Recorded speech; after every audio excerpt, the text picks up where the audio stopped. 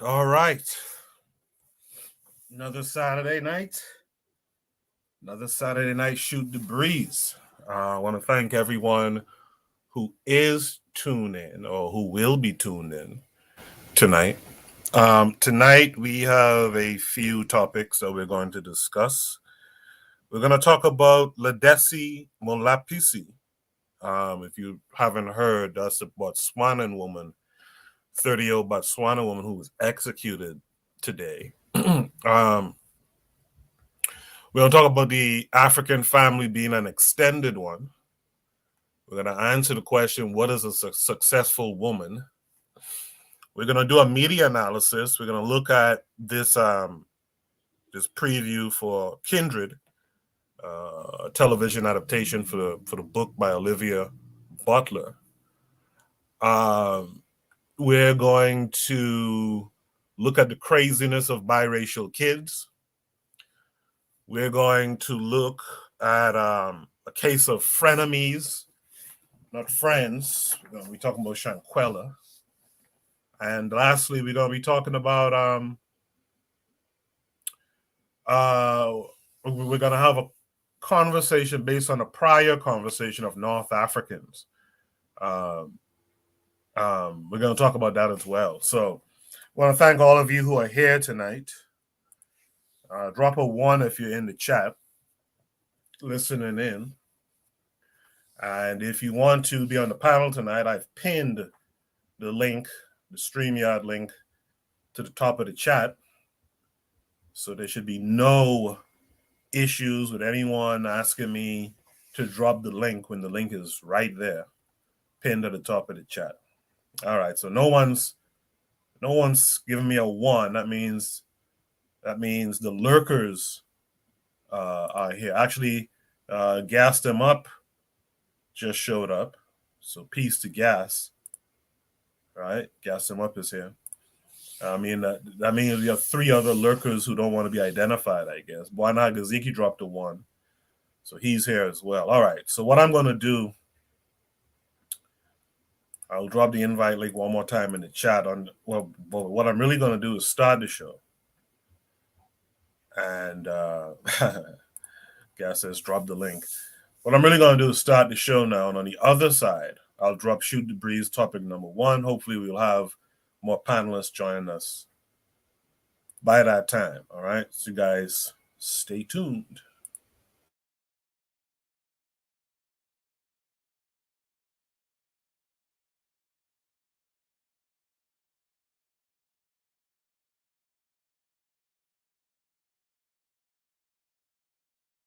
You are listening to the Bitter Medicine Podcast on KWAZ Radio.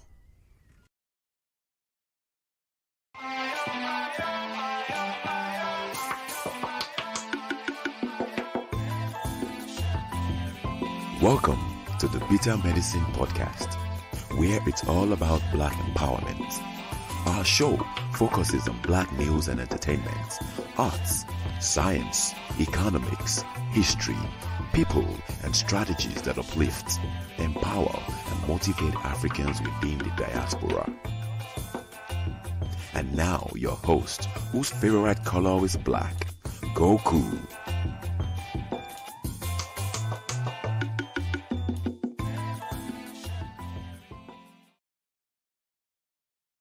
Welcome back to the Bitter Medicine Podcast. I am your host, Koku. Just want to remind you guys before we get the show rolling that this show is part of a podcast network called KWAZ Radio. There are other shows on the network you are invited to tune into. This is D Webb with the Harsh Reality Podcast, asking you to tune in where we tackle the news of the day that affects our community, only on KWAZ Radio. Peace, family. This is Oni, inviting you to listen to the Pro-Black Perspective, where Black problems are addressed with Black solutions. Greetings, fam. Tune in to The Learning Curve with me, the Revolutionary Matron on KWAZ Radio. You are listening to the Bitter Medicine Podcast on KWAZ Radio. Yes, indeed. Also, make sure you're checking out Tanzan African Mind, Brother Bakari podcast, the Forecast radio show, and Consider Cheek podcast. Make sure you guys are tuned in to all those shows on KWAZ radio. As a matter of fact, too, you guys could start to visit the website now. It's pretty bare bones, but we are going to have more to do, more to add. Right now, we have folks out of the country, on the continent, and whatnot. So we don't have all the audio files yet, but we'll soon have those up as well. In the meantime, you could check it out, kwazradio.com. And you could leave some suggestions for me too. Join the Discord. Leave some suggestions for me as to what you would like to see the site also include on there to be a little bit more interactive. I've been thinking about making it kind of like a social media site, but I'll think about that some more. You guys let me know. In the meantime, let me welcome in Brother Bwana Haguziki. How are you this week, sir?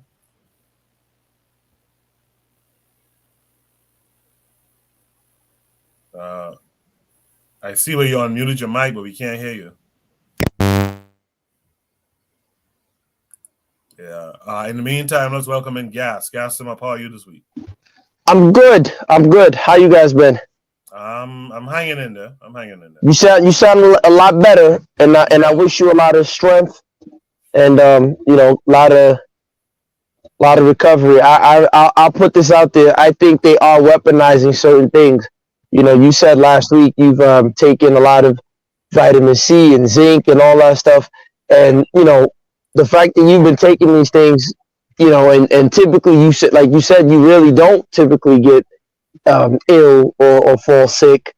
It just tells me that there's something out there, but I'm sure we'll find out 15 years, 20 years later, just like we did 9 + 1 + 1, right. And they'll just tell us a big sorry.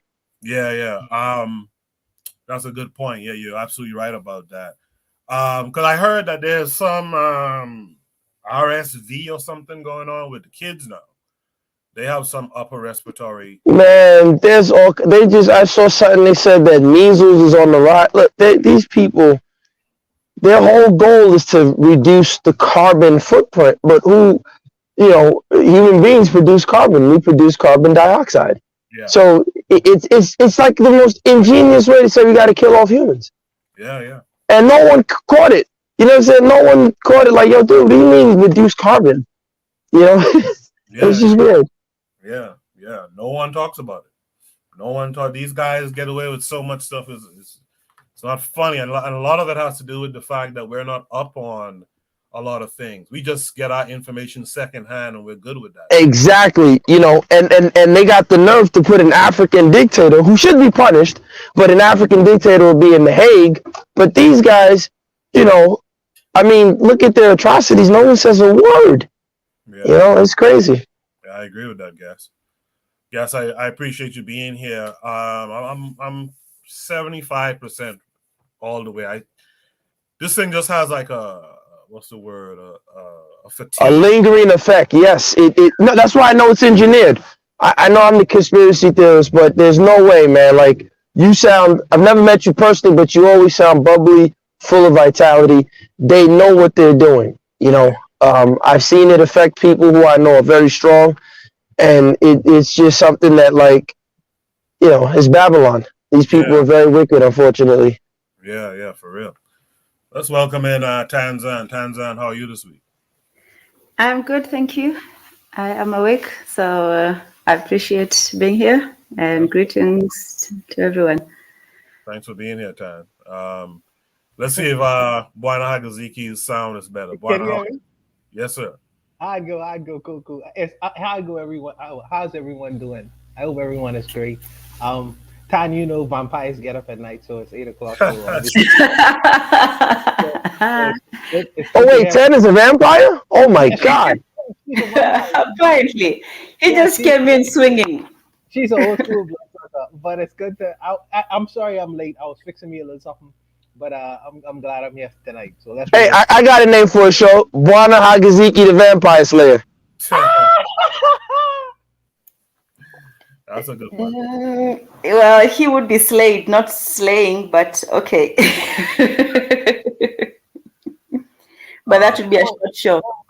And another thing too, I got a prompt here dedicated for my man, gassed him up. So I hope he likes it. Yeah, that's gonna be an interesting one. I see Brother Bakari out there in the chat saying, "What's up, everybody? What's up, Brother Bakari?" Bobby Wright is here as well. Hopefully, you're feeling better too, Bobby Wright. Saying Habri Ghana to everyone around. He said there's a storm down here in Shreveport, and our power is out in some hoods, including mine. Oh well, I hope that gets rectified soon enough, Bobby Wright. I grew up knowing what that lights out shit means, and Buana's still dealing with it now. So, yeah, I'm familiar, man. I hope everything gets better. Shall we drop Shoot the Breeze topic number 1? Shoot the Breeze topic number 1 is I want to thank everyone who's here on the panel, Gas, Tan, Buana, everyone who's going to come later on, everyone who's here in the chat with us. Thank you guys for being here. Shoot the Breeze topic number 1 is another case of frenemies, not friends. Why would they do this to her? What would you do as a parent or family member? So this, of course, came with a link that goes to the Daily Mail. Let me share it with you guys. All right, here we go. So by now you've all heard about this story. I posted on the community tab. North Carolina woman 25 found dead during friend's trip in Mexico is seen being beaten by one of the group in their villa. Autopsy found she had a broken neck, despite friends claiming she died of alcohol poisoning. Shanquella Robinson of Charlotte, North Carolina, died in her Mexico villa after she was beaten by one of her friends on October 29th. The 25-year-old had traveled to celebrate a friend's birthday and is seen in a video being brutally beaten by a woman whose name is unknown. Actually, that woman's name is known. One of Robinson's friends called the parents to tell them she was unwell and claimed that she was intoxicated with alcohol. A doctor eventually showed up at the villa and attempted to revive Robinson before declaring her dead at 3 p.m. local time. An autopsy report that was obtained by Robinson's parents indicates her neck was broken. Robinson's body was flown back from Mexico last Thursday, and she was buried over the weekend. No arrests have been made yet. Let me see if this is... Yeah, so this is an edited video. We could check this out because she's really naked in the video. I don't want to play that, but the edited scene, I guess we could play it. Okay. Kula, can you at least fight back? No. At least something. At least fight back, something. Get up, bro. Get up. Yeah. All right. So yeah, that's the kind of whole stuff I don't like to see, especially from men. This thing where we're gonna stand around and watch women who supposed to be our friends, right? We're gonna stand up and watch them beat up this young lady. And from what I understand from it, she was the one who paid for a lot of them to even be there. You know what I mean? Shanquella Robinson. That's a damn shame. And I saw the father. I was heartbroken by the dad because someone was interviewing the dad soon after the incident. And the dad was like, how much they took from him. She was only 25 years old, how she was the center of his life, and how this guy who supposedly her friend came back with her suitcase and claimed that she died from alcohol poisoning, knowing damn well what had happened. It really broke my heart to see that kind of thing, man. Let me go to the panelists that I've been rambling on here. Gas, what say you to this? I'm driving, so if I go in and out, don't be it's not the Wi-Fi, but I hope you guys can hear me. But yeah, I mean, there's so many things to touch on. First, may she rest in peace. My condolences to her family. Look, this is unfortunately, the gentleman, if I'm not mistaken, was not a heterosexual gentleman that was in the video recording. Yes, right. And, we often are told these people, let me not say these people, that individuals who are of that, spectrum are, more gentle, loving, and kind and things like that. That's what we're told. And, the history shows that that's far from the truth. Some of the biggest colonizers who went into Africa and committed colonial atrocities and genocide atrocities were from that same spectrum. That's one. And it's just unfortunate that they have believing that they're your sisters. Like I always say, from an African perspective, I could never put on outfit and say, "Grandma, I'm going to join the women's meeting." They would laugh me away. They would physically assault me, and then get their sons and my uncles and other men of the village to hurt me, to get me away from them. And not because of hatred of me, but because how dare I try to get into their sacred space? I don't know what it's like to menstruate or to, have swollen mammary glands because of pregnancy or swollen feet from pregnancy. And I don't want to know, right? I have my own space as a man. So that's the one part that I hope people pay attention to. The other part is that, again, I as a tether, right? Because if one says, these are certain cultural displays, people get offended. Well, what about Africa? And so with that said, Africa is a shithole, right? Excuse me for cursing. So let's get that out the way. So you don't have to come on there. Please don't type in the chat or anybody listening afterwards say, man, Africa is messed up too. We know that already. But, we're talking about what's happening here, and I've seen it, man. Like, people who've been on the continent will tell you, typically when you see two people fighting, most of the time, people try to separate them. You don't have this world star mentality where it's like, world star, yeah, film it. And watch people get abused and just have the living crap beat out of them. It's something that's not normal. And that has to be addressed. But there's no control in the community. And when I personally say that, people, it's like I'm taking a pin to their eyes. It's like, stop being offended and address that, man. Because if you start addressing that, you can start to mitigate this type of BS behavior. Where again, this young lady who pays for all of you people to go on vacation, and you're there just to beat the crap out of me. Yes, it's so serious. Can you guys hear me now? You broke up for like 5 seconds. Go ahead. Okay, so I'll sum it up quickly. What could have been so serious that you had to beat me to the point of breaking my neck and getting to death, right? If you were my so-called friend.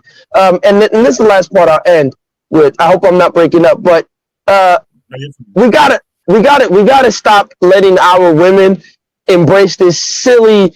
And I'm not trying to, talk about the young lady who lost her life, but this girls' night out, this girls' trip, it's ridiculous, it's childish, and we got to push our women to do better. That's why gas is very harsh and hard, because I want these women to be like Harriet Tubman, not like Meg Thee Stallion. All that girls' night summer, hot girl summer garbage, throw it in the trash can where it belongs. A girl should not be going on, that's what little girls do. They go on field trips. A grown woman should not be going on a field trip. Stop having fun. Take responsibility.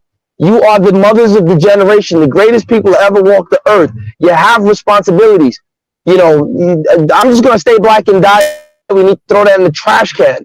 And it's harsh. And I know y'all not used to a man holding y'all to that standard, but you should be thankful that a man wants to hold you to that standard, because you guys are the mothers of these children out here. And if the mothers of these children are going on girls' trips and, girl, I'm going to have some fun. Stop having fun. Yes. This idea, I'm just going to have fun and live my life. No. You have responsibilities. You have duties. You have obligations. Don't let these Babylonian Mzungus trick us into death. And that's what they've been doing. So please, if you know, fathers, hold your daughters responsible. If you gotta fight the mothers not physically, but goddamn fight them. Stop encouraging. If your daughter's out here just dad and being ditzy, hold her accountable. Mothers, you too. We got to stop raising ditzy girls. And I'm not saying that that's what she was. No, I'm not saying that. 'Cause I don't want I want to beef. But I'm just saying these girls' trips got to stop. Stop running to these places, just, living this carefree nonsense. And I'll end there. I appreciate that, Gas. Because I to be honest, I don't think. Let me think about that for a second. It's rare you'll see a group of men go traveling like that together, because we kind of understand that could turn to something real bad. A group of men, and this is why I don't wholesale throw people away. Neely Fuller, a lot of people will throw him away and call him Neely Fuller and all that kind of stuff. I get it. But there's something he says in that stops thing that he has, the 10 stops, or whatever it's called. And one of the things he talks about, and I agree with that wholeheartedly, is this thing of hanging out, man. Like, I hate to say this, man, but black folks, if you ain't celebrating some accomplishment of the people group or something like that, like some real accomplishment of the people group or something like that, this hanging out shit, this hot girl summer, hot boy, whatever, like, we gotta come off of something. We have to come off of a lot of that stuff, because a lot of that stuff ends up in some rookery, in some drama, some foolishness. I'll go to Bwana Hagaziki next. What say you, brother? Yeah, Gas is gonna get mad at me off of this one. He can really get mad at me, but I blame the dude for it, because when I look at this horse shit, this silly horse shit, first of all, the dude standing right there filming it instead of trying to break it up. I don't see me, even when I was 25 years old. He identifies as a woman, not to cut you off. So he doesn't identify as a dude. Let's be clear on that. Yeah, he identifies as a woman.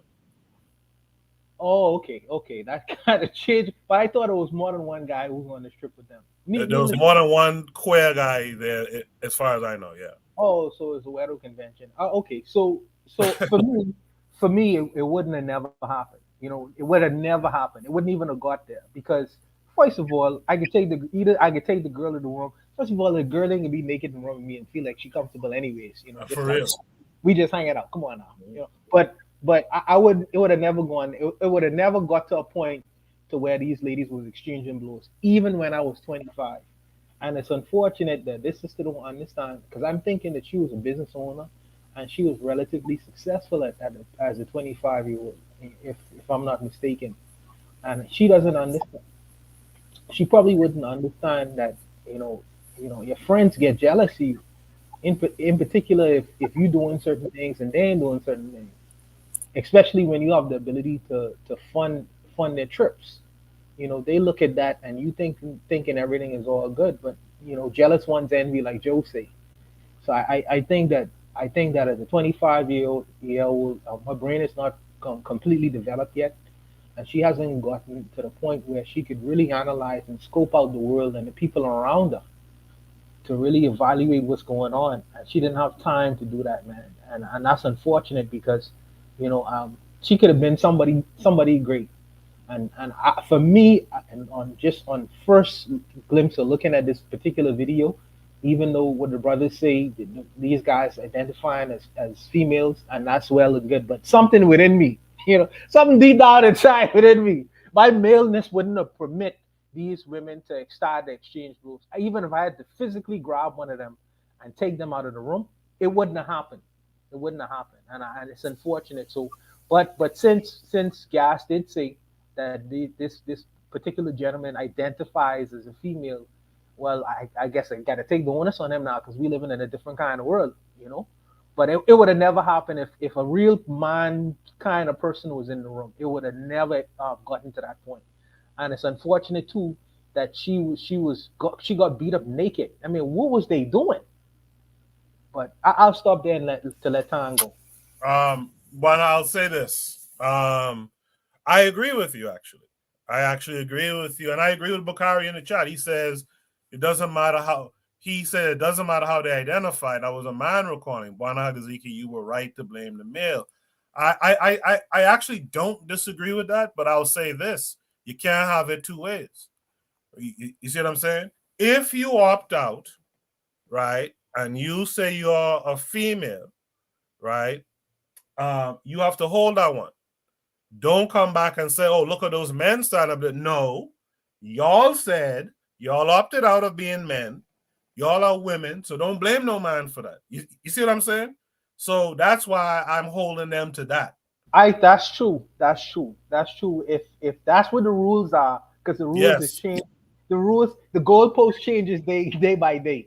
So to be, if what you say is true, because you're playing by that rule, since they want to walk in the female line. So all the rules are the rules of what females is supposed to take on. All those rules apply. So I gotta remember that and speaking with these these difficult people now, because they changing genders, they changing pronouns. I don't know how to function in that world. I don't. Yeah, I don't either. But I'm gonna hold you to it though. You understand? If you want to be a woman out here, then as a woman in that room with another black woman getting assaulted, y'all should have jumped in there and stopped that shit. Y'all shouldn't have sat around and watched that happening, because if men were in that room, men would have jumped in and stopped it. You understand? So y'all got to hold that. Zan, you're a woman. I'm not sure if you knew about this story or not. Did you? I thought you were about to say, I'm not sure if you're a woman or not, but yes, I am a woman. I heard a bit about the story. Can you hear me? Yes, sir. Yes, ma'am. Wow. Okay. I guess I have to prove my. Man, why y'all gotta do my like that, man? That's cold blooded. Get him, Chan. Don't take that like that, Chan. Get him, Chan. No. I just woke up. But no, I had heard of the story, a bit of it. I didn't know about the he-she aspect of it, which man.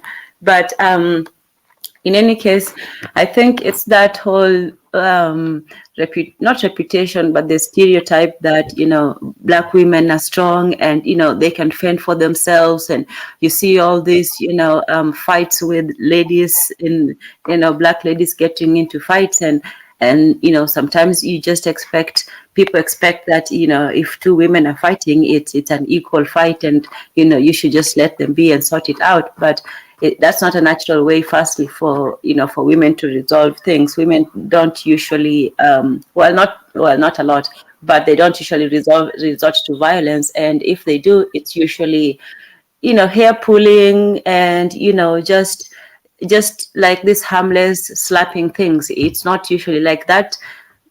Was it the person on the thing that's on the spectrum that attacked her? Was that a real like a real woman? That's a good question, because there had been some rumors, but I don't know if it's been confirmed or not. There had been some rumors that person beating her was a transgender. Oh, well, either way, that was not like under a regular, women fighting, because like I said, women, when they fight, it's usually just, and maybe it's also because the other person found her in a vulnerable situation, even, and the sad thing is that person who was, recording, even that person could see that was not an even fight, because even people are fighting, even men, when men fight, if a man is really being like beaten to the ground and he's not defending himself, even in a ring, the referee will stop the fight, or if it's a crowd, they'll say, Not in America. Okay, but that's the expected thing for people to do. Like if it's a fair fight and somebody is swinging, you can let them fight. But if that lady did not even try to protect herself, like she was not for Americans. Americans are a country of just kick everyone's ass. Well, that's a shame. And so for women, I usually say that women should not engage in violence, but at the same time, there's something to be said for, some self-defense, even though, I can't really say, because yeah, the way she was attacked, I don't even know if she could have defended herself. And that person in the other room was not helping at all. So, yeah, it's just a shame. You can't trust anybody. Don't be in large groups, and just take care of yourself. Usually, would think that if you go to a different country, some person from that country would attack you. But it's even it's so insidious that they would let her, go to a different country, almost as if they planned it, knowing that if you go to a different country, maybe the laws would not apply, or people would not find out, or it's like that maritime law, like anything goes in the sea. So some people feel like if you're outside of America, you can get away with doing some things. So whether they planned it or not, it's just it's just she didn't know what was waiting for her. And sometimes you can't trust even the closest people to you. So if you're going to travel, at least be around family and limit your exposure, and not travel with people that you don't really fully know. So I feel bad for the young lady and for her family, and it's a real tragedy. Something Mr. Untouchable said, Wanagiziki said, she didn't have enough time to really figure how to really kind of read the room, I guess. And that's something I forgot what happened when my oldest son will be 18 in April. When something happened some years ago, I forgot what it was, and I had to pull him and all of my kids together and give them a stern talking to, because there's something I had to learn when I was young. And of course, I still have it with me. I know how to read a room. I know if that person raised their voice just a tad bit, I know there's going to be an issue. And I've known this since I was a kid. And I've tried to get that across to them. And I think that's one of the hurtful things is, perhaps you tried to, but it didn't save them. That's what bothered me about it.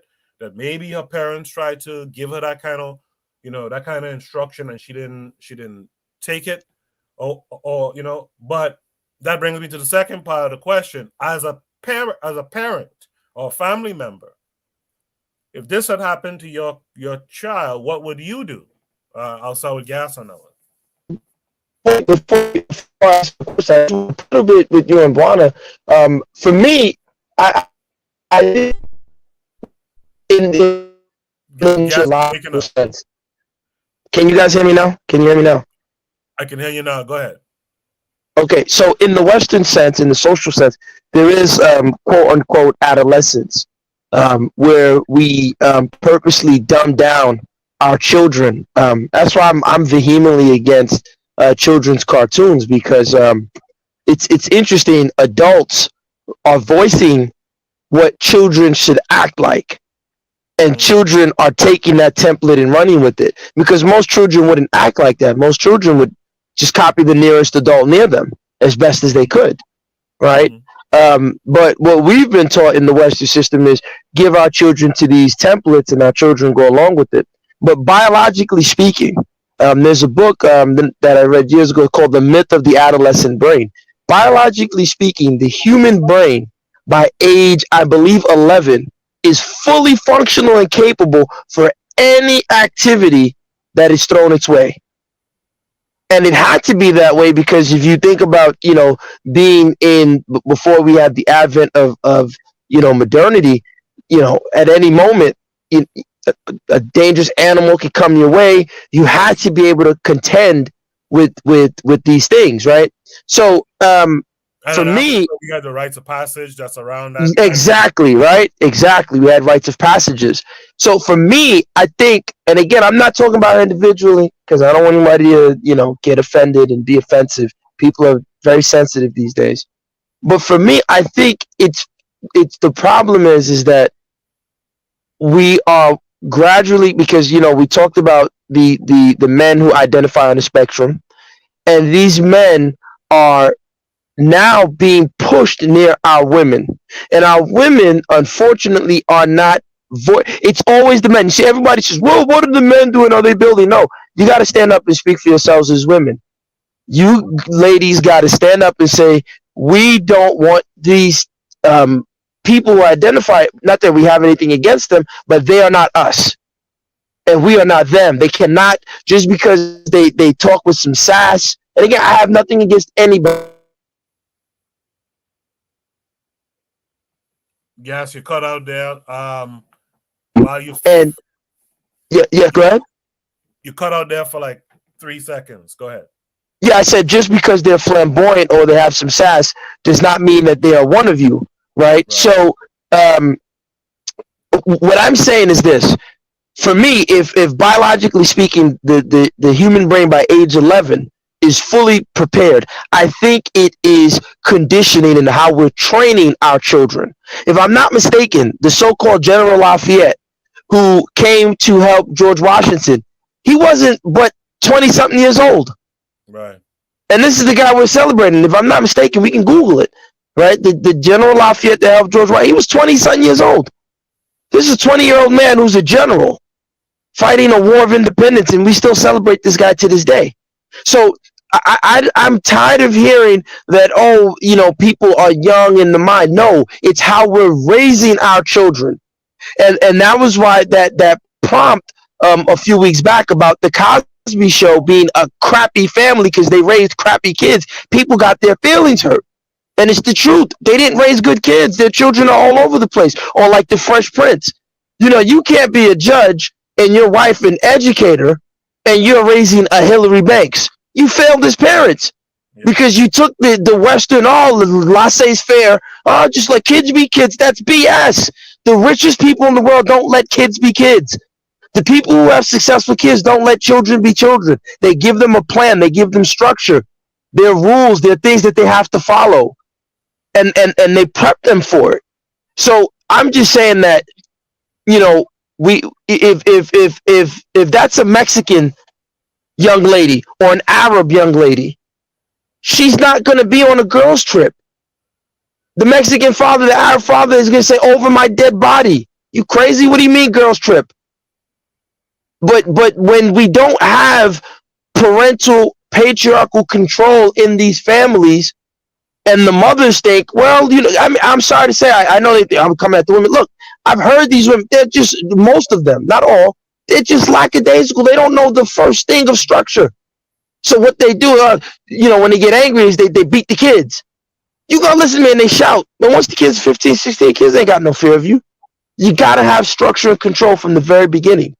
And so I'm gonna end with this, and then I'll answer the question very quickly.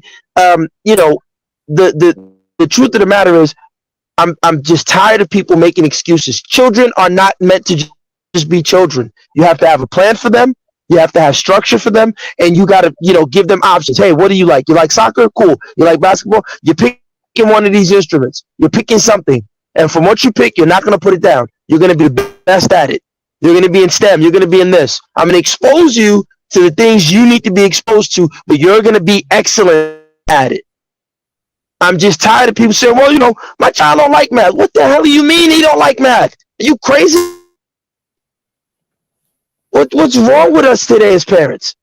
We just accept this nonsense. But to answer your question, not mistaken, I'm not a lawyer. The woman lost her life in Mexico, and I don't think the United States has jurisdiction in that vicinity to prosecute them. Perhaps they might be able to, you know, if they work with the Mexican authorities, they might be able to see what they can do. You know, but if the crime occurred in Mexico, then, you know, the Mexican government might be pressured to prosecute. But again, internationally speaking, I don't think America is going to want to set a legal precedent for, you know, their citizens to be able to be prosecuted per se by a foreign government, particularly the Mexican government, especially Black American citizens, right? We're 3/5 of the human being, according to the Dred Scott case, where, you know, just Tawney said, you don't have to respect us as human beings, as Black people. So I don't know. I hope they can get justice.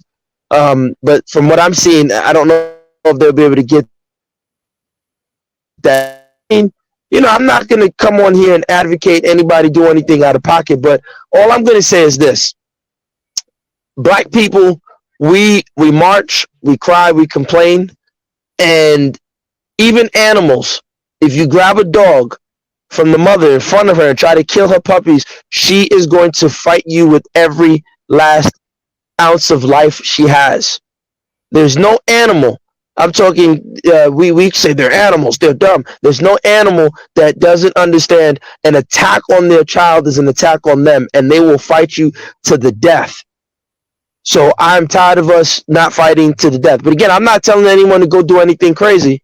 I'm just saying they know that all we're going to do is march and go on, CNN. So I'll stop there. I appreciate that, Gas. Bwana Hagaziki, what would you do as a parent or family member?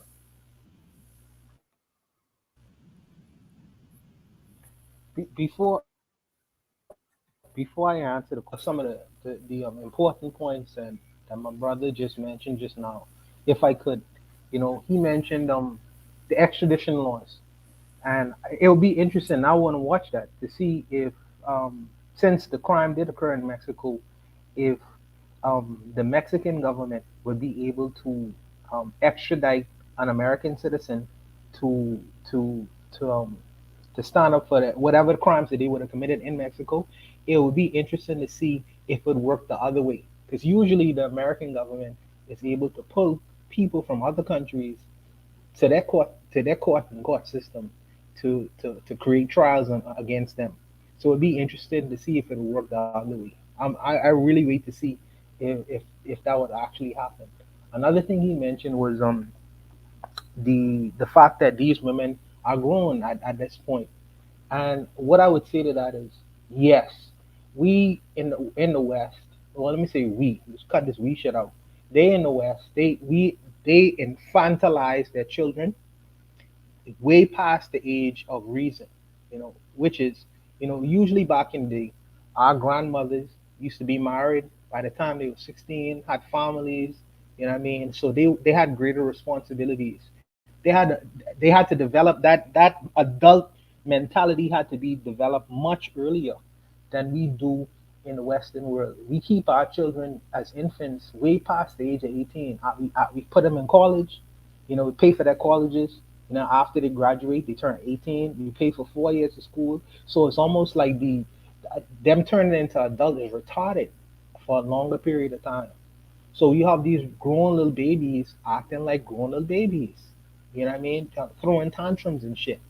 So and you take a woman out of Nigeria, by the time she's 18, she probably has a family. She probably has a family, and she probably has adult responsibilities. So her mindset is developed earlier. The Western world used to do that back in the day, not so much now for different reasons. They want to keep us dumbed down, infantilized, so they can control us more. So I think that may have to do with a lot of it.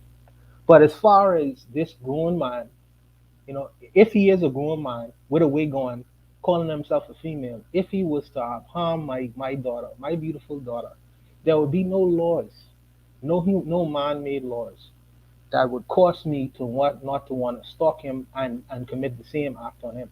And Marcus Garvey say something. Marcus Garvey say, guilty men are afraid of prison. He said that innocent men are as comfortable in prison as they are in their living room. And if I commit an act against a man, knowing full well this man murdered my daughter, calling himself a female, for whatever reason, the so-called man-made laws don't exist to me. I'll sit in jail for 30 years, and I hope, I'm an agnostic person, but I pray to God that this problem, because this problem never come before me. I never have to encounter these kinds of problems because I know how I think. There would be no law, no singing, no trying to satiate my reason in trying to not commit something against this particular individual, because he had no reason to murder this girl. No reason whatsoever. You get angry, you get mad, you walk out, you walk away from the situation. But you going to Mexico with my daughter and it ended in death, there would be no court system. I would sit comfortably in prison.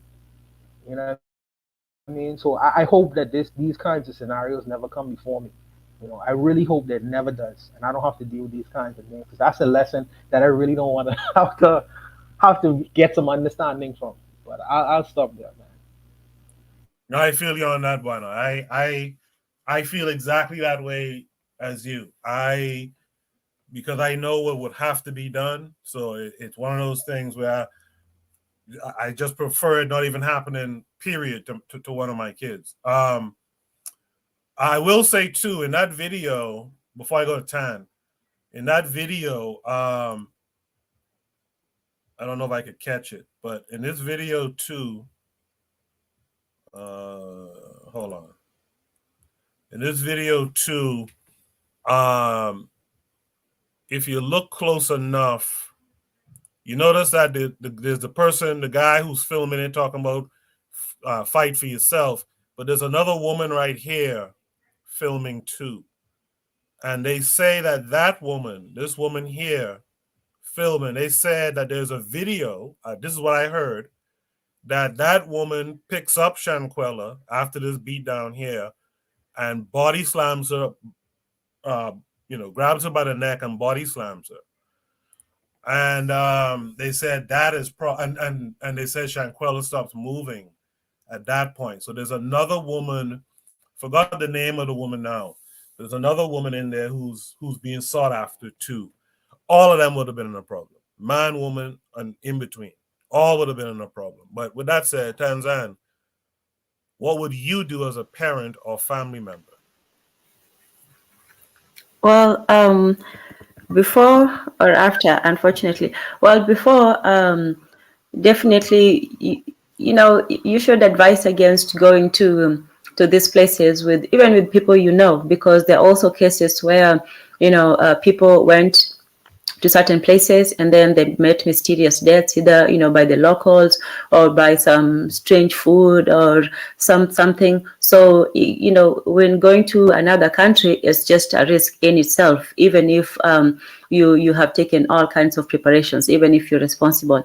And then going with a bunch of people who firstly, you haven't really spent that much time outside of the country with them, and she should just have not been around these people at all. And even in that room, even before the attacker came in, the people in the room, she should not have been letting herself be in that vulnerable position where, first of all, you're not clothed, you don't have anything on you, and you're just there, and then the second thing is this whole idea of being too welcoming, with people. I used to say that when this whole, multicolored thing came about, a lot of women had sympathy for the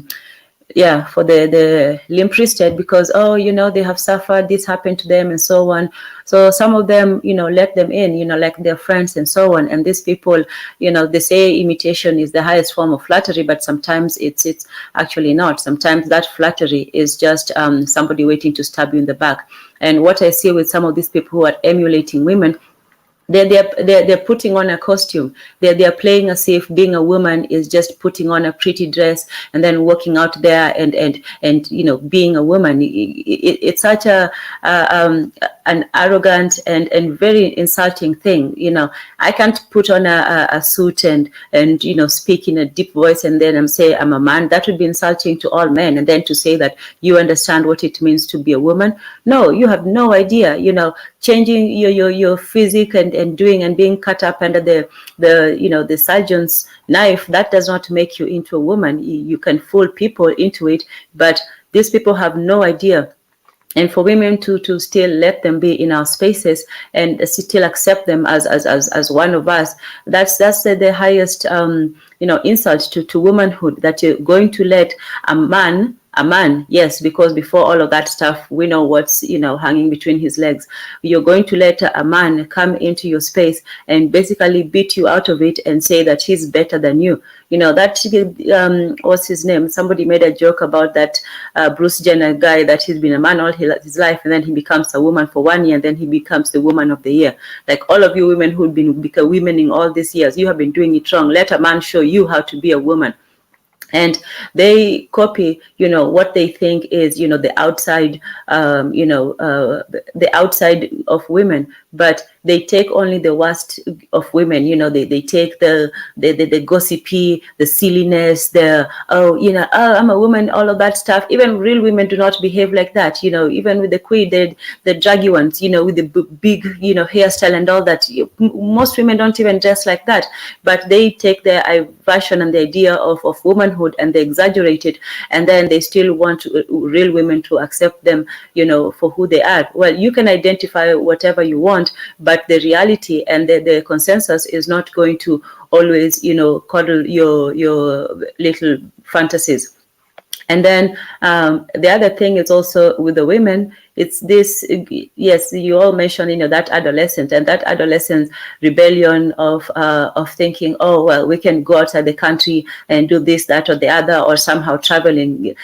Traveling puts people into a different state of mind. They're the people who, when they travel, it's like there are no more rules, that they can do anything that they want because they're in a different place. And that's a very dangerous thing. That's another, it's bad enough to hang out with a group of people you don't know. And if you do that in somewhere where nobody knows you, you're really at their mercy. And whether they planned it or not, it's just interesting that they would go to a country where the extradition laws are so, lax. But if I was a parent, I would try to, prosecute them to the full extent of the law. Even if it's not a criminal case, they should at least try to get a civil case out of that, because I think that the barrier to that is a little bit lower.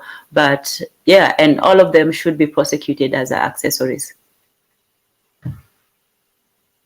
Yes, that's my take. Okay. All right. Thank you for that. Tanzania, I was on mute. So, I will say too that Mexico ain't shit. This is the last thing I'll say. Mexico also ain't shit too, because you guys came upon this person, right? Apparently, they must have been called in, and y'all said, yeah, she was just intoxicated. Let's go. Meanwhile, her whole neck and back broken. I mean, come on. I'm cool. Listen, Malcolm X's grandson died in Mexico. You know how many black people get killed in that place? Yeah. You know how many black people? But, you tell them same people, hey, yo, let's go to Ghana, go to Nigeria, go to the Bahamas. Man, how long is the flight? Is it safe? Is it safe? I'm going to catch Ebola? I need mosquitoes, so. Yeah, it's crazy. If there's no last words on that prompt. Oh, yeah, Winter is the other woman's name in the picture who was filming as well. Thanks for that, KW Don 7. A few people came in. Me shout out KW Don 7, Trigger Happy 262. The forecast came in as well. Trigger Happy 262 said, from my perspective, this is just another example of us lacking a sort of system of decorum or de-escalation system culturally, which would translate to all aspects of our interaction. Goes on to say, if we do that, that's solved, and the degeneration or lack of a decorum is simply internal colonialism. Yeah, again, that's why I say I don't throw away, even if I don't overall like a certain speaker. If they say something that makes sense, I agree. The stops thing that Neelyfo talks about, and people say that's the code, I wish more people would actually follow that. I wish more folks would actually follow that. But if there's nothing else to add there, Shoot the Breeze topic number 2. Shoot the Breeze topic number 2 is, on our earlier convos on North Africans, if it is the case that they are not Arab and have had Neolithic presence in the region, what is a new argument excluding them from Pan-Africanism? Or do you not exclude them based on the video? So this is one of those prompts to challenge your thinking and your argumentative side, in that it's going to make you look at this situation and you have to decide, well, what does Pan-Africanism really mean to you? At least that's how I foresee this going. This came with a link. Let's check it out, then we'll discuss it. Of North Africa is incredibly old. As a matter of fact, one of the oldest human fossils, if not the oldest human fossil, the Jebel el-Hood skull, which dates back to more than 300,000 years ago, was found in Morocco. And over here, we've got a reconstruction of the Jebel el-Hood skull. The first people who impacted the Moroccan genome are known as the Ibero-Maurusians. And over here, we've got a reconstruction of an Ibero-Maurusian man as well as an Ibero-Maurusian woman. These guys have existed in North Africa for more than 20,000 years, and we know that they are related to the indigenous people of Morocco because we found human remains in caves all across North Africa. Around 30% of the Amazigh genome is derived from the Ibero-Maurusians. But if we look up here, in northern Moroccans, Anatolian Neolithic farmer, around 40% of their DNA is derived from these Anatolian Neolithic farmers. Why is this DNA component so high? Anatolian farmers were one of the first farmers in the world. And as a matter of fact, it's through them that farming spread into Europe. And we've got reconstructions of Anatolian Neolithic farmers. They look like this guy. He kind of looks like Phil Dunphy from Modern Family. Around 5,000 years ago, they make their way into North Africa. And for this reason, we see a very high elevation of Anatolian Neolithic farmer ancestry. But it wasn't just the Anatolian farmers that brought about this DNA component.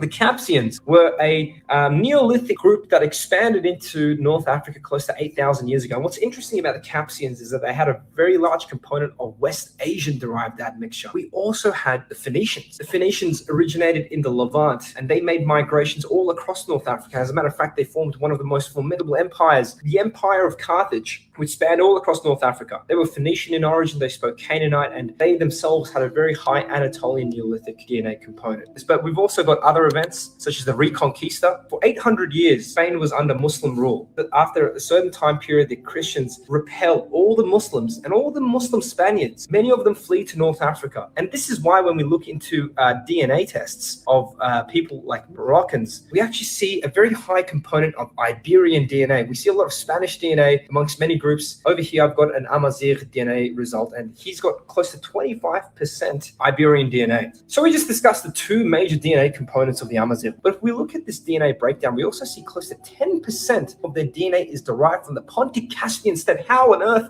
did that happen? Because the Pontic-Caspian steppe is very characteristic of European DNA. I've got a map here of steppe admixture, and we see that it peaks in Northern Europe, but we also see low frequencies here in Morocco. This is very odd because the Indo-Europeans who originated in the Pontic-Caspian steppe didn't migrate to North Africa. They colonized the entire Eurasian plateau, but they didn't migrate into North Africa. So why on earth did this happen? Well, we just established that when the Reconquista happened in Spain, many Spanish Muslims were expelled back into North Africa. Spaniards themselves have close to 30% Indo-European DNA. So this is one of the reasons. Another one of the reasons is in Iberia, there were a lot of slaves that were Slavic in origin. And when the Reconquista happened, they were expelled back into North Africa. But also, we had the establishment of the Vandal kingdom. The Vandals were people who originated in southern Poland. They were a Germanic group. And after the collapse of the Western Roman Empire, they actually formed a kingdom in North Africa known as the Vandal kingdom. So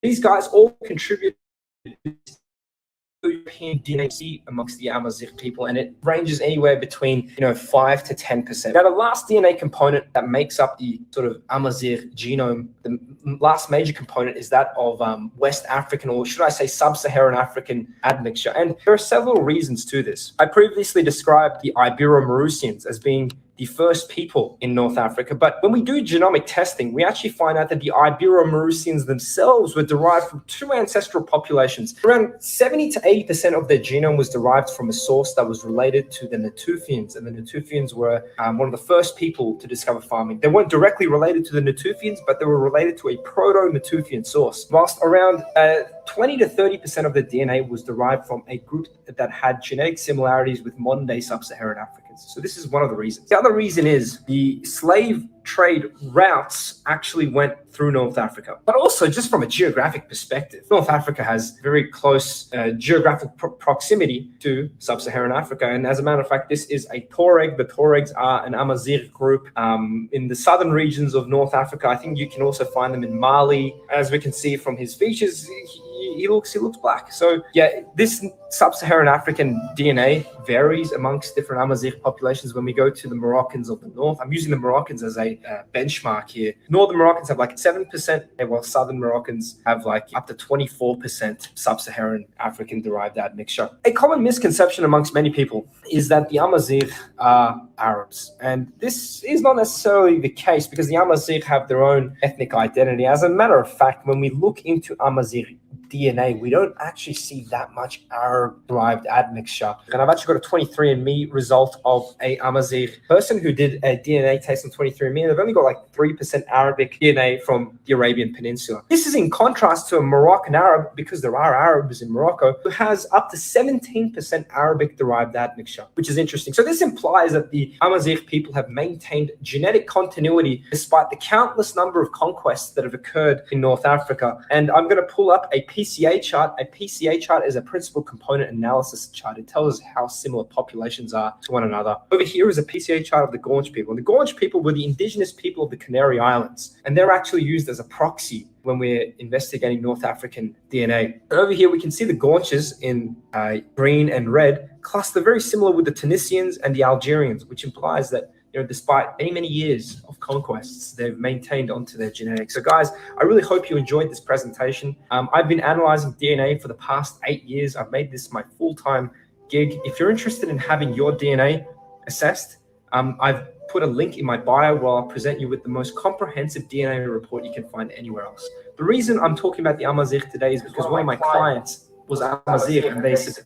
Very interesting. He turned this into a business venture. Very interesting. Very interesting conversation too.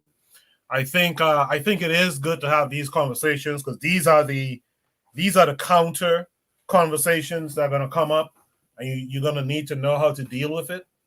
Before I throw this to the panelists, I just want to point out how this is also a good example of why you have to be very careful with this miscegenation stuff, because in time these folks will talk you to the back of the room like he did with the West Africans. And notice he put the West Africans all the way to the back of the room, and then he made it seem like, well, it was through slavery, like there weren't black people there before.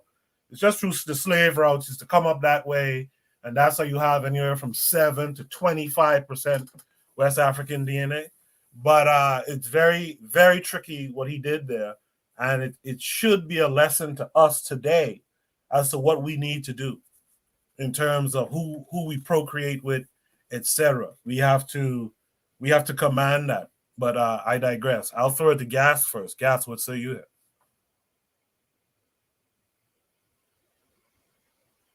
Gas, are you there? Yeah, can you guys hear me?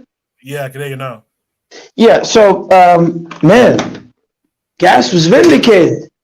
The Romans were in, the Vandals were in North Africa, Anatolia, which was the second largest city in the Roman Empire. When Gas was telling people, it was like, yo, Gas, no, they're whites. So, look, to quickly talk about what you're saying in reference to them pushing, this is what they're always going to do. They're always going to push black people out of the equation. We know that. But I think that's because of whiteness. And whiteness is an invention. And for me, I think what we have to do is, on a theoretical level, put whiteness right where it belongs, in the trash can. I'm personally, like Sam will tell you, I'm not convinced by any of all this, Natufians, this. It's all guesstimation, right? They'll tell me on one hand, because the people in West Africa are humans, right? Allegedly. I'm not a human. I'm an animal. I believe in the totems, but that's another conversation. So they'll tell you that the people who are blackety black are humans, and the Europeans and everybody else has Neanderthal DNA. And so basically what they're saying to me is that the Neanderthals were in Africa. They got on a WhatsApp chat group and a Telegram group and said, man, it's too hot. Let's all go to the north. And then they all, got got on the bus and walked over to the north. But if they all left, who was the person that started the human DNA? Right. These stuff don't add up when you start, questioning these things. And then if you say, okay, so what about, human beings today? Why are they not evolving? They say, oh, that's not how it works. What do you mean that's not how it works? Right? Or they'll say something silly like, like I said, man, all the stuff is just, it's silly. I think it's whiteness, right? What the so-called Arabs are holding on to is whiteness. And whiteness is a hell of a drug because it basically says, I'll do anything to not be close to blackness. And that's just what it boils down to, right? And so I think for me, once you know the history of these Europeans and you know who they really are, you know that they're booty-scratching savages, they're the original booty-scratching, then they no longer mean anything to you. Now, again, I'm not telling you that you're going to be in the middle of Mississippi and, you're like, oh, I ain't black. No, of course, you got to have a problem. You got to face the reality of where you are. But theoretically, we know it's BS. And I think us intellectuals, in my opinion, should be combating them at that point. But when we buy into whiteness, we've already lost because it's a creation that they invented. And of course, if you invent something, Koku, in your house, you're not going to let me, myself or Buana come in there and take first place. No, you're going to put yourself rightly so at the top. It's your house. Yep. And so, for me, we got to not get caught up in these things that these Europeans, they're very good at these word games and these traps that they set for us, and we fall down these rabbit holes. But I'll stop there. Well, Gas, I want to ask you a question. I know if I'm not mistaken, I've heard you say you're not into Pan-Africanism, but would you exclude them from the Pan-African argument? No, of course they can't be down with us, right? These people will enslave us because of whiteness. They've bought into it. So that doesn't mean, when I say theoretically, we should be wise enough to know that you're not white. You may not be black, but you're definitely not white because whiteness is BS. But you ain't want us because we know that because you've bought into it, you've bought into whiteness, you kill me because of your love of whiteness. So I'm not a fool. I don't rock with you. Look, listen, over here on the East Coast, I have nothing against them. I don't hang around with Dominican people, typically. I'm not saying all of them, but they don't like blacks. That's just how they are. Most of them, they don't like us. I don't talk to their women. I don't care how fine they are because I'm not going to be with a woman that feels she's doing me a favor to talk to me. It's like, you crazy? I'm doing you the favor. You must have lost your mind. Again, that doesn't mean that I don't recognize that they are majority African in their foods, in their music. These are all African expressions. Now, they choose to identify as, white. I know Moreno, I Prieto. That's great. Be Prieto, that's fine. Stay away from me. I don't want to go to your parties. I don't want to see your food. Stay away from me. And I think for me, that's where I'm at. So I don't have to be Pan-African to love all the black people that look like me, because I know at the end of the day, we'll still be enslaved. But I'm just saying intellectually, I don't buy into the narrative and the doctrine that they're presenting to us as standard that we need to take and go along with. I don't know if that makes sense. No, I got you. I appreciate that too. Tanzan said, here comes the Arab apologist when you started talking. So let's hear what Tanzan has to say after hearing what Gas just said. Well, for me, I'm for the concept of blackness as a defense. And so for me, I don't look at, if they're not black, then, they're not a part of us. I don't care if they turned white or Arab during the Neolithic, Paleolithic, whatever era. For me, it's I believe my eyes. And if I see that, you don't look like the black African, then, you're not black. And the North Africans, they don't. They have a different look. So we have all these mixed people who are, we're trying to force them to be black intellectually, but they don't identify as that. They don't want to be, and whatever they identify to, whether white or non-white or whatever, they're not black, not physically, not intellectually, not spiritually, not in any way that they want to identify with the rest of the black people. If you take someone from Togo and you put them in Namibia, yeah, due to xenophobia, but they're not going to be seen as different. Right? If you take a Moroccan and put them there, so if the early Moroccans, look like this, that was there was a time obviously when everybody was black, but after all those migrations and movements, something was bound to change, and it would start from the north because that's where it's closest to the other continents. So for me, there's been so much mixing up there that whatever comes out, yeah, it's going to come out mixed, but I don't necessarily claim them as black or African. So, to me, if they have Neolithic presence, what is the new? There's no new argument. It's still the old one that Pan-African is black, and if we want to continue the race, then we have to also have the standards for blackness, which is trying to make the whole race as black as possible. So once we define who we are as black people, then we can start considering the people on the margins. But at this point, we're not even fully unified as Africans. So I don't see the point of starting to include all these people who don't want to be even included in the first place. So, yeah. I appreciate that, Tan. In the chat, Trigger Happy 262 had a couple of things to say. He said, from my knowledge, learning about North Africa, black people are definitely in the southern parts of North Africa. The paler ones are typically on the coast. He said ethnicity is more south in North Africa, the Haritan, the Tuareg, the Tubu, the Nubian, Siwa, Berbers. That's at least what I've seen. He says, now on the point of miscegenation, I typically agree, but one would argue that the formation of North African groups is typically Neolithic and hence do not have a settler colonial continuum. Yeah, that is true. That is true. But what I'm saying is that this is why you have to be protective of your matings, man. And this is why we gotta look to mate back, I believe, back African, if you understand what I'm saying, black African or that. The blacker the better, in my opinion, right?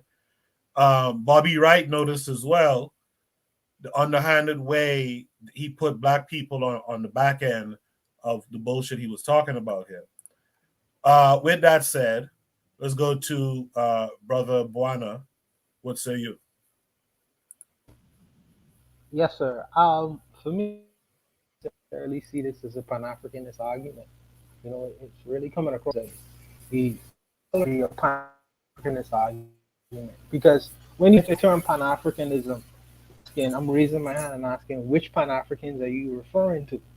Because when you read the different Pan-Africans and the different iterations of the interpretation of Pan-Africanism, they go across the board with different kinds of arguments. When you're talking about Pan-Africanism, are you talking about continental Pan-Africanism? Or are you talking about Western Hemispheric Pan-Africanism? When you talk about Pan-Africanism, are you talking about socialist forms of Pan-Africanism with Kwame Ture and Nkrumah? Or are you talking about, Avi was talking about, you're talking about land, you're talking about industry in terms of things like that. Who Pan-African are you? Which specific Pan-Africans are you referring to? Because there are many different iterations of it. And if this particular problem or issue is particularly on the continent, you need to talk to continental Africans about these kinds of issues and try to work out the problems, or try to read the writers of the ideas or the thinkers and continental Pan-Africanism and how they handle that these nuances there. You know what I mean? Because it's like that umbrella comprises many. The umbrella of Pan-Africanism comprises many different forms, many different nuances. So it's just, I'm asking, which ones are you referring to? You know what I mean? Because a light skinned person was Octavia, or it wasn't the Octavia movement. It wasn't in terms of issues in the Americas or the Western Hemisphere.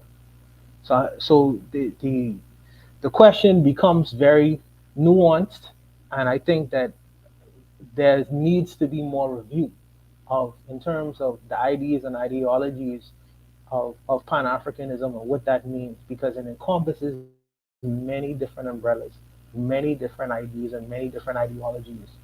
And you can't just limit that term to a specific thing and say, well, there you go, Pan-Africanism, sick that, deal with that problem. That might not necessarily be a problem that Pan-Africans in the Western Hemisphere had to deal with, so they may not have mentioned it in their writings. So I just, you got to be careful when you try to make very broad terms very specific and say, well, deal with that problem. You know what I mean? I wouldn't go to a heart surgeon if my leg is broken. Or I wouldn't go to, if I have a heart problem, to a leg surgeon. You know what I mean? So I think that the nuances of the question, I think that you need to be a little bit more clear, because to me, it's coming across as very convoluted. I raise my hand and say, which Pan-Africans are you talking about? But that's. But then, Juana, don't you see that that's why, for me, once you start. Yeah, once those type of definitions come about, it turns into things like feminism, right? So then a feminist will say, well, which feminist am I? Are you new age feminist? Are you this feminist? Are you this? And so I'm just saying, like, at what point do we let something go if it doesn't have, if it's ephemeral, if it's floating, then at what point do we let it go? I don't know if that makes sense to you. But yes. It's very simple. Even if you... We have... Go ahead, sister. Go ahead.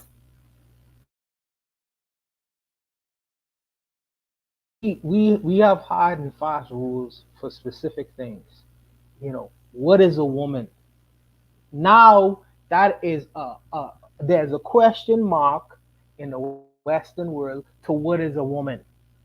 In the East, that determination is underlined and it's distinctive and it's clear. They're ready to work out what a woman is. They don't have to question that. In the Western world, that is a woman. It has a question mark to it.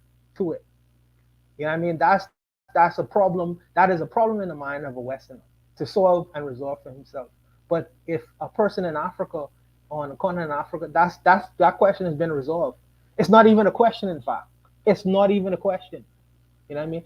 And I just wanted to finish another argument that I had was that there are Western societies now have taken it upon themselves to grab up the intelligentsia, certain intelligentsias, and educate them and train them in a way where they are taking hold of different parts of Africa for the interest of the West. It's not to say that they ain't been doing it, and they calling it Pan-Africanism too.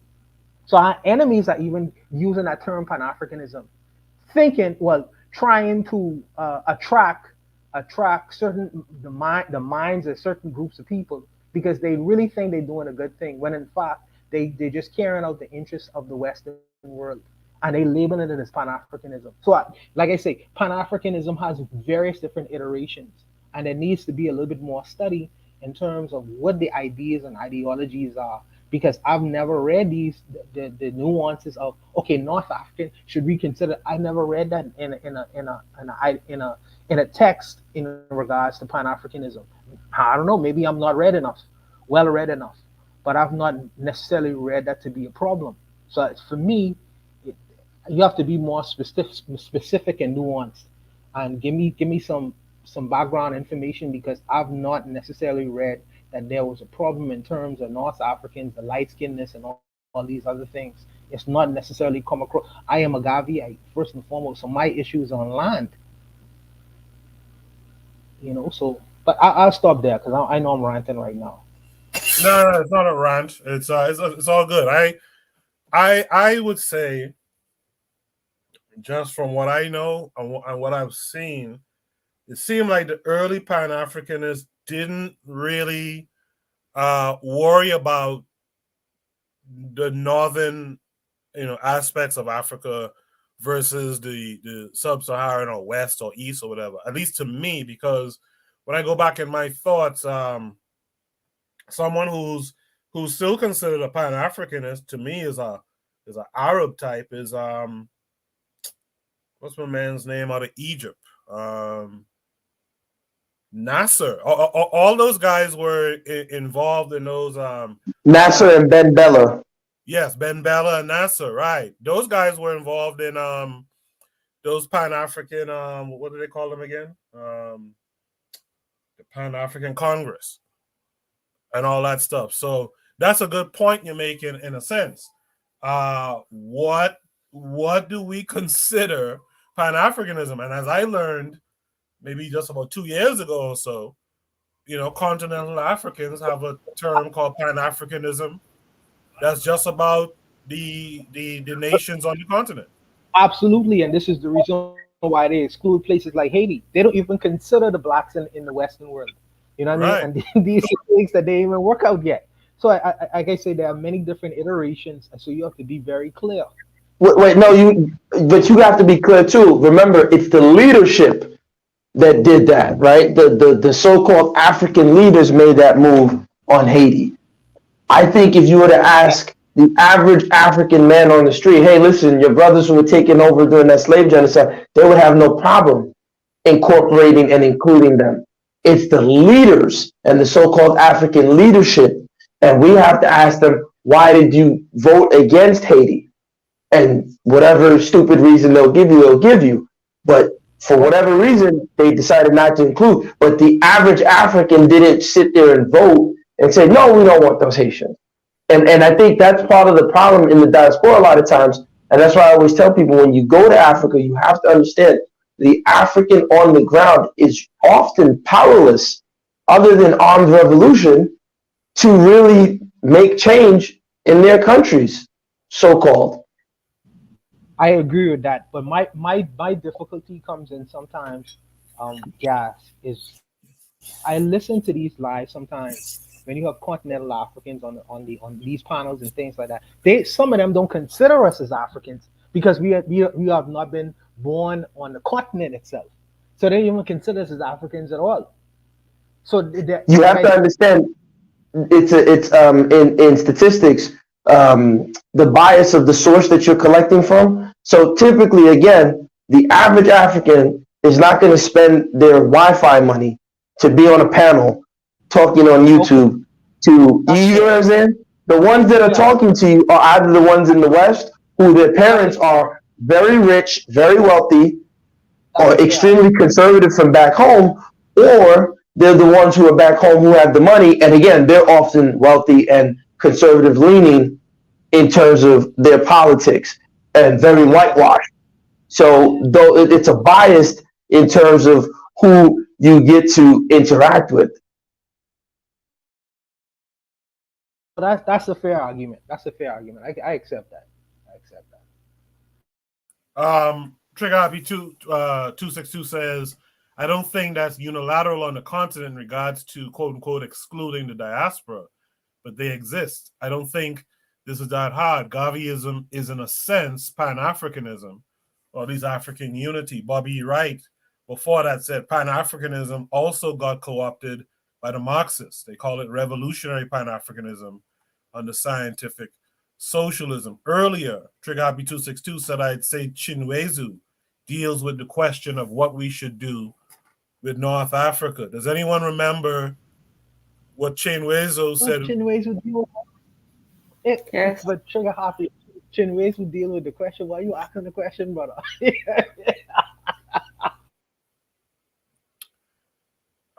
Does anyone here, Tan or Gas, does anyone here remember what Chinwezu's resolution was for South Africa? Yes, he was for excluding them. Just leaving them there, leaving them be? Well, dealing with them as invaders, as the same way as colonizers and the rest of the people. So, yeah, that was his position. that they like to play, African, Pan-African when it's useful, but they all have their loyalties to, to other countries and places and to themselves, and they work together. And so his position was exclusion. Okay. My understanding when I talk about Pan-Africanism, I really thinking about Bantu people, but Tani ain't a Bantu sister. I don't think she Bantu or people in Bantu. So, she still is my sister.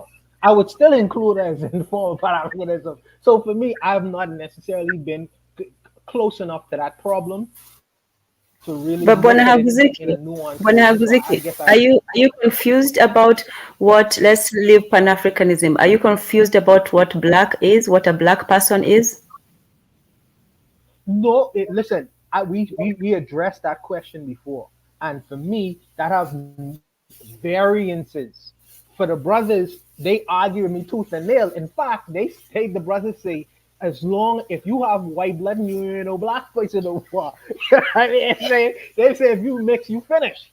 And I don't believe that that's true. I don't necessarily believe that's true. And so I have, and then we get into discussions about Muammar Gaddafi. Muammar Gaddafi is from a tribe that they don't mix.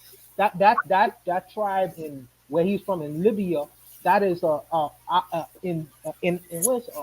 aborigines or whatever you call it, people to that specific area. So, but they are not Bantu looking. So now it becomes an issue now because my brothers and might not necessarily agree that Muammar Gaddafi is African. I think he's African. You know what I mean? So there's nuances to this idea of blackness, I believe. But that's why blackness, we have to abandon it, because what happens is this, right?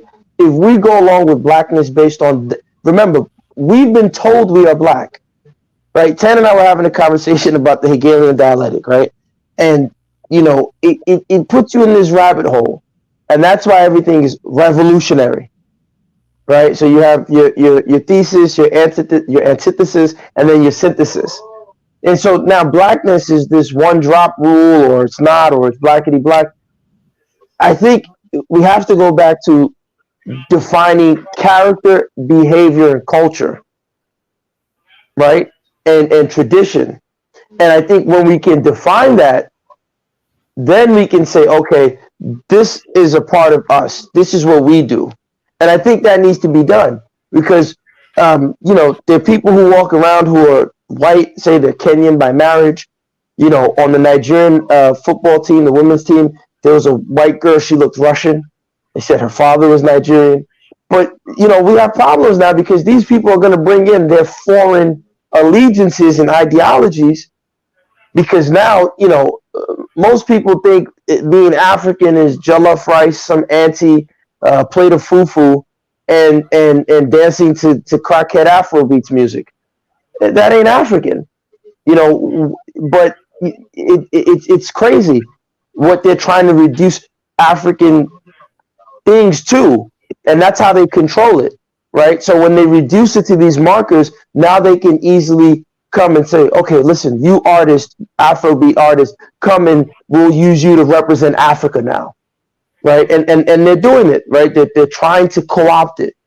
Even the name Afrobeats was given to them by white people. White Africans didn't call it Afrobeats. Whites gave it that name.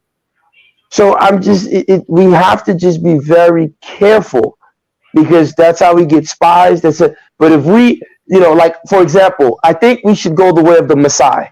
The Maasai give the best example of how to be Pan-African. I know Tam may not like that, but the Maasai have a warrior code and ethic. They have rules. They have regulations. They have things that come with being Maasai. So I'll stop there. Untouchable.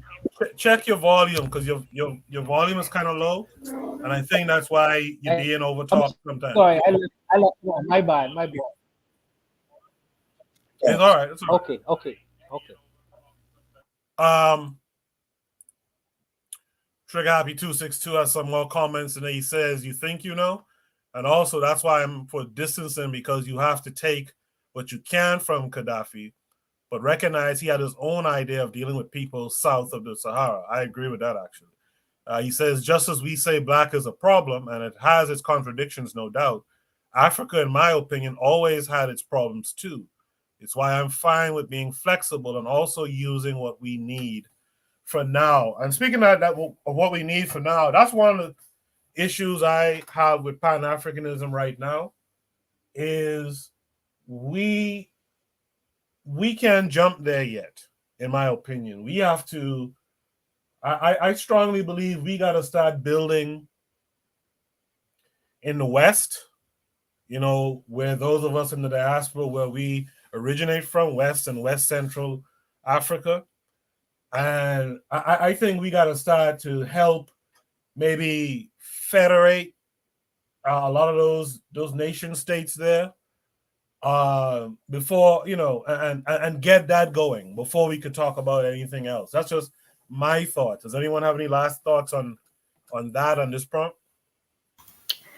Yeah, I think that this confusion about, what is African and what is Black, it is like the confusion about what is a woman, because when we talk about that, and then somebody, the hermaphrodites, and we're talking about the people on the fringes, let's say of womanhood, the tomboys, or the this, the that. So, instead of defining what a woman is, we're trying to define what a woman might be. So instead of talking about what Black or African is, we're talking about what Black could be. And then now we're thinking on the fringes instead of the core. If you see a Congolese or a Somali or a Haitian or, people from Bahamas, we recognize each other. We recognize each other as we're Black. We might be from different places, things may have happened, but we're Black. So, that's what brings us together. And that's the basis of Pan-Africanism. It's not just a matter of oppression. It's also a matter of recognizing each other. The second thing about, what we need to focus on, I think that what we need to focus on is our identity, not throwing away. I would say that for now, actually what is needed is for us to embrace Blackness rather than reject it or make it into this amorphous, like, we don't know what this is, and we can't really define. Yeah, the character and the aspect of it is also very important, but character is not, this floating thing. It has to belong to a people, and if those people do not define themselves, then then anybody can define themselves for them. So we can at least agree on what is African, Black. We can look at some people and say, okay, these are different aspects of that. And then from then on, we can define what, African culture is based on those people. Because if we find, heartwarming Native American culture that has spirit worship and all those things, that's all good values, but we're not going to adopt them, not because they're not good, but because they're not necessarily African. We need to look at what is African about us and look at the Africans who did practice that Africanness. And even in the past, there is some certain, physical characteristics that unite those principles and practices together. That's all. I appreciate that, Tan. The forecast says Joe Biden is Black. With that said, I think that was a good conversation. I think we should follow up that conversations like that too. I think there is something we need to start figuring out too. We got to start figuring out, what is Pan-Africanism? Is it just a continental thing? Does it extend to the 6th zone, like the Caribbean and the diaspora in general? Like, we got to start. I think we got to start getting on the same page. We don't have to be on the same line or paragraph, but I think we got to start getting on the same page. So I think those conversations are actually useful in thinking about, where we want to be in the future and how do we get there. In the meantime, I'll go to Shoot the Breeze topic number 3 tonight. But Bakari says, I think the people that reject is ashamed of who they are. I appreciate Brother Bakari being here. Shoot the Breeze topic number 3 tonight. The craziness of biracial kids. Is she crazy? Is she right? Let's see what this is referring to.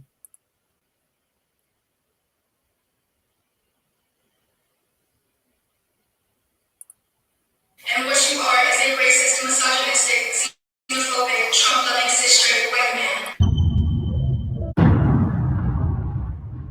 Y'all know I rep team biracial, right? Team mixed race, biracial, the half-breed babbler. That's who I am out in these streets, right? Mr. Mutt, the buffer class. Now, one thing about me, I am not one of these biracials that feels like I got to go above and beyond to prove my blackness. As a matter of fact, I've stated countless times on this channel, and I'll continue to say it into the future, that I really don't care about the black card. And if people think I'm better than them because I'm mixed and biracial and I got curly hair, then it is what it is, because it's probably true. I'm just saying. I'm not saying that if I believe it, then I'm not going to disagree with you. I will agree with you, right? I will agree with you that society thinks I'm better. I will agree that you think I get light skin privileges and all this stuff. I'm not about to sit here and argue with you, right? That's just not what G Dizzle is about to do. A lot of mixed people, they feel like they're missing something in life. And I've never really felt that way. I guess they feel like they got to go extra hard in the paint to prove their blackness to people, right? You know, take like Michi X, she's one of them. And it's a slew of biracials out there that do this. Well, I ain't even gonna say a slew, it's a whole bunch. But this one right here, this case I'm gonna show y'all, this story we're gonna talk about, this probably takes the cake right here. This story probably takes the cake when it comes to biracials doing the absolute most to prove to black folks that they's black. Let me go ahead and share the screens. This is a little too much right here. Let's check this out, y'all. Let me make my screen bigger. So a man was eviscerated as a racist, misogynistic, xenophobic Trump supporter at his funeral. This guy just happens to be a billionaire auto loans magnate by the name of Donald Foss, whose ranting black supremacist daughter attends a $57,000 a year school, and she grew up in a $7.3 million mansion. So in case you guys are wondering, there was this video floating around on the TikToks of a girl, a biracial girl, at her father's funeral. Listen to what she said at her father's funeral. And look who popped up in the house. RBR. Dante Wright murdered by racist cops. Part-time brother shot and killed by cops in the McDonald's parking lot. Part-time sister high yellow heifer Brittany Griner. But they don't target you. No, they don't. Because Dante Wright, he got shot because he tried to hop in the whip and run off. And remember, Dante Wright, he was had warrants out for beating and robbing people. G Dizzle doesn't do stuff like Dante Wright. All mixed people aren't the same. I know it's hard to believe, RBR. And what else? You said part-time brother shot and killed by cops in the McDonald's parking lot. I have no idea what story that is. And Brittany Griner, part-time sister. Well, G Dizzle doesn't try to sneak illegal drugs into a foreign country, especially a country that doesn't like Americans. So G Dizzle is not like those other part-time black people. Shout out to RBR though, the real brother radio. But let's check out what this woman, this girl, whatever, I don't even know how old she is, what she had to say at her father's funeral, y'all. This is probably the greatest representation of biracial confusion I've ever seen in my life. But Dad, please know that while I am grateful and highly aware of all that you've given this family, I still don't miss you. When you died, I felt like there was a hole. I missed something, but it wasn't you. It was the idea of what you could become. I miss being able to hope and wish that one day you turn a corner and see the world from my perspective. I miss the idea that one day you might help me fight for the things that matter. I missed my fantasy of you. Because when you died, it solidified the fact that you'll never be what you could have been, but only what you are. And what you are is a racist, misogynistic, xenophobic, Trump-loving, cis-straight white man. That is all you will ever be to me. And Dad, before you tell me to respect the dead, please remember that you disrespected and disregarded the lives and deaths of entire communities of people with your ideology. You told me to never back down, so I won't. You know for a fact that even against you, I'm not afraid to share my peace. You are everything I aspire not to be, and I refuse to stand up here and sing the praises of a man who is the paradigm of white supremacy. So I'll take your racist mindset, I'll take your money, and I'll take your advice. And I swear to God I will make this world a better place. Not at all because of you, but in exact opposition to you. Thank you.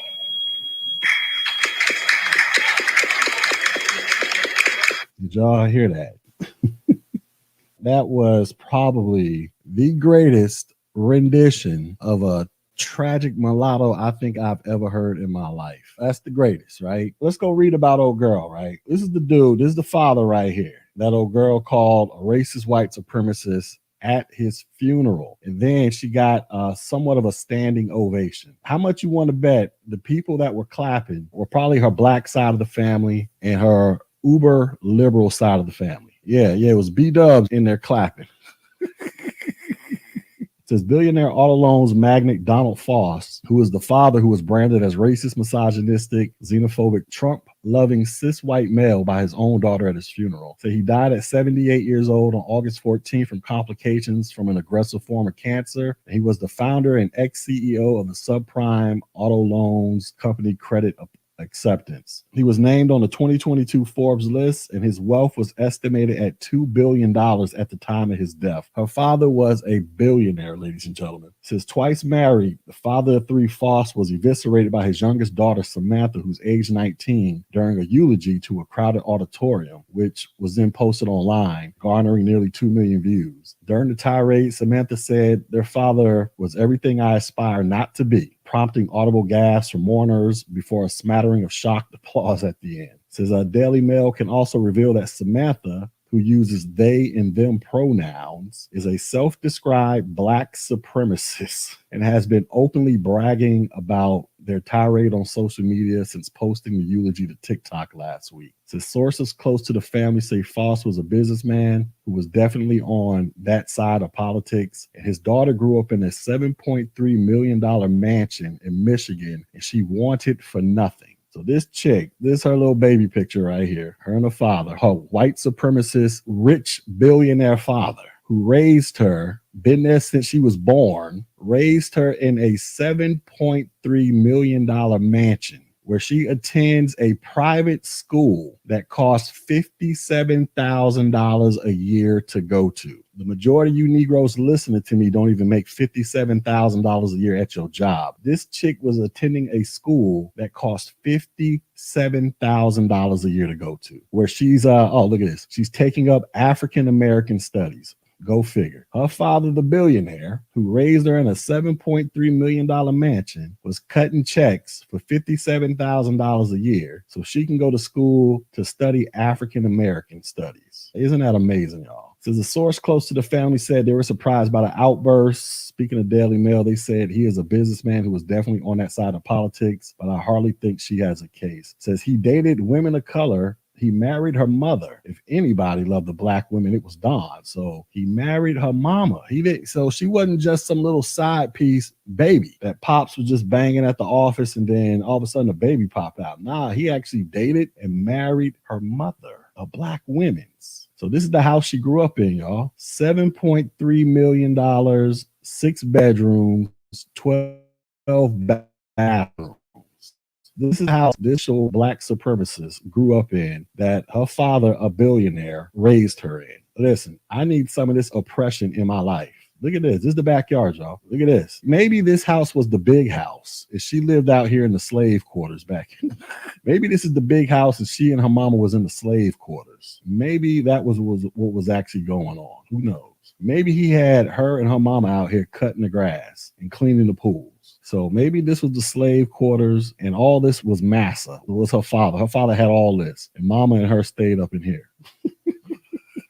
This thing's sitting on 3.4 acres, 20,000 square foot property, 6 bedrooms, 12 bathrooms. This thing had an elevator access to all 3 stories and a billiard room and a theater. Man, her racist daddy, boy. Whew. That joker sure hated some black folks, had a black woman living up in this $7.3 million mansion with tennis courts. I tell you what, these white supremacists, they are some sneaky people. This white supremacist made all this money, became a billionaire, and had his black wife and black supremacist half-breed daughter living up in here. He ain't fooling nobody. He is not fooling anybody. Listen to this. Foss created the Don Foss Annual Scholarship in 1998 and the Don Foss Endowed Scholarship in 2015, which have awarded more than 630 scholarships to students pursuing careers in the automotive industry. This white supremacist, she called her father, calling him racist, misogynist. He out here giving away 630 scholarships to people, y'all. While she's chilling, this is her right here. While she's chilling up in there in a $7.3 million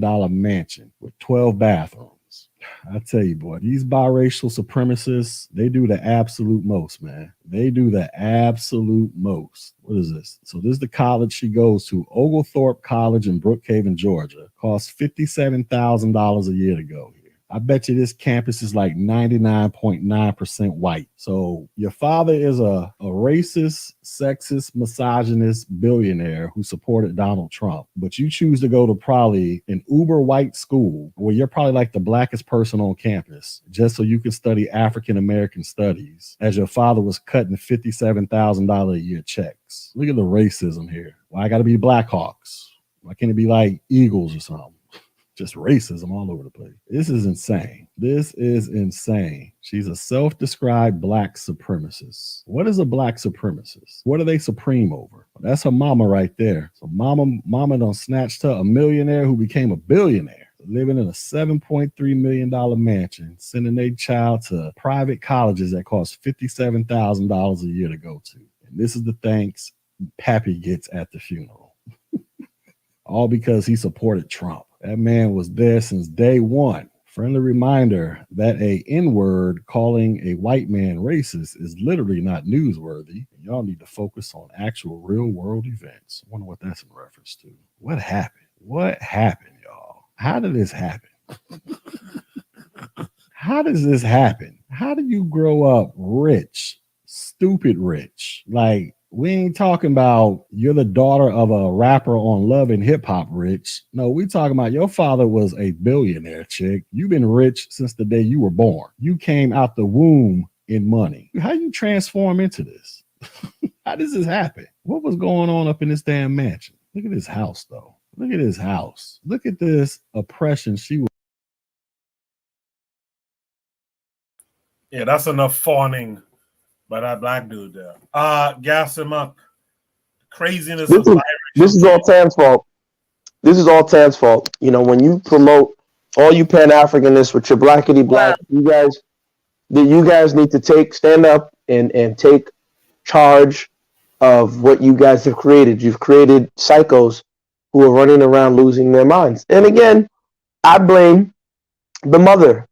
I'm sorry to say, look, I'm harsh on women. It is what it is. I'm sexist. I take it. Whatever. If you raise a child like this, you're an idiot. You failed as a mother. I don't want to hear that. Oh, mama struggled so hard and she carried me for 9 months. Fuck that bullshit. Elephants carry babies for 18 months. I'm not impressed. You know what I'm saying? I'm not impressed by that bullshit. We're judging results here. This mother has failed because that man's probably busy. The guy, don't have time. He's working and he's busy. Now, unless that white man molested her, raped her, was physically and psychologically abusing her and the mother, she should shut the hell up. You don't have to agree with your father. Stay in the goddamn child's place. And that's the problem I have with this culture, and I'm tired of black people embracing this BS. And Americans in general. It's just the general American BS. And black people need to stay far away from it. You don't have to agree with your daddy. That ain't your place. Your daddy's not your friend. I tell my children that I'm not here to be your friend. Your mom want to be your friend. That's her choice. I don't care. I'm not your friend. When I die, I die. You don't have to like me. I'm here to give you the tools you need to succeed, give you as much advice and information as possible, so that when I'm no longer here, you can stand on your own. That child is a ditz. She's not going to do anything with her life. So she's been co-opted into stupidity, and I blame her mother. We got to start calling these black women out with these failures of children. If she had everything that all these women in the projects don't have, a tennis court, tutors, and you still raise a ditz that's studying black people studies, you could have just dropped the idiot off in Brooklyn. You want to study black people? You want to study black people? Let me throw you in a slum in Nigeria. Sit down there with a notebook. Come back in 3 weeks. You studied enough black people. This dummy should have been a rocket scientist, an engineer, but no. And we applaud this nonsense. We got to start calling it out. It's not about being harsh. If we want the best of the best, This is nonsense. This is what I was saying. That's why the Cosbys, the banks are a failure of a family. You cannot be a successful man, and this is what you are raising in the world. It's harsh. Nobody wants to say it. People get offended. Don't take it personal. You don't have to agree with what I'm saying, but don't take it personal. Don't put yourself in it. Don't put your niece, your cute little niece. I'm not talking about her personally. I don't know anybody personally, but I'm just speaking generally. That girl's an idiot. Her mama's an idiot. Her mama failed. And like I said, unless that father abused her, because at that point, forget race. Forget race. The man provided everything she needed. We got black women say, black men don't build, black men don't build. That guy built everything. And the mother still couldn't raise a freaking a lawyer, an engineer, something? You studying blacks? Why? Why don't we call this bullshit out? Then we wonder why our kids is got the lowest reading levels. What type of child is she gonna raise? You go to your father's funeral. You don't have to like your father. I'm not saying that you and your father. You know, what they teach us when we're young, if you ain't got nothing nice to say, don't say nothing nice. Don't say anything at all. Like I said, unless that man raped you, abused your mama sexually, or was domestic violence and psychologically harming you, yo, you're out of line. So what, he voted for Trump? Stay in the child's place. But this is where I'm very harsh on this, because I'm sorry to say, I see a lot of these women and some of these men apologize because they want to sleep with these women, like weak suckers. Let's hold our nuts. Let's hold the line. Let's stop being scared to be men. So what, she don't sleep with you? Life is more than a big piece of chicken and sex every 4 months if you behave yourself. I'm done. I don't want to rant. I appreciate that though, Gas. Trigger Happy 262 agrees with you to some extent. He says, I'm also looking at the mom too. It's always going to be problems when you are trying to raise your children with principles, but you are married to a white man. Earlier, Trigger Happy 262 said, but I'd rather a biracial person have a problem with their white side and her black side. This is just another example where we need to be opportunistic. But then again, she is kind of overcompensating, especially since this was her only parent, and she had a decent life, I guess. So again, from that perspective, it can be disrespectful. Brother Bakari has joined us. Brother Bakari, how are you this week? What's going on, man? How you doing? I'm good. What's up, I'm good. Your volume is a little bit low, though, Bakari. Okay, how about now? A little bit better. What say you to this? Well, what I want to say about that, first of all, I can't just blame the woman. You know, I knew Gas was gonna cape for the white dude, but he made some money and he did that. But your child needs more than money. I don't know what that girl went through in that house. If she said her white daddy, now she couldn't be on my team because anybody turn on their daddy like that, I can know what they would do to me. But you don't know what she went through in that house. And I would blame the mom for sitting there in it. She said, and she put up with it for the money, and she never said anything. We have no idea. But to say, unless she was just being raped or something, and because the daddy bought a house, and because that's just like, you know, you find kids, you find people all the time, well, I pay my child support, but you never spend no time with the son. I bought this, but what did you teach him? I bought that, but what did you teach him?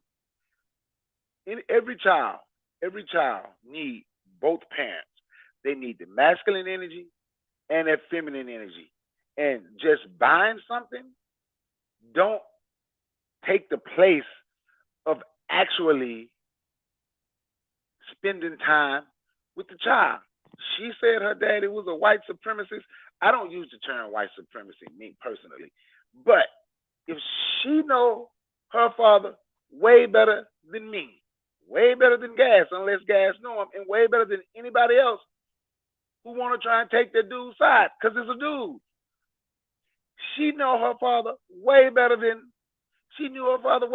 everybody. So she made a statement. Who am I to argue with her about her dad? I think that's crazy. Is the funeral the right place to say it? It was the right place for her.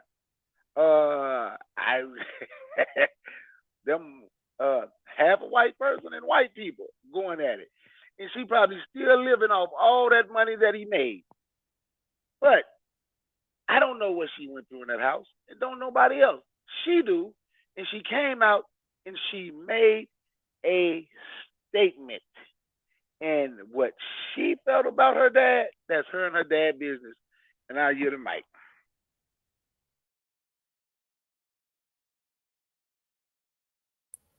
I appreciate that, Brother Bakari. Gas, you want to respond to that? Well, I already gave a caveat that if he was abusing her, that's different. I'm not like again, none of us were in his household, but what we're saying is from what we have seen, and there's a follow-up video that she made where she was damn near crying. She does miss her father. She's like, this. So obviously the man didn't do anything necessarily crazy to her. Is he a white man and he might be, colonizing? Of course. But then why are you blaming him? You ain't blaming your mammy, your bed wench mama? Like, I'm tired of these sacred cows in the community, man. Like, it's nonsense. Your mama went over and crossed over to the other side and dealt with that. So, you need to ask your mama, you lay down with this Trump supporter and he was knocking your thing loose. What about this Trump supporter made you so excited that you just let him knock you loose to the point he dropped me and you? And it's like, we don't question our mamas. Mamas and grandmamas do no wrong. This is nonsense. You know what I'm saying? This is nonsense. Grandma's not innocent. If you want to know grandma's story, ask grandpa. You know what I'm saying? But look, I don't want to go to another rant. I'm just saying, just respect is respect across the board. She was wrong for that. That's all I'm saying. Tanzan, what say you? Well, firstly, I don't know what Gus meant with that. This is what we want as Pan-Africanism. We want the exact opposite. And in terms of, the mixed biracials, all that, it's not to say that, they're not welcome, we don't want them and all that. For me, it is a matter of respect. If two people from two different communities decide to come together, it's up to those different communities to decide what they want to do with them. We have never, excluded them in a harsh way, but most of the time it has been their wavering. So I respect, the choice, like this Diesel was saying, that he accepts that he is indeed mixed, because if we were to respect the decision of two people who chose to do that, then why are you denying? Let's say, for example, Serena Williams, and then her child says, oh well, I'm black because my mother is black. So are you going to deny your father? Are you going to just turn your back on your father? That's not the African way. You're supposed to respect both of your parents. So that's why I said, even for mixed people, it's not that we're saying that they're worse or they're lesser or this. It's just saying that, acknowledging that they do come from two different places and they need to respect both places, because that was the choice that their parents made. If two black people chose to be together, that was also a choice that they made, and their child will suffer, being black, but at least they will not suffer not knowing, whether they're black or half black or whatever. So at least that's something that you give to your children if you choose to procreate with somebody who, is of the same facial disposition as you. Let's just say that. So, the child was very disrespectful to the parent. And this is not even on a racial aspect, just on a parental thing. You do not come to anybody's funeral, let alone your father's or your mothers or anybody, and then start spouting all this stuff. The dad had cancer. All these things she could have told him before he died. He lived for 78 years. She couldn't have gone to the hospital. This is some attention seeking. If she really wanted to, resolve these issues, she should have done so with her father and said, we had a conversation and this is what he said. But now she's almost, jumping on the grave of a dead man because he can't speak for himself. And that's very unfair for her. She should have gone to him when he was on his deathbed or before all this time and said, we need to talk. You have been very racist, all that. And then if they disagree, they disagree. If she has different opinions, he should respect it. And if she has different opinions, he should as well. And the fact that he was supporting her means that he respected her opinions despite their, their differences. So, no. Yeah, that's all. Thank you for that time. I appreciate that. Bwana Hagaziki, craziness, or is she right? You got Can you hear me? Yes, sir. Can you hear me? Yes, I can hear you. Oh, great. Yeah, my argument is not necessarily this story itself, but my argument is the ideas of the biracial person and his arguments, because he seems to want to suggest that because she grew up in $1 million home, she should have no cause to have any grievances with her dad. But I would also say that Sally Hemings grew up on a $1 million home on a 5,000 acre plantation. But at the end of the day, a plantation is still a plantation, and I kind of agree. And I've heard the two sides between Brother Bakari and Gas, and I heard the two arguments. But to me, it's interesting with the biracial, and I'm understanding a little bit more of FBA's argument when they forward different arguments or the biracial arguments, because it is very difficult, in particular if you are Pan-Africanist or have African-esque leanings, and you are raised in a white supremacist household, and that white supremacist is kind to you. The white supremacist is give you food and it's put you in a decent home, and he may call you the N-word a few times, but not always, and then I come along with my black self, my African self, saying, let's separate from this guy. He don't mean us no good. We need to get away from him. And you telling me, well, he's my dad. I don't want to separate from him. That's my dad, or that's my mom. I don't want to separate from him.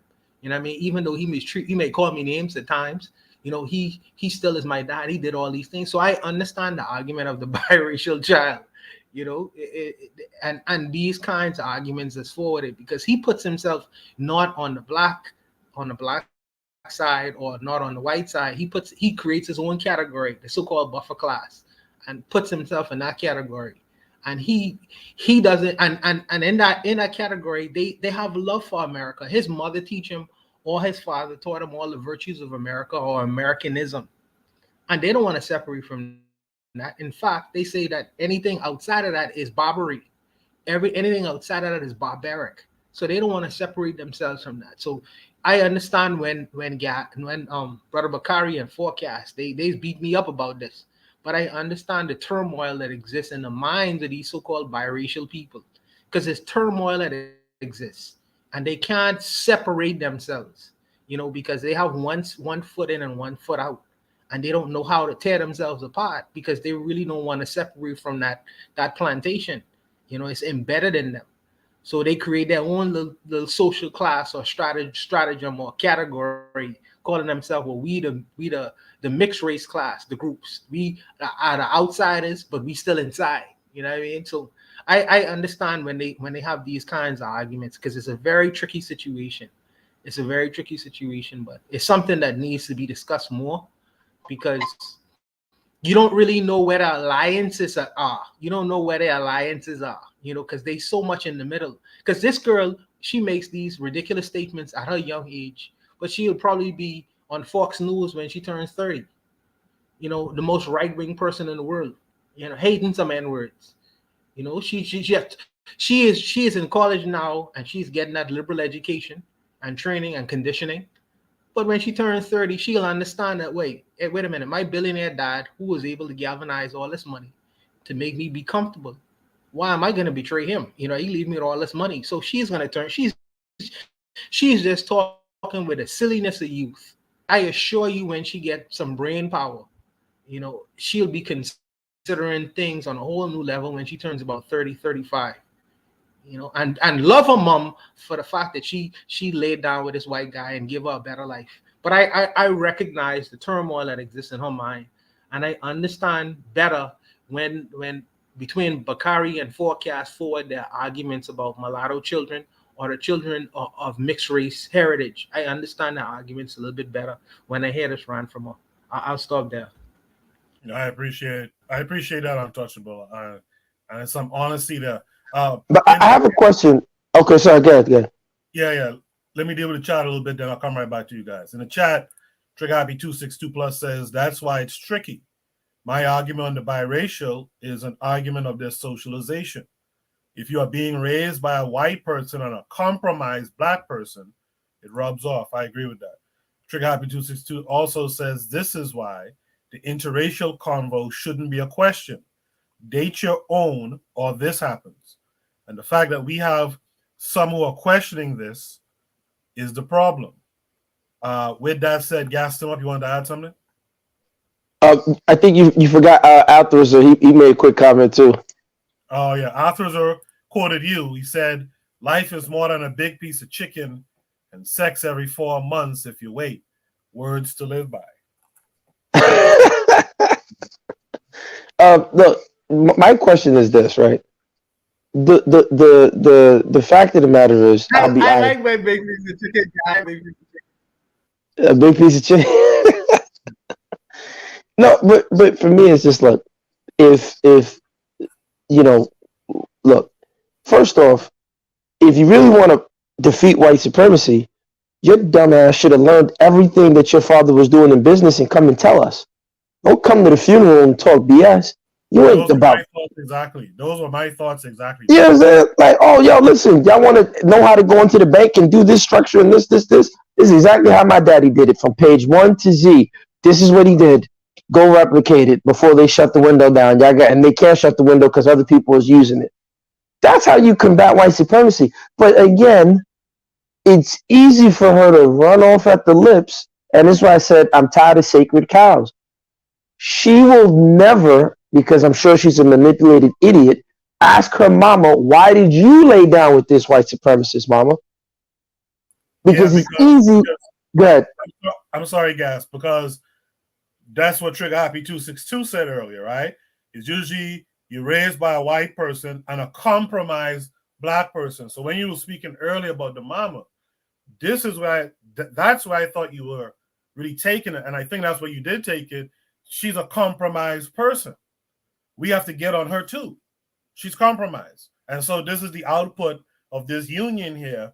This mulatto who instead of should have tried to soak up the game and now come out here and try to create these co-ops and get people government contracts and all kind of shit. She's out here doing this other shit here. But Gas, I'm sorry I cut you off. Go ahead. No, you're right. Because that's how you combat it. Like I listen, all these white girls, they allegedly say they like black guys.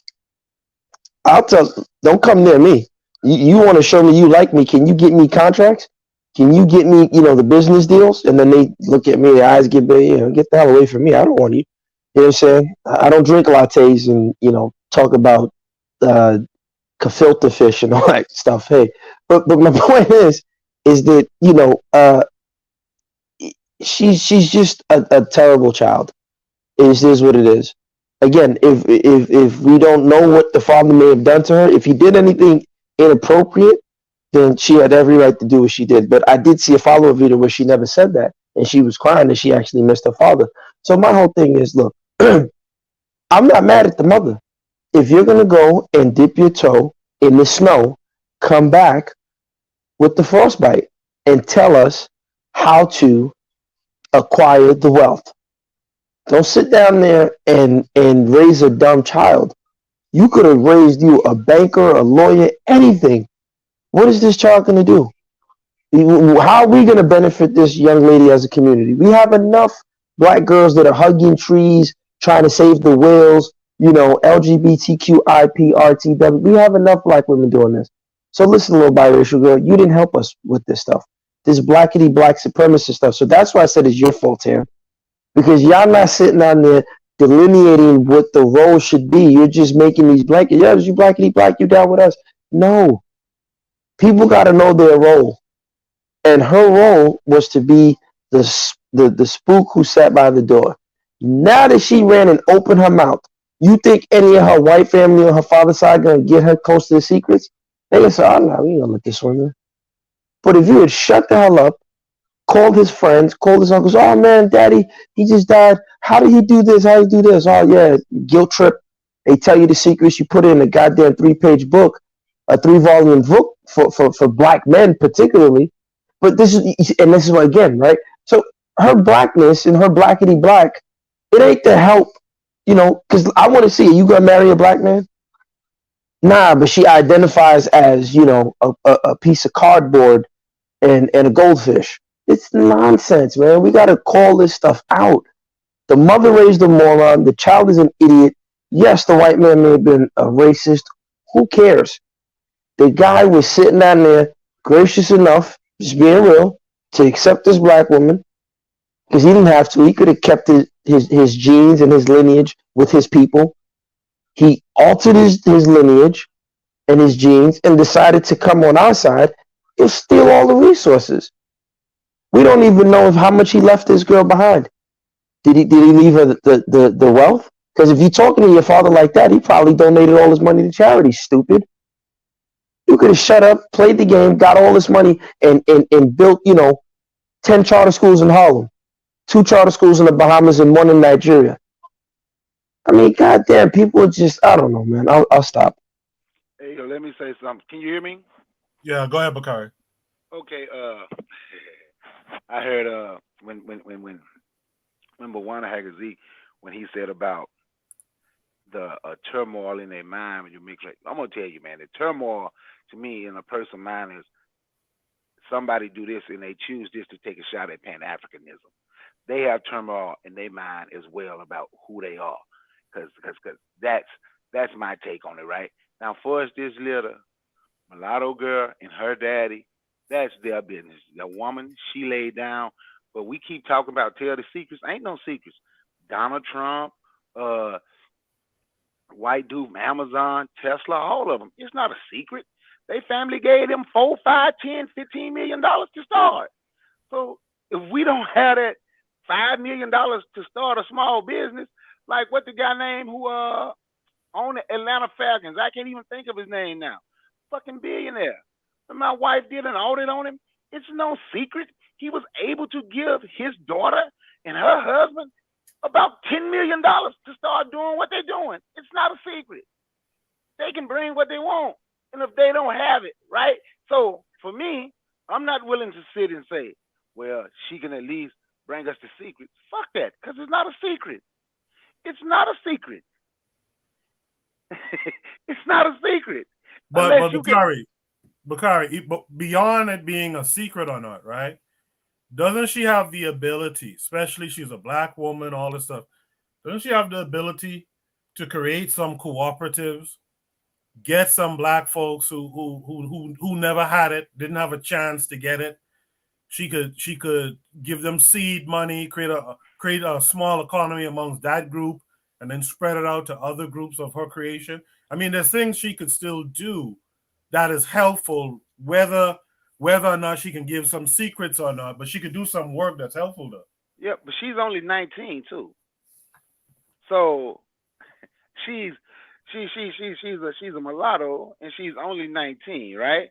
See, Bakari, there are 19-year-olds in the Caribbean and in Africa right now raising families and handling adult things, man. Let's stop calling these grown adults because they're 19. Okay, she's 19, and if we expect the 19-year-olds to know what 30-year-olds know, that's I was handling stuff at 19. I was a father at 19, so I was handling grown stuff at 19. But if she have not been put in that position where she was always taken care of, She Well, then might she not shouldn't be know. talking. Well, but this is the thing. We say she shouldn't be talking, and I'm gonna say again, don't nobody know what she went through in that house. See, I'm not choosing sides. She's mulatto. She couldn't be on my No, and side. then if you don't know, then she shouldn't put half information out there. If you But really did something to her, then she should say, you did this, you are a bad parent, this and that. But all she said was this general abstract terms of racist, he supported this. She didn't really say what he did that made her act that way. If she wanted to, she could have said and we could have understood. But if she doesn't say, then she should just keep quiet or just give a general statement, because she's giving half information and speaking on behalf of a dead man. And you're absolutely right. And I see there's a few black people on here that's kind of upset that somebody said something about a dead white man. We have. Well, you said it wasn't about being raised. I'm just okay. Yes, because you said a dead man. It's a dead white man. The same thing Gas did. He take for the dead white man and take his time to figure out a way. Yes, I do. I stand up for that dead white man. Oh my goodness. To use his This time, is his child. I'm not talking about some black person. When you speak, I ain't say nothing. I understand when I speak and the stuff I talk about, people don't like that, but I'm firm in how I feel. But he took his time to shit on Pan-Africanism and pro-blackness. But don't nobody say nothing about that. See, that's what I'm talking about.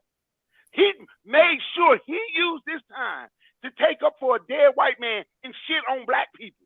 But don't nobody say nothing about that. Exactly. The same person who say he don't know what black is, but he most definitely know that dude was white.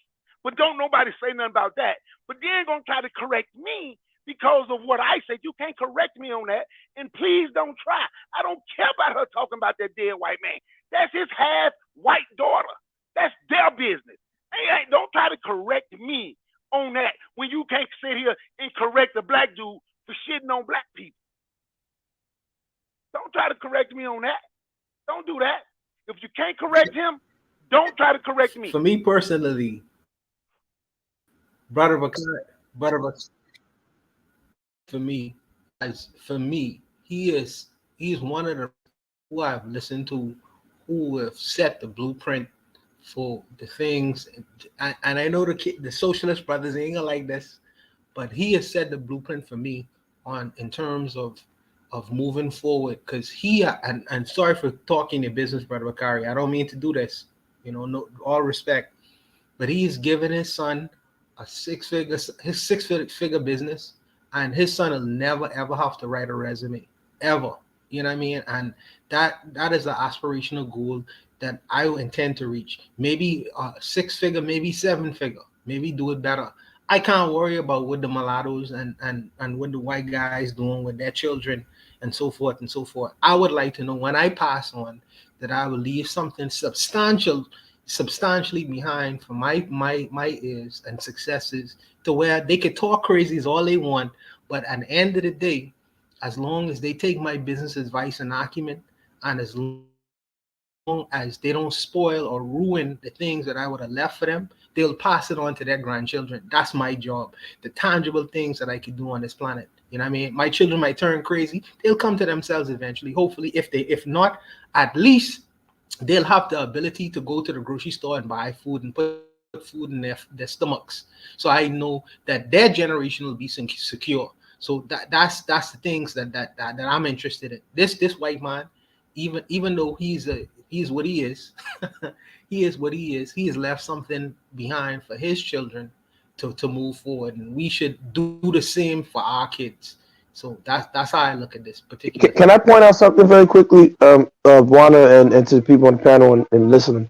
I think what we just witnessed is one of the differences between the continental African and the diaspora African, because for me, I didn't see or care about the race of the man. I saw a disrespectful child, and that was what triggered me.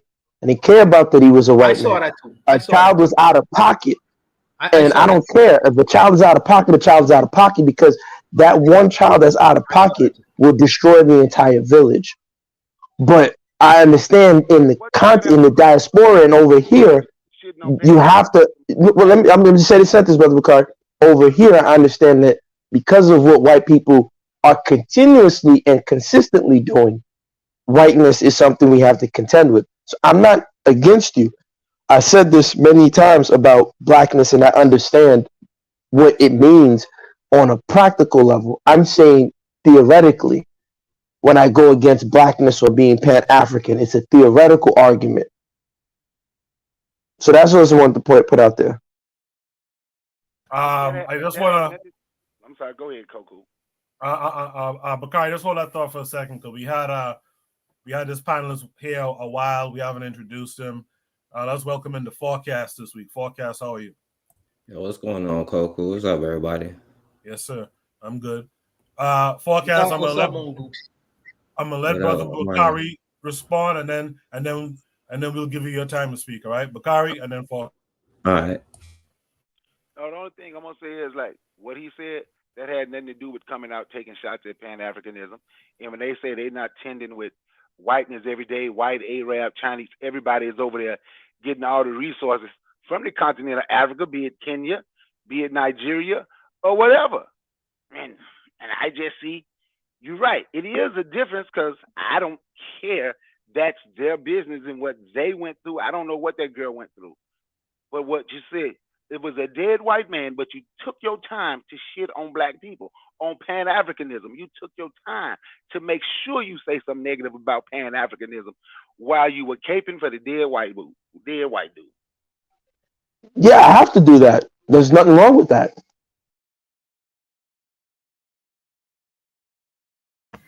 Well, I vehemently disagreed with Gus Demap on that one, and I think I said it, that I am for Pan-Africanism, I am for blackness. I have no confusion about what black is. It's not just on the continent, it's everywhere. And, I think that we should focus on the core of black people all around the world, and not worry so much about, the fringe people, whether in the north of Africa and how they got there, or, the Arabs or the Romans. Shots fired slightly. But yeah, so for me, I think we should define ourselves, embrace our identity as black people who are a global people. And yeah, so that was my defense of Pan-Africanism, blackness, Gavism, the whole, yeah. So don't be diplomatic. What was the first thing you saw when you saw that child? Did you see a child go, yay, kill the white man? Disrespectful, attention-seeking, out of order child, just, no. You don't do that. Is your father. If you hated him so much, do not attend the funeral. Just go your own way and say that's the highest disrespect you can give to a dead man. Not to sit there and then, bash his name to an entire group of people, because who is she doing that for? Is it for her father? Is it for the people seated there? Is it for, an audience? Who is she doing this for? So, that is your father. After all, he did give birth to you. This is not, black versus white supremacy. This is a child versus, a father. And if she's too young to go up there and make a mature, speech and talk about what he did, not the values that he represented, then she should have just stayed quietly or stayed away. That's how I see it. Gas, continue. Yeah, no, I mean, I know, I forgot my brother's name who just joined the panel, so I didn't want to, Forecast, yeah. Yeah, Forecast, so I wanted to hear what he had to say. All right, Forecast. You've heard it all on this topic here. What say you to it? Yeah, well, I'll just say this, I think what Bakari is saying, like, when it came to the white dude, he was like, yeah, I don't care about race, but when it came to the mom, you kind of did, using the names like Mammy and Mule and all of this stuff. And I don't think that people give, like, because we call them divestors, it's like whole communities that go against them, and we talk about them all the time. And she probably had the mindset, like, I don't care if he's racist, he's rich, he's going to give me this luxurious lifestyle. So, like, she probably had that mindset, like, what is race? What is this? What is that? You know what I'm saying? But, this is like, and let me say this, because like Bwana earlier said, like what we talk about with biracial, I don't have a problem with them. They didn't choose who their parents were born to. But at the same time, there is a issue, because listen, like the system that we're in is a social construct, you know what I'm saying? And you have a biracial person, if they go against their parents, you know what I'm saying? Like that's something that like is kind of a red flag, you know what I mean? And like I said, you can't choose who your parents are, so they may have done something to them. But at the same time, you know, that's the issue when we come to this. That's why like while we're in this situation, while we're not controlling any institutions, you know, it would behoove us to, you know, be careful about what we do, you know what I'm saying? But since all of this is theoretical, we wouldn't know which person is black, which person is white, which person is the mulatto. So, because we all one, I guess. So, but yeah, I'll pass the mic though. Well, like I said, I just want to say, when I come at Pan-Africanism or ideas of blackness, I'm going to reiterate it's theoretical. So, as I said before, if we're in the middle of, Tuscaloosa, Alabama, and we're in Northport, Alabama, right? Once you get out of Tuscaloosa, shout out to Roll Tide. I like Alabama, love Alabama, good place. And if you're over there and you run into you run into some certain spots and you see certain things, nobody's stupid to, when they come out and they come after me to say, well, hey, no such thing as whiteness. Don't hang me up from the tree. No. And I just think, we got to get past that level of, because for me it's intellectual first. So I'm not worried about, I know what I face with. I was just here saying I don't deal with people who don't like me because of my blackness. But I'm still understanding enough to say that, yeah, they've just bought into whiteness. And of course I have to contend with it. So, yeah, she is a mammy. And I didn't say that the father wasn't a racist. I said if the father did not rape, molest, abuse her, he's a white old man, conservative from Detroit. What did she really expect from her father? He's going to have views that he had. So the real person she should have an issue with is her mother for laying down with that type of man. But we never question our mothers. It's like a sacred cow. I don't have sacred cows. Ain't nothing sacred. We turning over every rock and every leaf. I don't want to hear, for me, no, whatever got to be uncovered is going to be uncovered.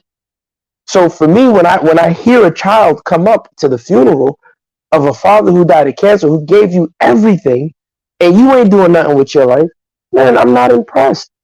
And then when you sit there and you look at it, now you identify as a goldfish or a light bulb. Come on, man.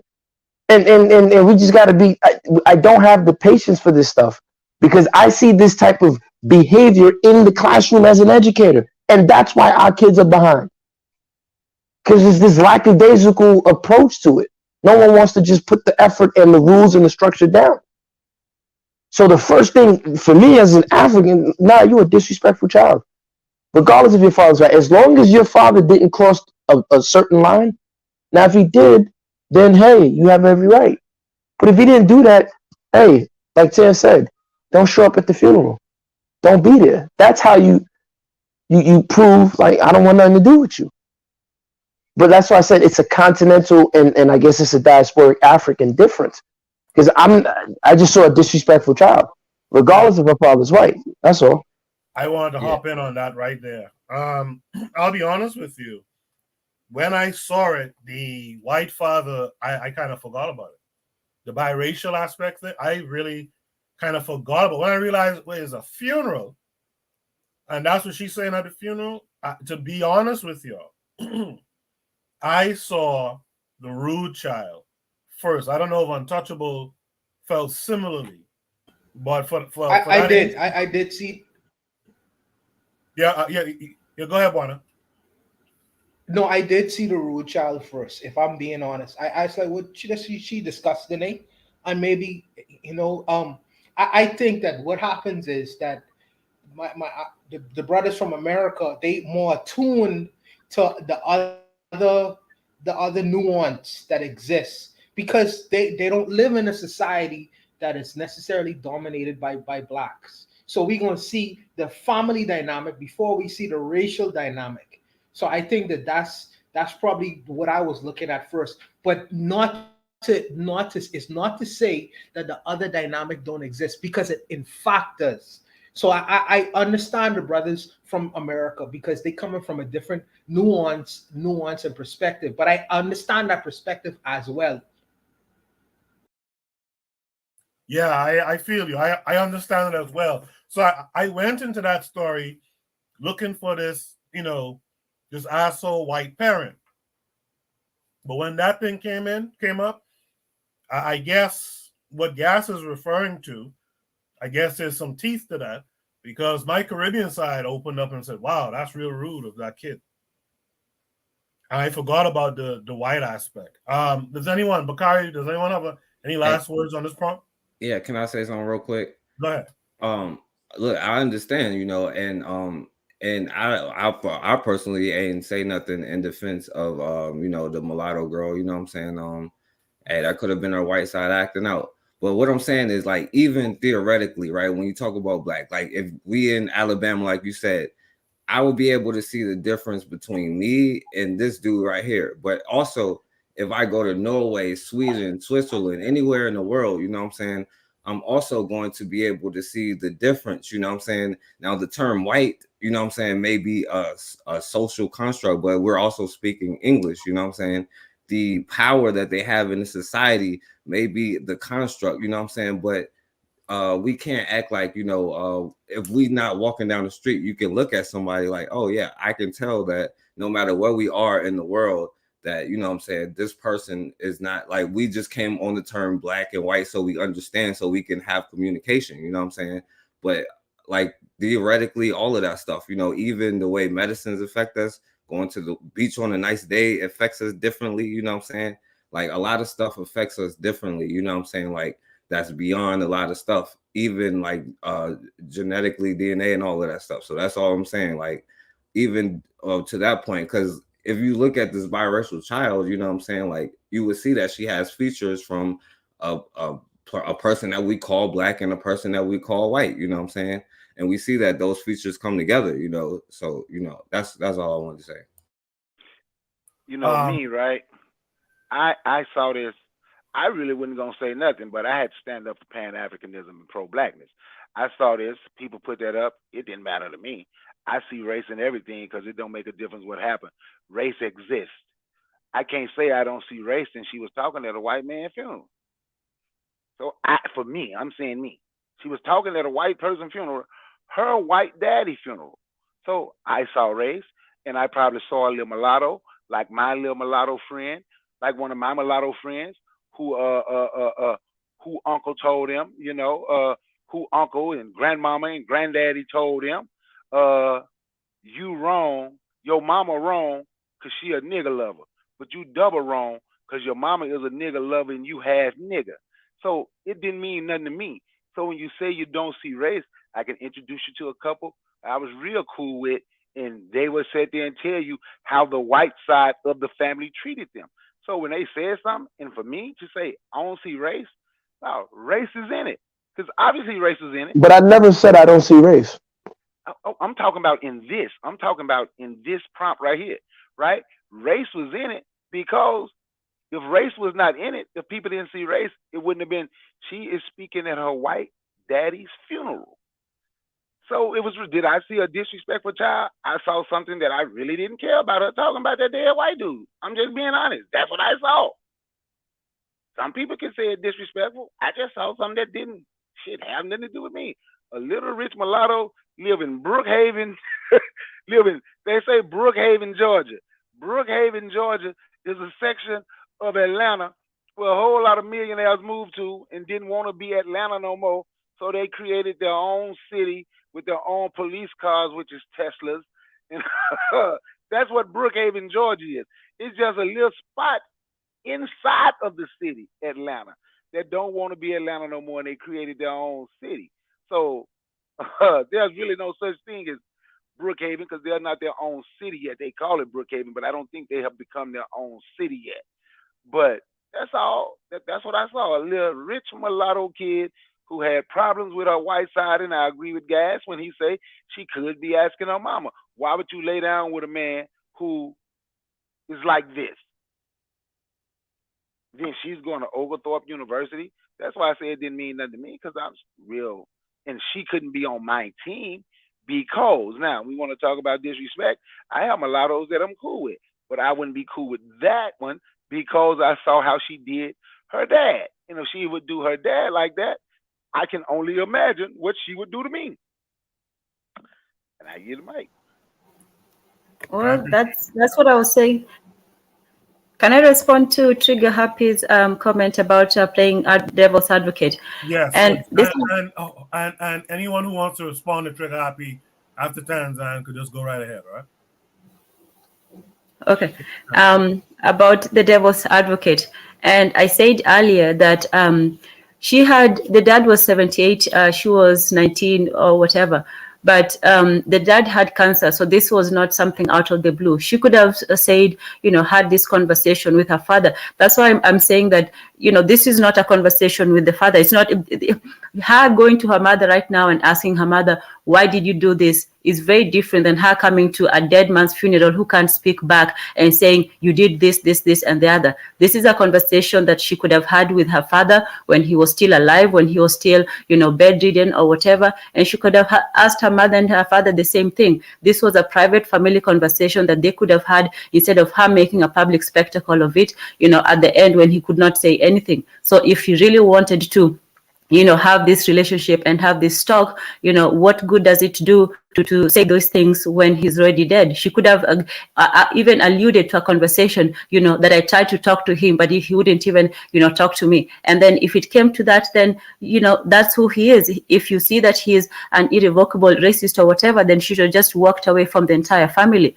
And so, this thing of trying to be, both, have, cake, but then also, shit on his grave, it's wrong. If he was a deadbeat dad, then, just leave it alone. But about, confronting him, she should have definitely confronted him when he was alive.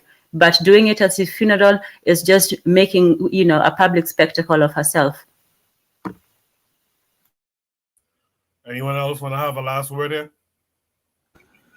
I would like to see this so-called black supremacist take that your dad left for you, because it's a lot of poor starving people in Atlanta, and go take your money and spend all that on him, and then start from ground level, start from ground zero, and let's see if you are willing to do that. Stand by your words, because you could profess anything from a microphone. People talk big all the time, but let me see that you take that trust fund money, them hundreds of millions of dollars that he left for you, take it and go give it to the black community that you want to be in charge of, because you are so-called black supremacist. Let's see you do that and see you stand by that, because people could talk big all day.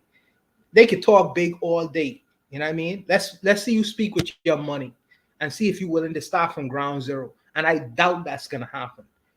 So like I say, this is a personal matter, and it should have never been made public. It should remain personal, But like Tan was saying, this lady is an exhibitionist. She just want to show how smart and stupid she is at the same time, and it really means nothing. Nothing to me, nothing to no one on this panel, really. Hey, Buwana. Hey, isn't she black though? No, I'm joking, bro. See, I tell you, man. The Black American brothers go get on me. The Black American brothers, they gonna get on me, man. They can get on me. I was just joking, bro. Let's go to Shoot the Breeze topic number 4. Shoot the Breeze topic number 4 is simply, is there a message here? Let's see what the link takes us to. Looks like it's YouTube. It's taking long to go over. And white couples. If you live in Western countries, which include UK and USA, and you have any chance to go to hospitals or local authority offices, you will see that, and if you look around, especially in hospitals, you will see black women sitting there alone with their son or daughter. On the other hand, other communities, special white communities, you see couples sitting there and supporting each other. This is the dilemma. I would request you that, please, black men, they have to come back to their families, support their families, and do not leave your black women alone raising kids. I would say that if I said something you didn't like, apologize. Thank you. single black women, lost black men, and white couples. If you live in Western countries, which include UK and USA, and you have any chance to go to hospitals or local authority offices, you will see that. And if you look around, especially in hospitals, you will see black women sitting there alone with their son or daughter. On the other hand, other communities, special white communities, you see couples sitting there and supporting each other. This is the dilemma. And I would request you that please, black men, they have to come back to their families, support their families, and do not leave your black women alone raising their kids. This is misery and unfair with the black women. At the end, I would say that if I said something you didn't like, apologize. Thank you. Yeah, I got to be honest. It was in the second listen I realized that word he said was dilemma. Let me shake it up a little bit. Brother Bakari, what say you? Is there a message here? Not really. He was talking, and he talked about something he saw, but he only want to talk about when he saw a single black mother in a hospital or doctor's office with their child. But there's several offices and doctor office or a hospital you go to where you see black people together. Is there a problem in our community where the families is falling apart? Yeah, but I can't take that from him. But but I'm just being honest. In all honesty, I don't see a don't see a lesson in that. He's preaching to the choir that the men on here and the woman on here, Tanzan. He's speaking on something that we have all spoke about. I get it, Mike. All right, Forecast. What say you? I don't know. When going to the doctor, my mom used to take me to the doctor, but her and my dad been married, so he don't know what's going on in these people's lives. And we talk about the single parent rate in the community. I guess that's what it's gonna lead to. But like I would say, like, during my generation, yeah, it's still a problem, but it was much more a problem. But that statistic, it just shows, like, people that aren't married, it doesn't mean that, like, men aren't fathers, they aren't there for their children. You know what I'm saying? They don't be there for their children. And I know that's probably what he's trying to imply. That's why he tried to put that stuff at the end, you know what I'm saying? So he should probably speak on those East Indian girls trying to marry all those British dudes instead of worrying about what's going on with us. So yeah, I'll pass the mic. Yeah, I agree. My first question was why he feel we need to hear that from him. All them young girls y'all selling and all that shit in India. Like, well, why you ain't talking about that? Gas, what say you? Yeah, I don't know why these people are talking. He's saying what he observed and blah blah blah. I mean, but it just shows that these guys don't respect. They don't respect us, and we just have to do a better job in our community of doing what we're supposed to do, and not doing what we're supposed to do so that people can respect us. Because F their respect. I don't want your respect. Like I gave you guys the example about over here on the East Coast. I have nothing against anyone personally, but I'm not clamoring around. Most Hispanics, or especially Dominicans in particular, they don't like black people, so I stay on my own. I don't go to your parties. I don't want to hang out with you. It's nothing personal. I don't have anything against you, but I know that you just don't like me just based on my skin color.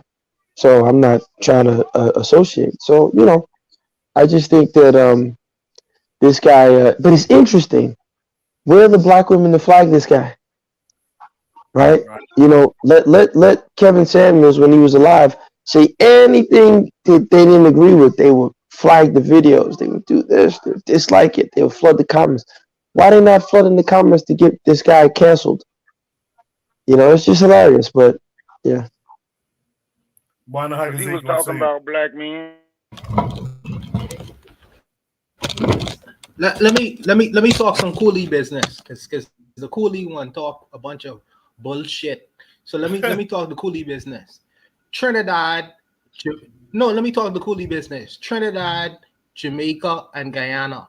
Go in any of them countries, and you will see enough mixed race children who ain't grow up with a so-called father in the home, because enough of these coolies in East Asians come to the Caribbean, sex off the black women, and don't want to be their fathers because they want publicly mess with a black woman. So they left enough children out here without so-called fathers. That's one.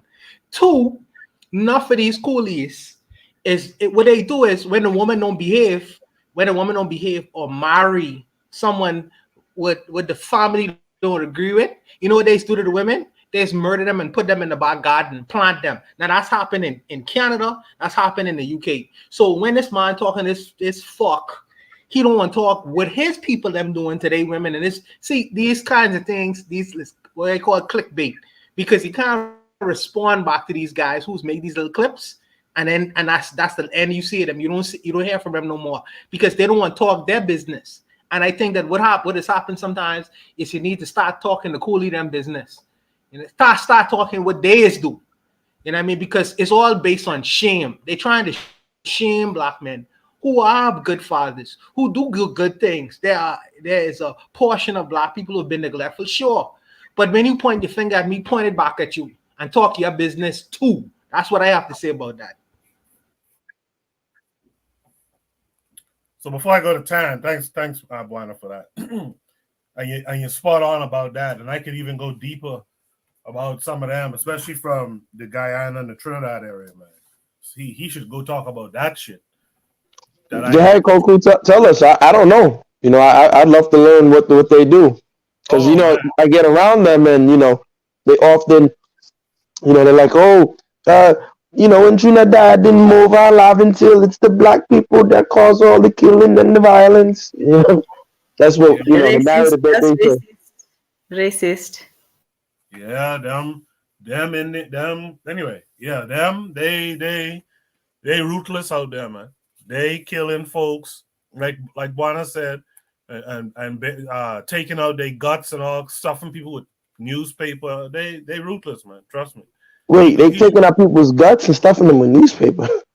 Yeah. When they murder people, they have a whole style behind that. They know how to gut you like a fish and how to sink your body and all that. I mean, them people there. Anyway, before we go to Tan though, Trigger Happy 262 in the chat posted one of those oppositional questions. Right? He says, I agree generally here, but didn't we go over how we shouldn't let race interfere what's right versus what's wrong? So wouldn't it be the case that we take heed of his message regardless of the race? And again, he generally agrees, but he's bringing back the inconsistencies, right? Apparently, I can't remember the topic now. Apparently, we had a topic before where folks was like, race shouldn't stop the message, I guess.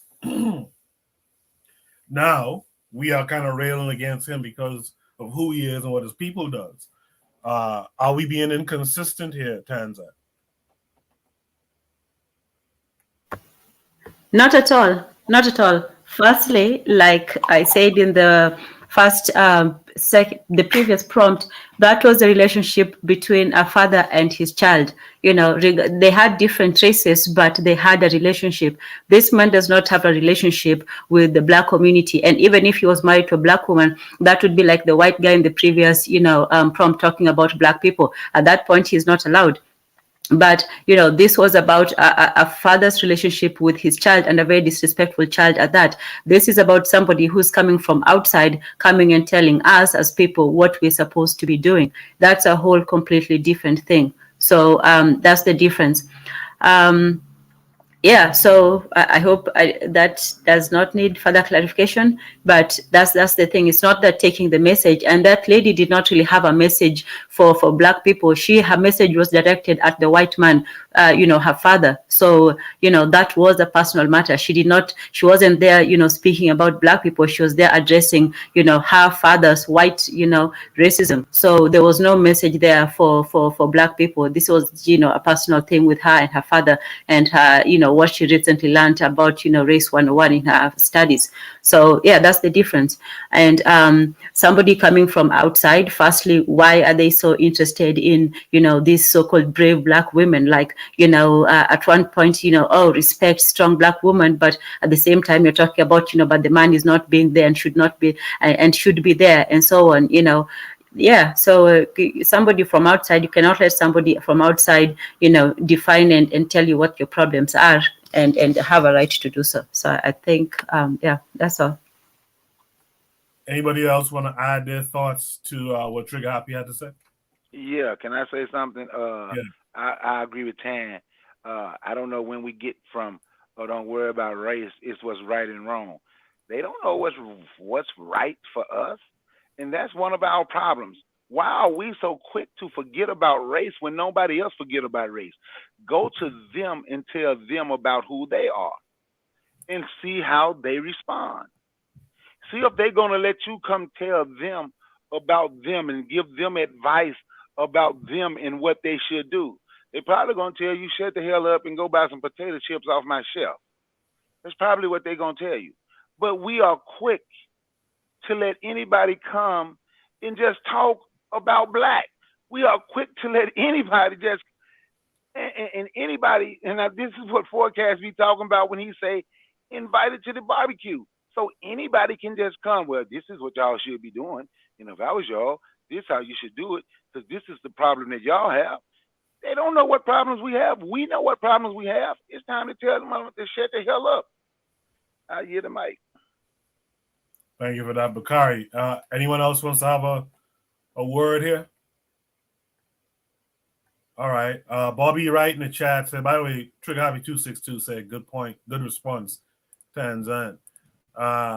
In the chat, Bobby Wright said, I wonder if he observes the anti-black racism in India or even the racialized caste system in India against dark-skinned South Indians. Yeah, I mean, he has no grounds. He has no grounds to really be talking.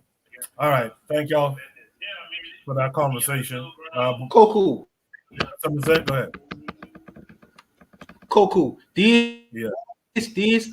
These Indians, these so-called Indians are notorious. They are notorious. Listen, I know that the brothers and sisters don't really study these people. But like I say, I live in the Caribbean and I live in several places in the world. If their daughters don't marry someone who the father doesn't agree with, they send her on a so-called holiday in Pakistan, and then the minute she disappears, and then the police have to find her in the garden because they murder her. They murder her and bury her in the back garden. That's happened several places in the world.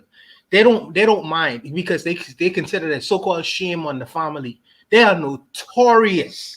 You know what I mean? And for them to be poo-pooing black people and knowing what these people is be doing all around the world, it's ridiculous. It's disgusting. It's disgusting. But see, social media make any idiot with a microphone free to say what he wants to say without the ability to respond to him in kind. You know what I mean? And how black people are there looking crazy. But I would, like I say, man, I don't get into social media, but I would like to respond to this particular individual directly because he'll have no answer for it. You know what I mean? But it's easy for him to make these kinds of assertions and ridiculous claims about the black community, but he says nothing about his own. But I'll stop there. Yeah, this is from a YouTube page called Cerebral. So you could look that up if you want. Cerebral. Let's go to Shoot the Breeze topic number 5 tonight. Shoot the Breeze topic number 5 is media analysis from recommendation. Kindred Kindred is a book by Octavia Butler. So you're telling me Octavia Butler, renowned author, writer, was writing interracial trauma porn? So this comes with a link, obviously, and that link should take us to Twitter, where I believe there's a tweet of the trailer for the film. So let's watch the trailer, and then we'll talk.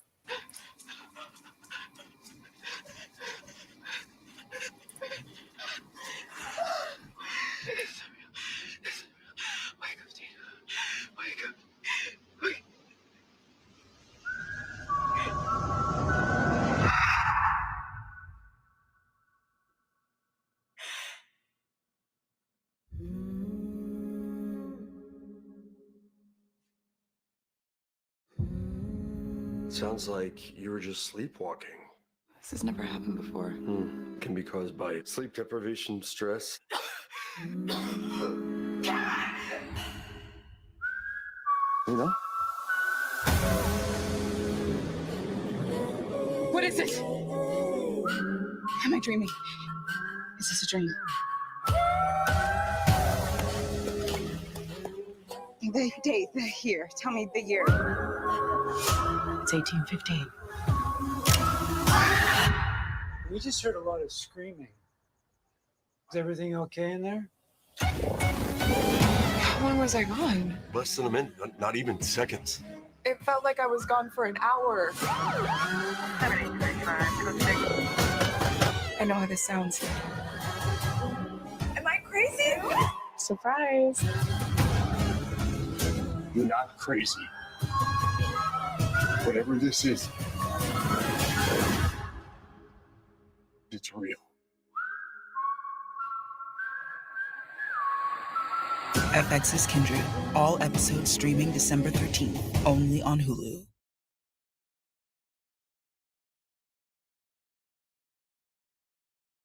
Sorry, I had to mute on. Yeah, so we see this is from the tweet.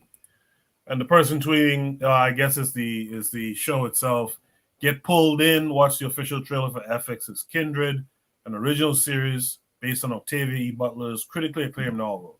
All episodes streaming December 13th. You guys saw the trailer. I mean, does it come across as basically racial porn or trauma porn? Let's start with the forecast. Yeah, it looked like some slave play stuff to me. You know, I didn't read the book, so I'm not sure what the book was about. But this show right here looked like some slave play stuff, but I'm not sure what it's about. But of course, they show this kind of stuff on TV all the time.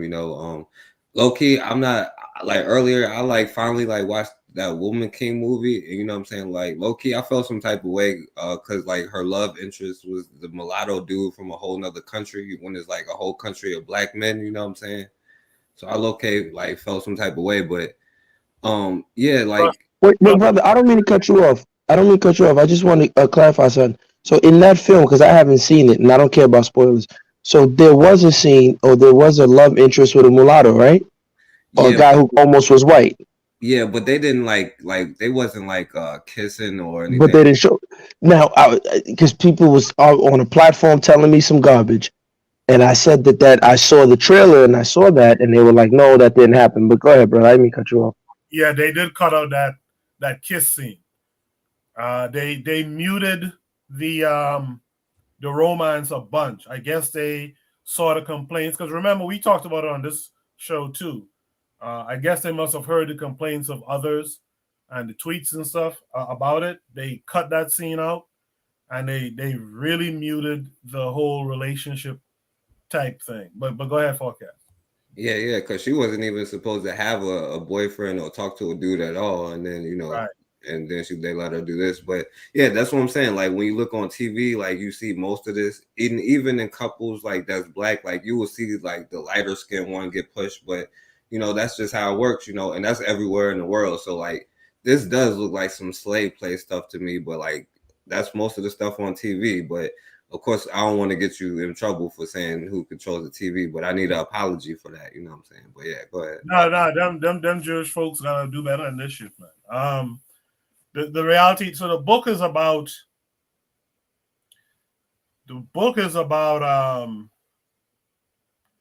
that black woman who you see all the time there.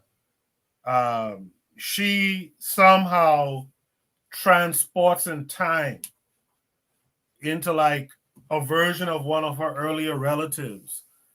And what she eventually finds out is that this white guy, the master or whatever, the owner, he was abusing this one black guy. And that one black guy is her ancestor.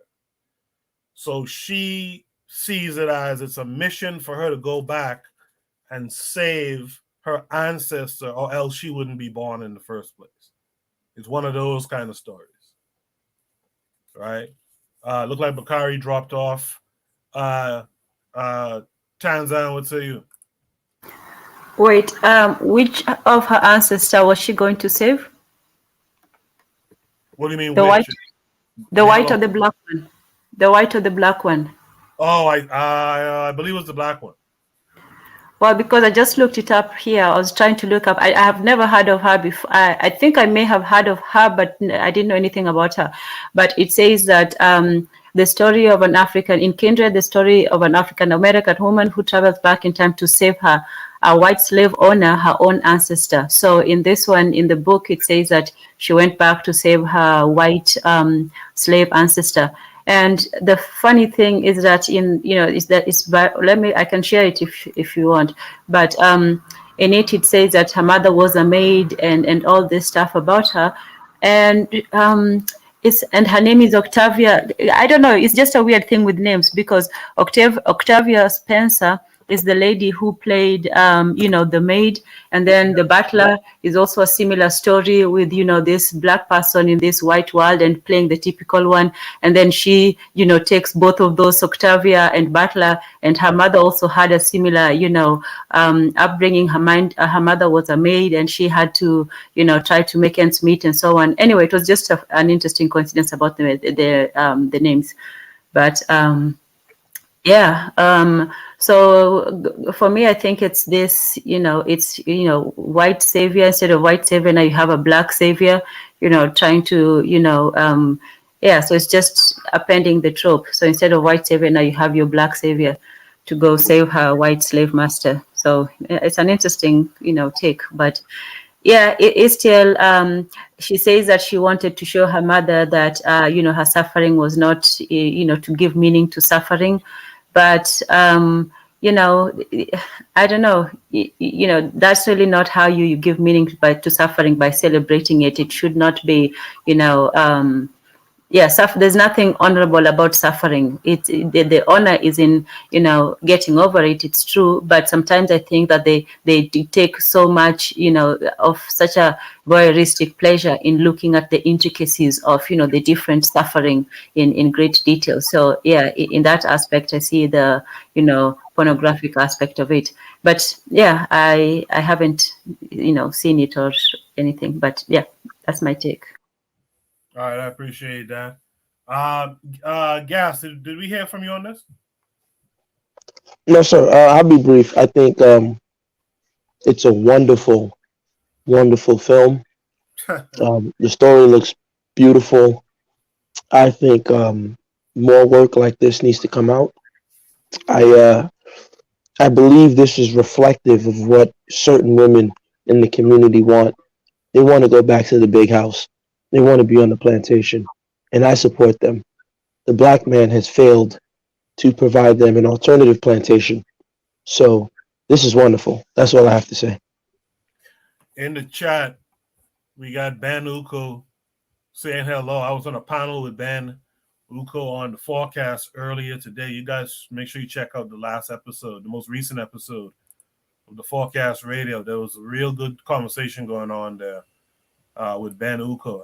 And if Ben were to come on, the panel link is at the top. I don't know if we have a tech subject tonight, but you can still come on and lend your thoughts to what we're talking about, and you'll have a chance to talk about some of the work you do too. Bwana Hagaziki, what say you?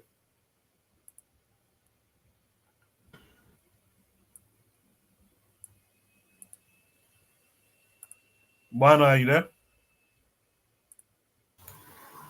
He turned into real black gentleman. Can you hear me? Yeah. Can you hear me? Yeah, we can hear you now. Okay.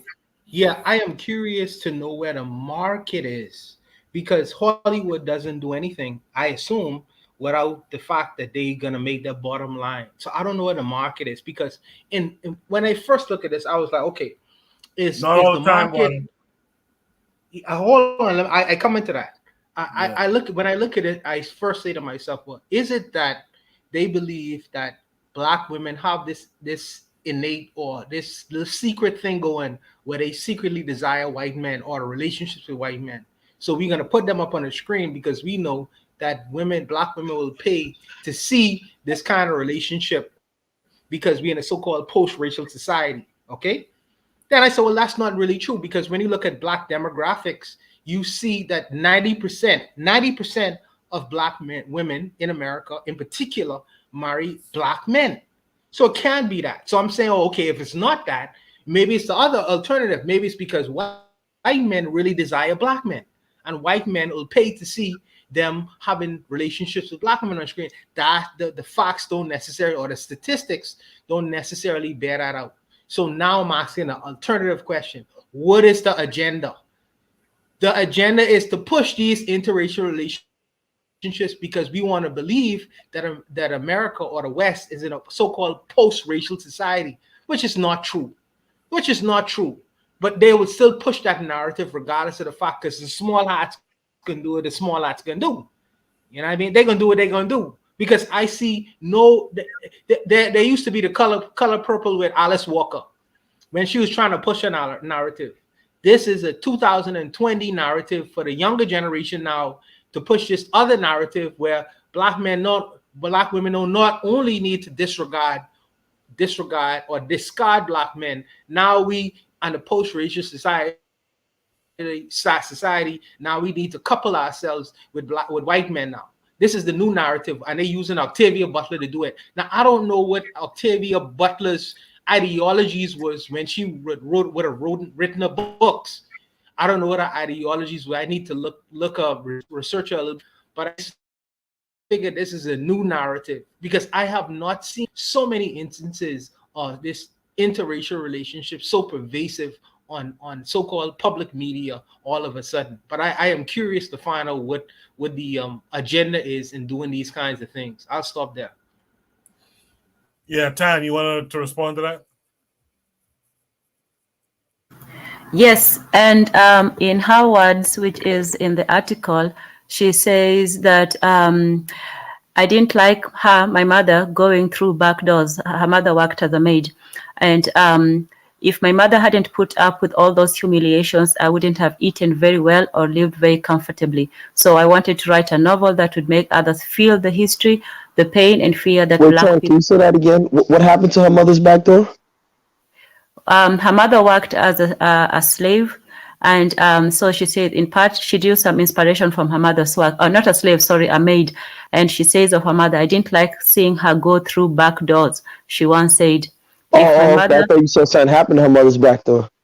Oh. Well, yes, you would, of course.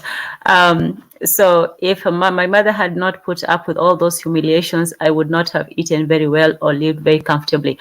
I think that's also what, our disrespectful biracial was talking, felt earlier, that if her mother had not put up with her father's racism, she would not have lived very well. So, so she knew what her mother has, had to put up with if, that was the case.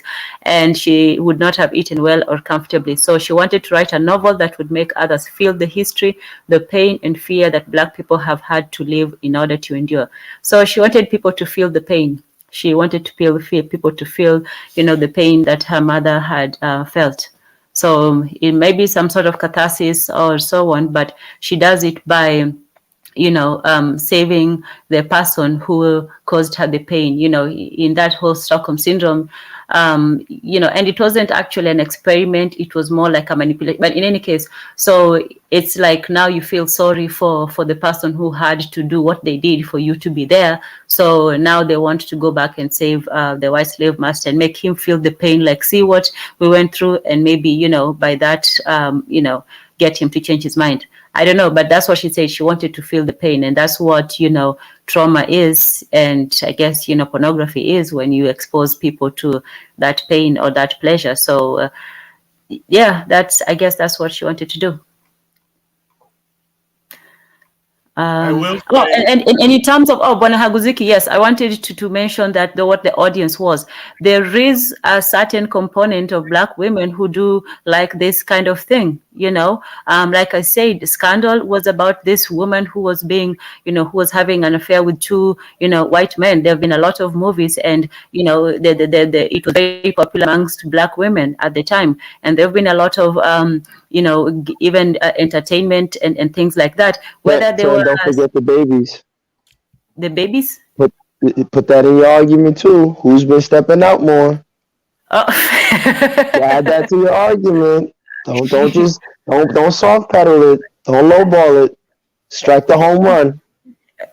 Well, okay, fine. I wasn't even going to go there all the way. I was just, responding to the audience that there is a certain audience of Black women who like this sort of thing. The But ones who why like. is there an audience? Who's having these babies? Go ahead, Tan. You can say it. The angry mulatto baby is proof of that. Go ahead. You can say it.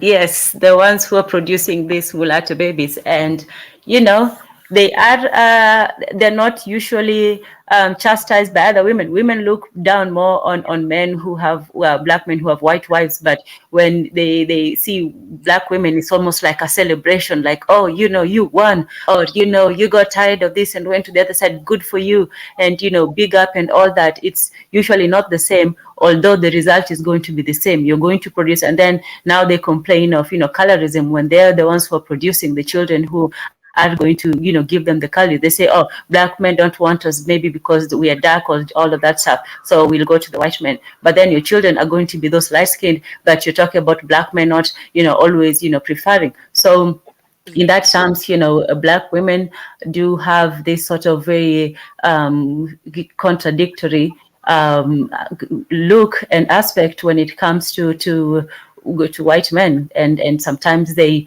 openly actually thirst for that. So so we have to admit that there is a certain segment amongst Black women who are attracted to things like this, and So much so that they're having babies with these men. As I'm mulatto, angry mulatto, to the point they're having more babies outside than the Black men are having babies outside. Yes. What? There's a good book by this writer called Donald Goins. He called that, when you see these mulatto children, he called these children trick babies. Trick babies. That's funny. But if these, like I say, this. Wait, what's the name of the guy? Donald Goins. His real name was Iceberg Slim, the pimp. No, that's a different one. Yeah, Iceberg is different. Donald Goins is to write those prison novels and stuff. Oh yeah, that's true. My fault. Yeah, you're right. He wrote a real good book called Trick Baby. But I think that if there is a growing population of Black women who have this titillation for white men, I think that it's becoming more and more pervasive as we watch Hollywood and do what they do with the small ads. And for me, I think it's sickening, but that's just my own personal opinion. I ain't trying to offend no one. I just think it's offensive on every level, but I'll leave it there. Razuliism in the chat says she does that a lot in her books. And he says Donald is married to a white woman. Donald. Who's Donald again? Donald Goins. Yeah. Oh, Goins? Oh, yeah? He was married to a white woman? I don't know if he was married to a white woman. I ain't talking about his morality. I just talking about the book he wrote, talking about how Black people used to tease these so-called mulatto children, calling them trick babies because what used to happen back in the day. But that's a whole nother matter, man. Yeah. Let's welcome in the brother who's in the chat, Ben Uko. I was on a panel with him and Forecast earlier. Ben, how are you tonight? I'm doing good. I'm doing pretty good. I know I gotta go to work tomorrow, but I'll be on for a little bit here to spend some time here. Yeah. Okay. So I am the organ guy here. So my brand is Zone Wanted Media Enterprises. So we do podcasting, we do gaming, IT support. I do research and development stuff. So lots of things that are very, very talented in the field. So things to look at technology like black tech. So in our research is more and more. I've been diving into a lot of the math and sciences because I feel like the basic foundation of technology is the math and sciences. Because if you don't understand that, how are you going to understand all the other stuff that you're going to learn? Because you want to get into tech and just build an app. That doesn't work that way. You have to know the foundation. How is that hardware? How do you fix that hardware? how do you know all that stuff? So I had to have a foundation of algebra just to know that, and know how to not just fix it, know how to create it. And you use algebra also to do subnetting. So this stuff is very important, but no one touches that. All right, Ben, do me a favor and respond to this clip that we just saw here. That clip is despicable and disgusting. That is the filth that they feed to our people about that these shows like Scandal and all the other filth, all these reality shows that show our women that they're pieces of garbage and just piece of meat. Hey, Ben. Yes. Are you signed up with the Discord? I don't have. Can you put that in the chat room? Yes, because Koku is gonna do it right now. There's a lot of people who would be able to learn from the techie and technological education that you have. If you could find a way to just break that down to the listeners and maybe assist them in a way that they will be able to be better literate as far as technology goes, that'd be very helpful for what you do as far as your profession goes. So, sign on to the Discord and see what you could do with that particular group, so we could just learn from your knowledge as far as technology goes. Okay. Yes. All right, I appreciate you being here, Ben. Any other wild words for this prompt? Oh, I didn't have to say as much. I don't know what these type of shows, anything that they prop up, let's put it this way, anything they prop up heavily, it's snakish. Right. So you gotta watch. And then I was listening to it was one podcast the white guy was talking about. It's and they were talking. It was a great conversation. They were talking about how the laugh tracks. Every time they tell you to laugh at something, it's really not funny. It's really they condition humor in you and all that stuff too. Yeah. It's really sick behavior. It's really sick. The question is, let me ask this question of all of you. Are you guys willing to, in your own nations, under your own power, are you willing to continue this type of indoctrination / propaganda, but in reverse, of course, right, to the benefits of your peoples, right? Are you guys willing to do that to your people? This same type of thing here. Anyone can answer. What you mean, like the propaganda? Yeah, are you willing to create a media platform, TV and cable and all this stuff, right? Employ all these people, create these industries for people to do this type of writing and to film this type of stuff. Are you willing to do the same in your own nations where you have your power to define your own realities, you and your people's own realities? Are you willing to condition them in this way, though? Not for this foolishness, but in the reverse of it, to be even more pro-African or pro-Black or what have you. Are you willing to do that kind of thing?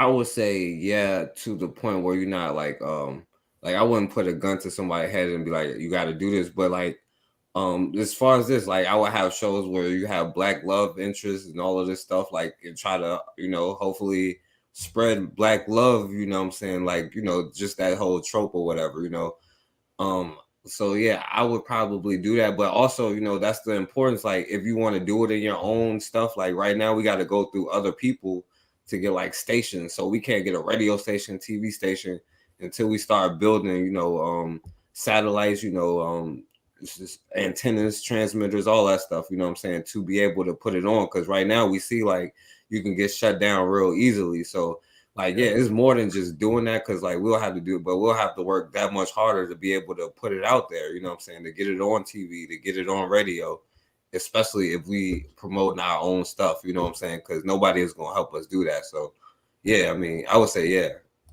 And so forecast, that means you'll also, without any issue, make the propaganda that keeps any minority groups down within your nation, if you had minority groups in your nation.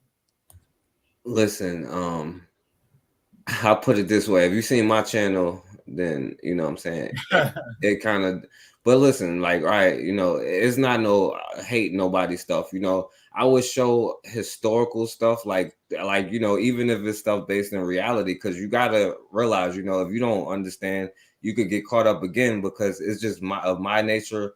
Certain people have different natures than us naturally. Like, we like to like love and hug each other and everybody else, you know.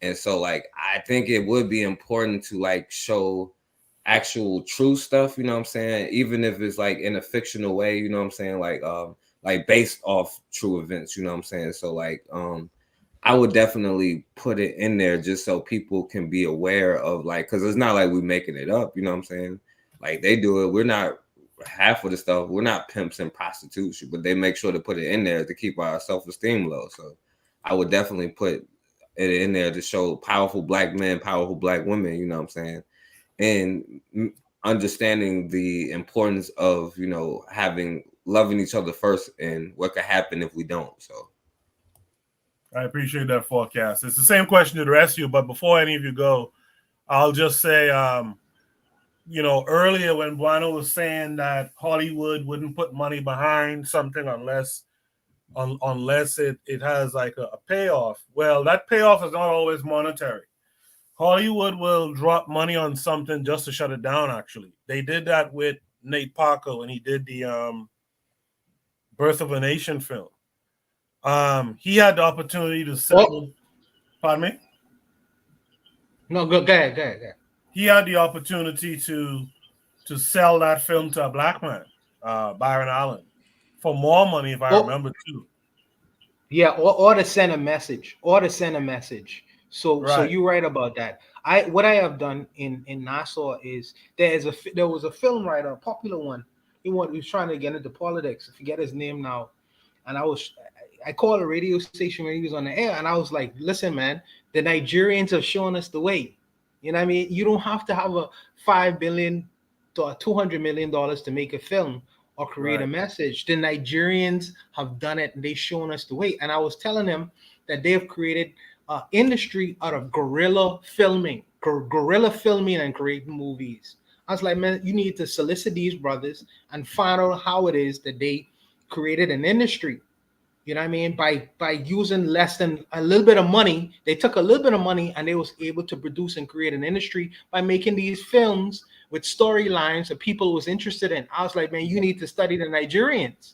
You know what I mean? And this is something that I tried to sell to Erzuli as well, because he have all the French Africa. He have the whole of fucking sorry, pardon my French. He have the whole of French Africa. You know what I mean? Why go after Hollywood when you have the whole of French Africa? When you have the whole of French Africa, you speak French. You know what I mean? It's like, why go after Hollywood money?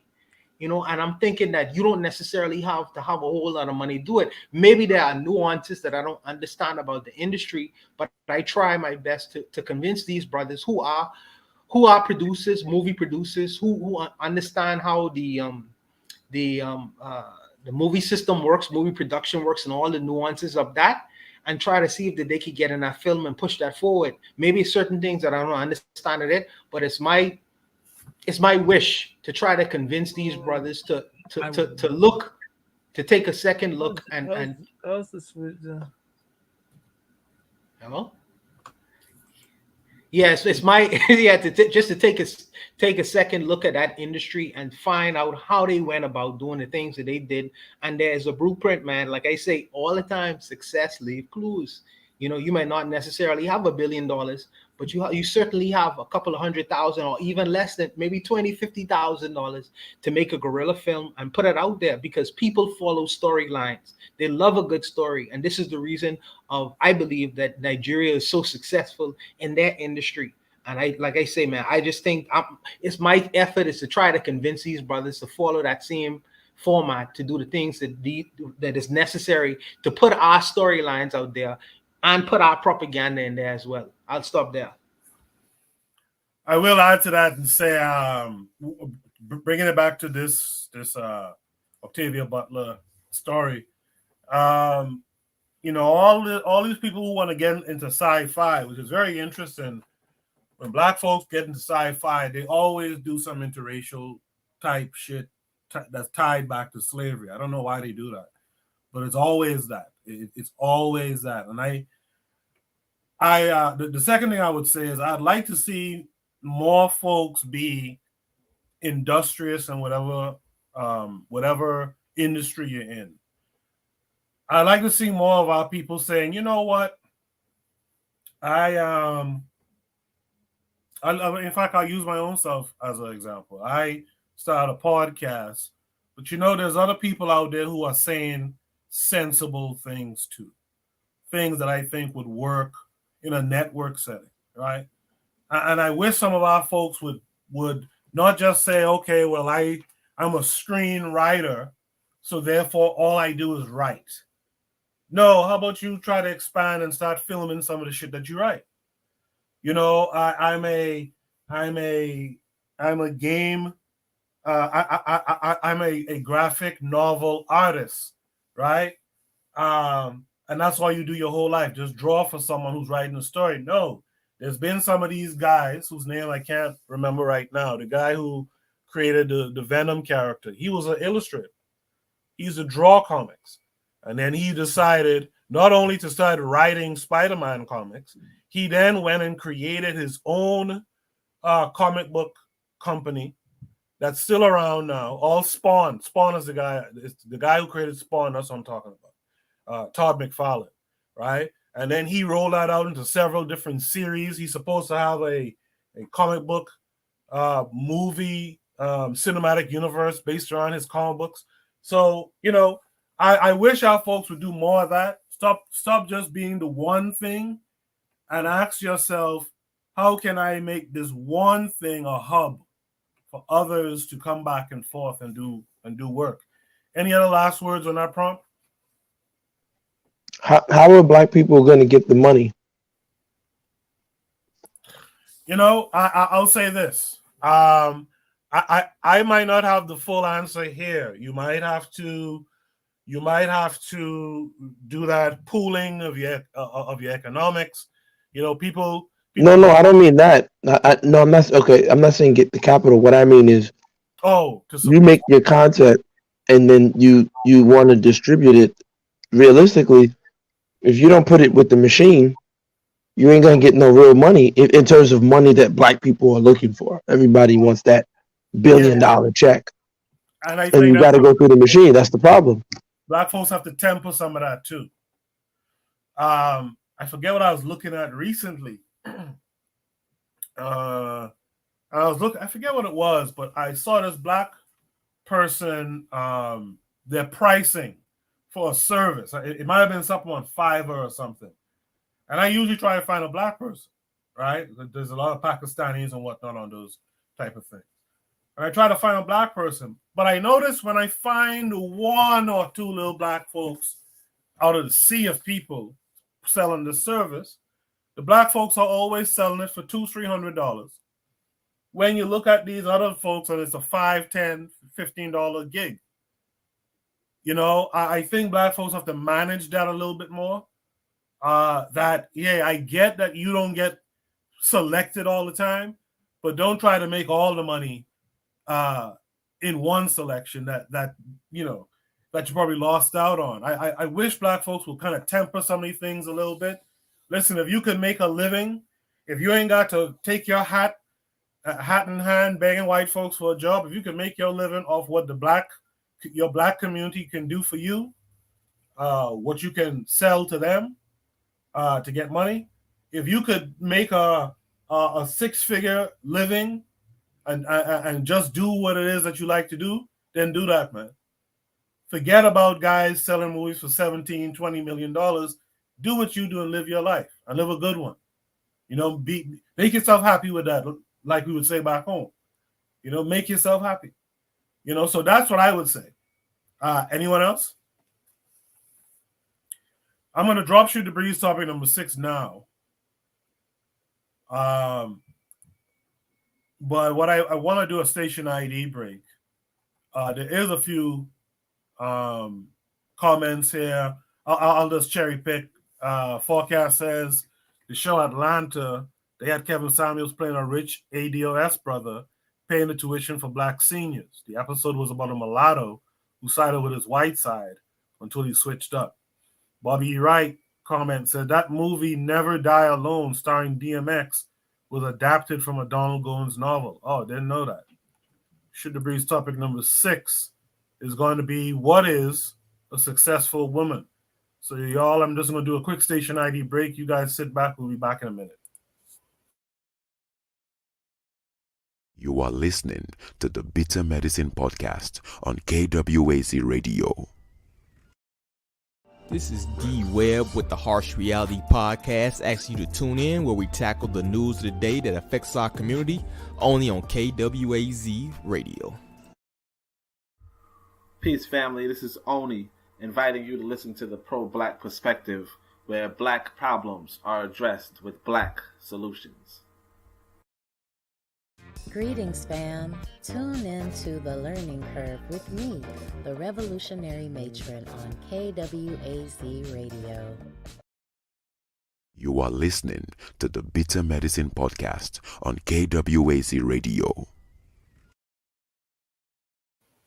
And shout out to the matron, too. I chatted via text with the matron today. Shout out to the matron as well.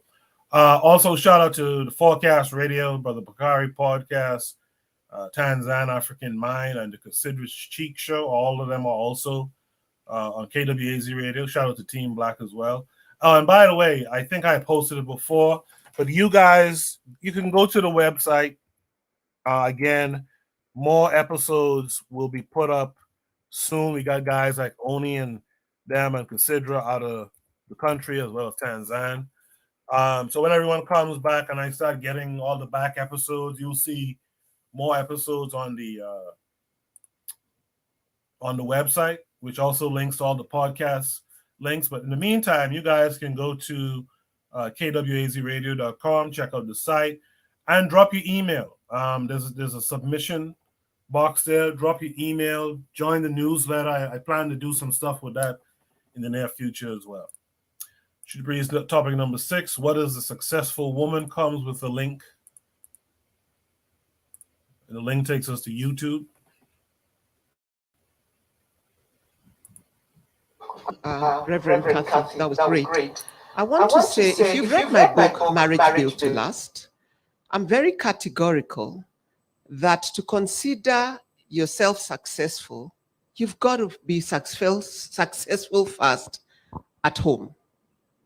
Successful first at home. And why I say success at home is that it doesn't matter the kind of family you have, single parent family, blended family, the traditional family, wherever you call home, that is the first success you will ever have.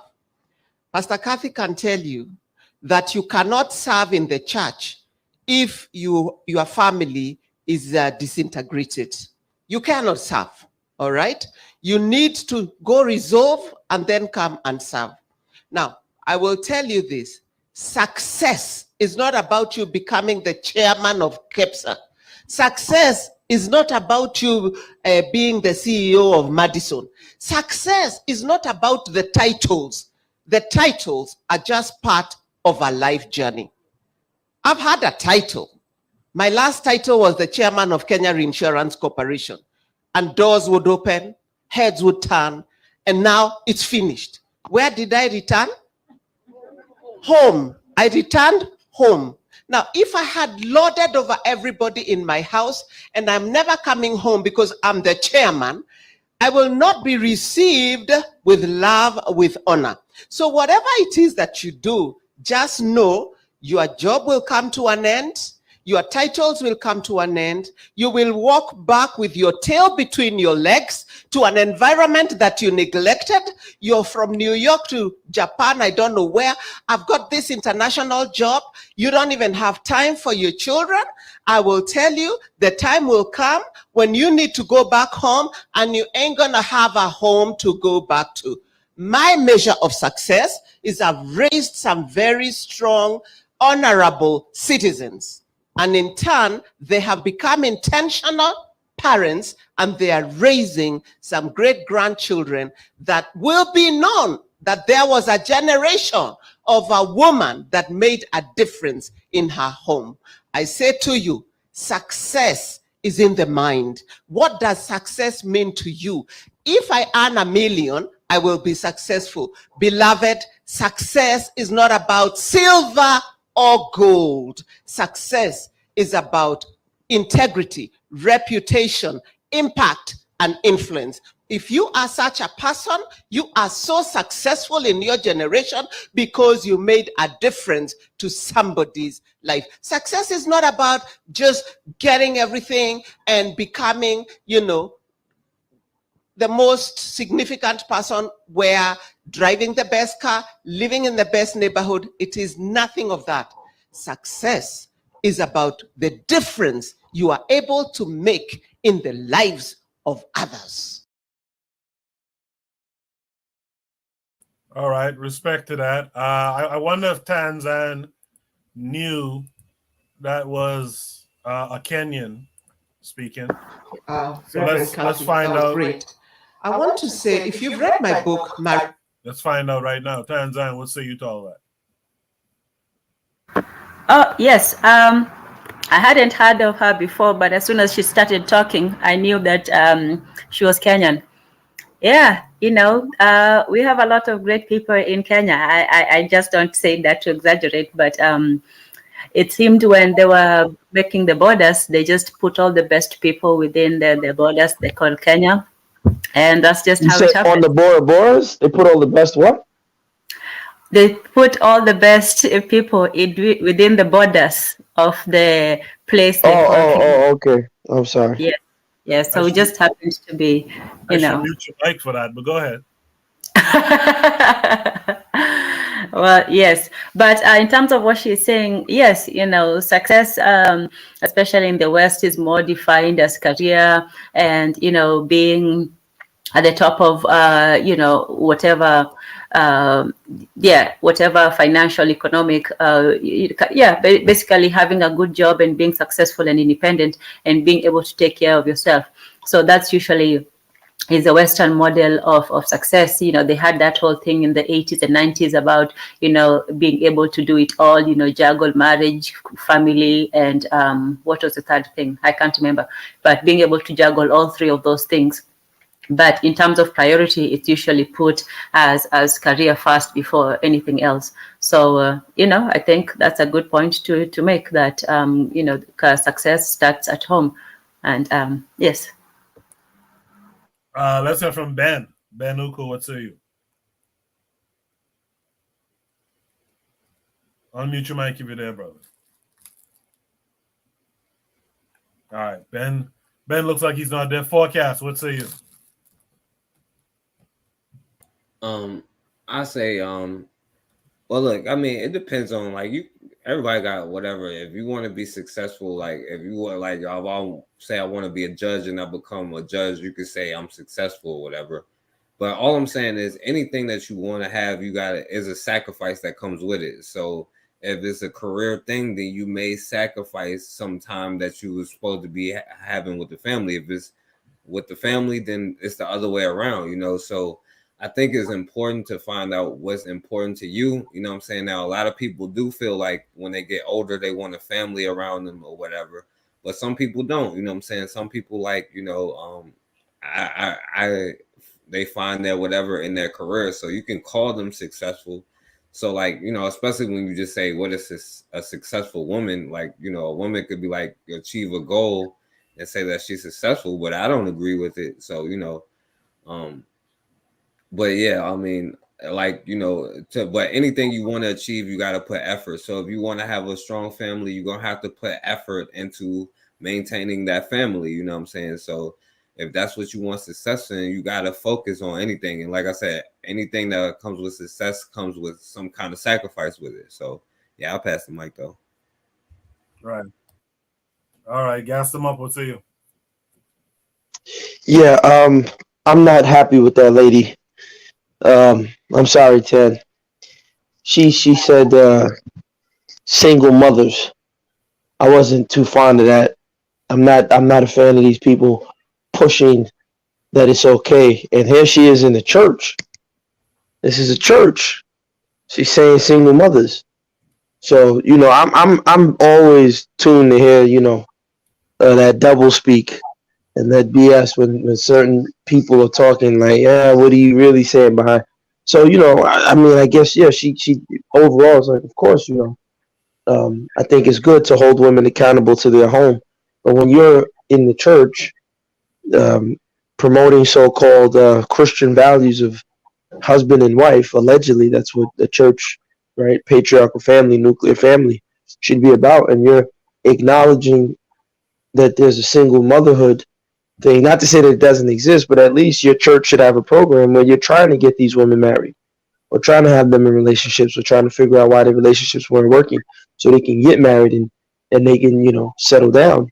Again, I don't know if she doesn't have that, but the way she said it was as if, you know, they accept it. So, Tan, you need to call your people and call her up and tell her to do better. Message from Gas Them Up. Okay, will do. For me, while I do agree with her overall message, and yes, I missed the single mother part, but when it comes to the church, that was the part I thought about when she talked about, you know, you need to go, you know, fix your family first before you come to the church and you know, leadership. And this has been something that surprised me over the years with this acceptance of female leadership in church, because I would think that if she's saying that, you know, don't put your career over your family, then she should say then, you know, don't vie for church leadership as well over your family. But in any case, it's been interesting that, you know, in the Bible it explicitly says that women are not allowed to lead, and there has been such a rise of female pastors and female leadership even in Africa. So that was just an interesting thing, because yeah, but that's just an aside. Shout out to the pro-black perspective. That's Oni over there in the East Africa. He says he agrees with forecasts. You need to sacrifice to succeed. Did Ben ever return? If you return, unmute your mic. If not, I might as well. Yeah, Ben might be asleep. Yeah, I might as well remove you so I don't get confused. But thank you for being here, Ben, when you listen to the playback. Is there any other last words anyone wants to give on? Oh, I'm sorry. Bana Hagazik, we didn't hear from you yet. Go ahead. No, shout out to Pro Black Perspective. He's really, you know, he's doing some things in Tanzania. He's meeting some fine women in Tanzania, I gotta say. But yeah, it's interesting because I would personally like to open up a weave factory in Kenya, because it looks like the weaves. Looks like he's becoming rich power the weaves in Tanzania. What's going on, Tad? That's not a usual representation. Yeah. Yeah, I don't know where they got this one from. You know, I would say they are very beautiful women in Tanzania. What she had to say has a lot. What she had to say has Kenya, sorry. What she had to say holds a lot of merit in my eyes. You know, I think that the women there have a lot of things in order in terms of what success is.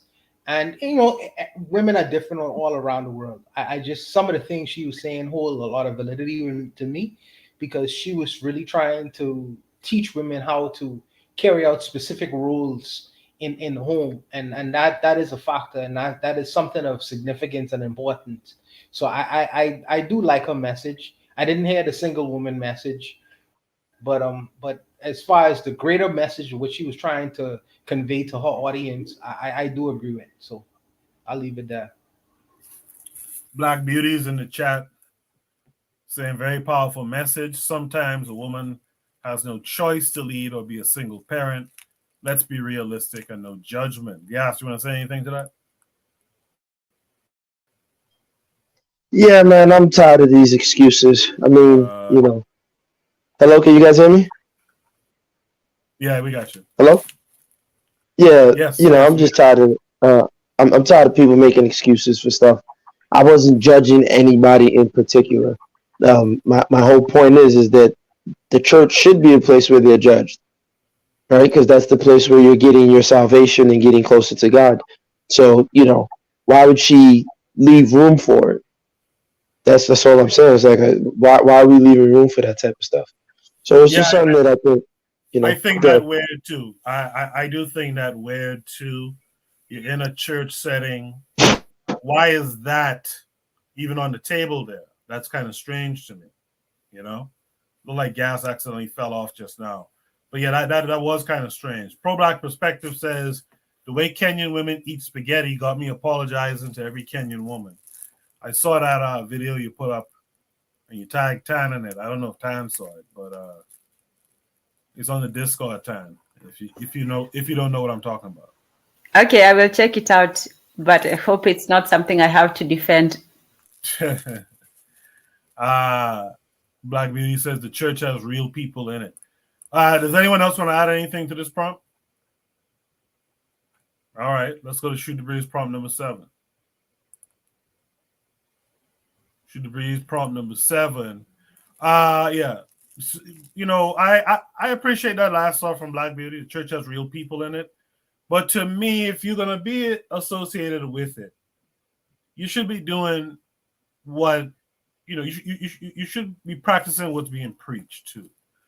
I really dislike these religious folks here. Let me go on my little diatribe. I really dislike these religious folks who you do every worthless piece of shit thing to do, Monday through Saturday up until midnight now, right?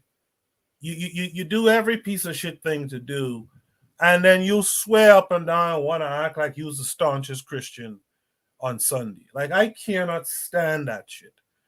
There's certain things, if you're gonna be so caught up in that stuff, at least live what the fuck it is that's being preached. Like, I'm so sick of some of the biggest cheaters and stuff. Let's be real, it's some of these church women. You know what I mean? Or the biggest whatever, right? Gossiper and all this shit. It's some of these church women, man. Like, practice what you preach. So while I agree they're real people, you should really be living up to what that institution promotes. Gas returned. We're going to Shoot the Breeze topic number 7, Gas. Shoot the Breeze topic number 7 says it is often touted that the African family is an extended one. How can we truly want to establish such a thing with this lingering mentality? The lingering mentality is in a tweet. The tweet says, some black people, the tweet is by King Roy, he is a blue check, whoever he is. He says, black people, the only people who think it is something wrong with living with your parents. That's why other nationalities, the whole house, got 800 credit scores, no debt, drive Benzes, and got thousands in the bank.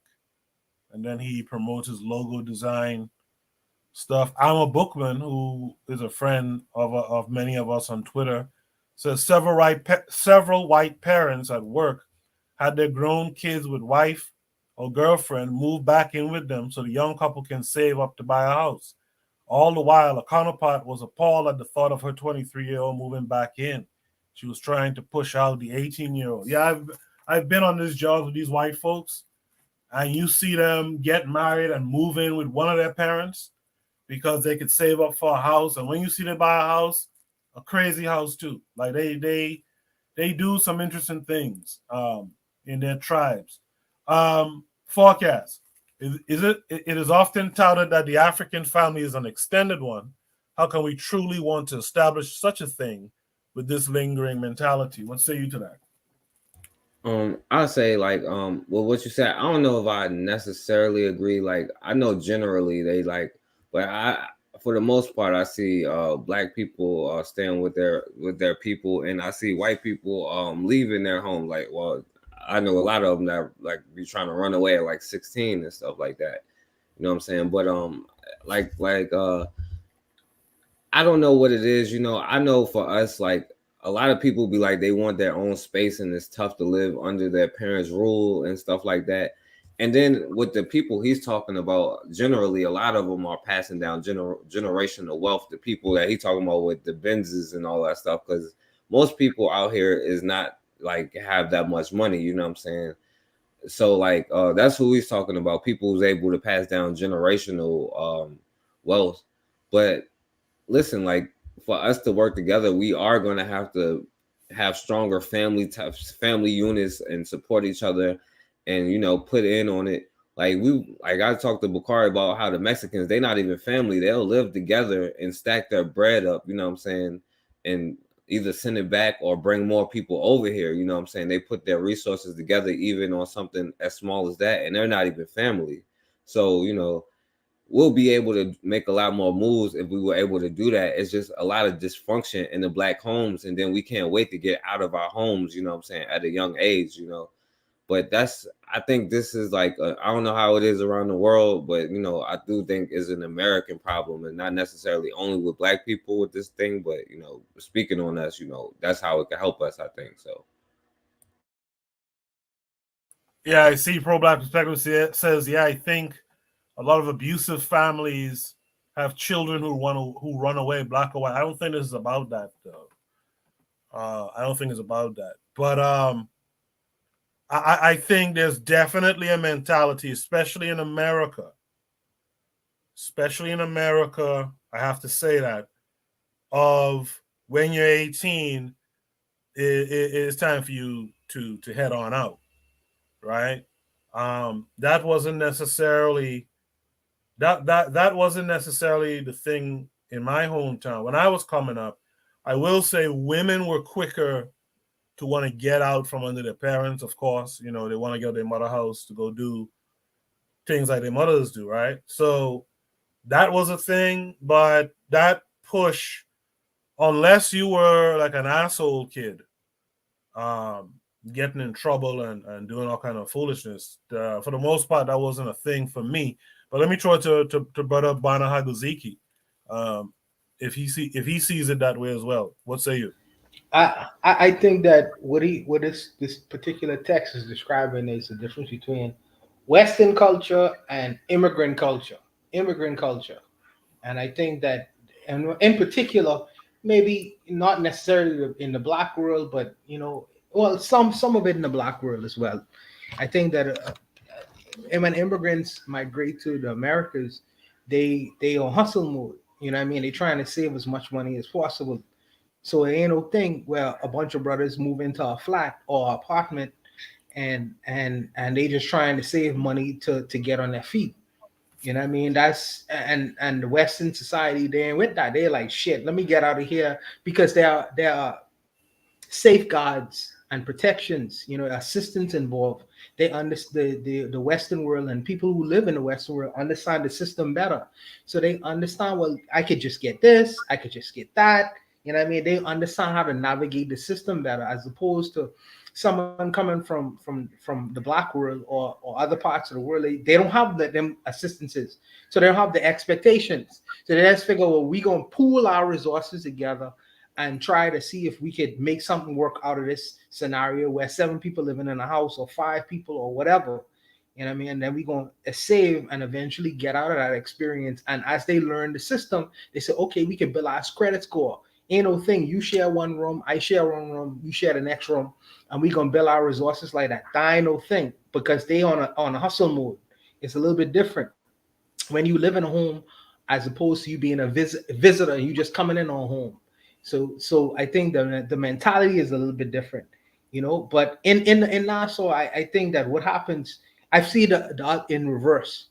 I see the women are prone to stay in the home longer than the men, because the women are only gonna leave when a man comes in, has a relationship, but he has to be secure financially. He has to either have a home or less an apartment, but has a home, some level of economic stability where she is prone to leave. So she would stay longer.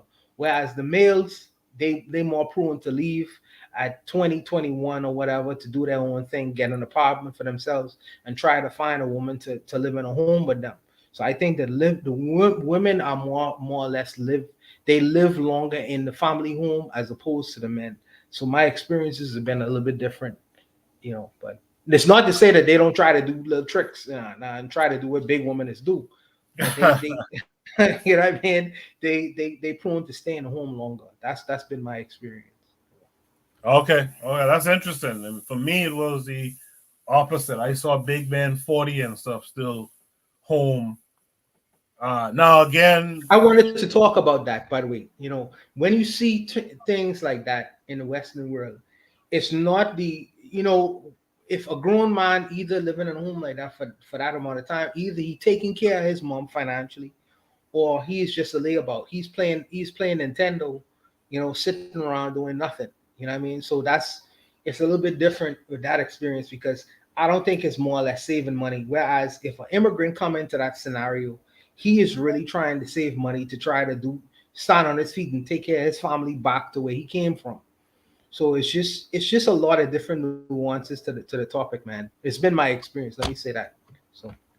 And okay, thanks for that. Tanzan?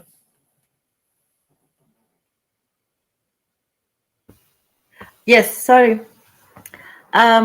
For me, I would say that the people who do practice it successfully, they practice it with a structure. It's not just, the last resort or, the no imagination thing that I think Black people sometimes practice, where, or white people increasingly, the new generation of millennials, they do return back, especially because the employment economically is not so good, in terms of prospects. So, just a general trend, people are moving back with their families. But I think the American system was one that, yes, at 18, you're supposed to be, given the tools. It's not so much that you're sent out into the world, you're just sent out, but you're given the tools that you need to survive. So, it's not like, oh, Bill Gates had to scrape on the streets to get where he was. He was sent out, but he was given what he needed. So that's the one advantage that, for example, white Americans have over Black Americans, that for a long time, even if they go and struggle out in college and they live the college ramen noodle life,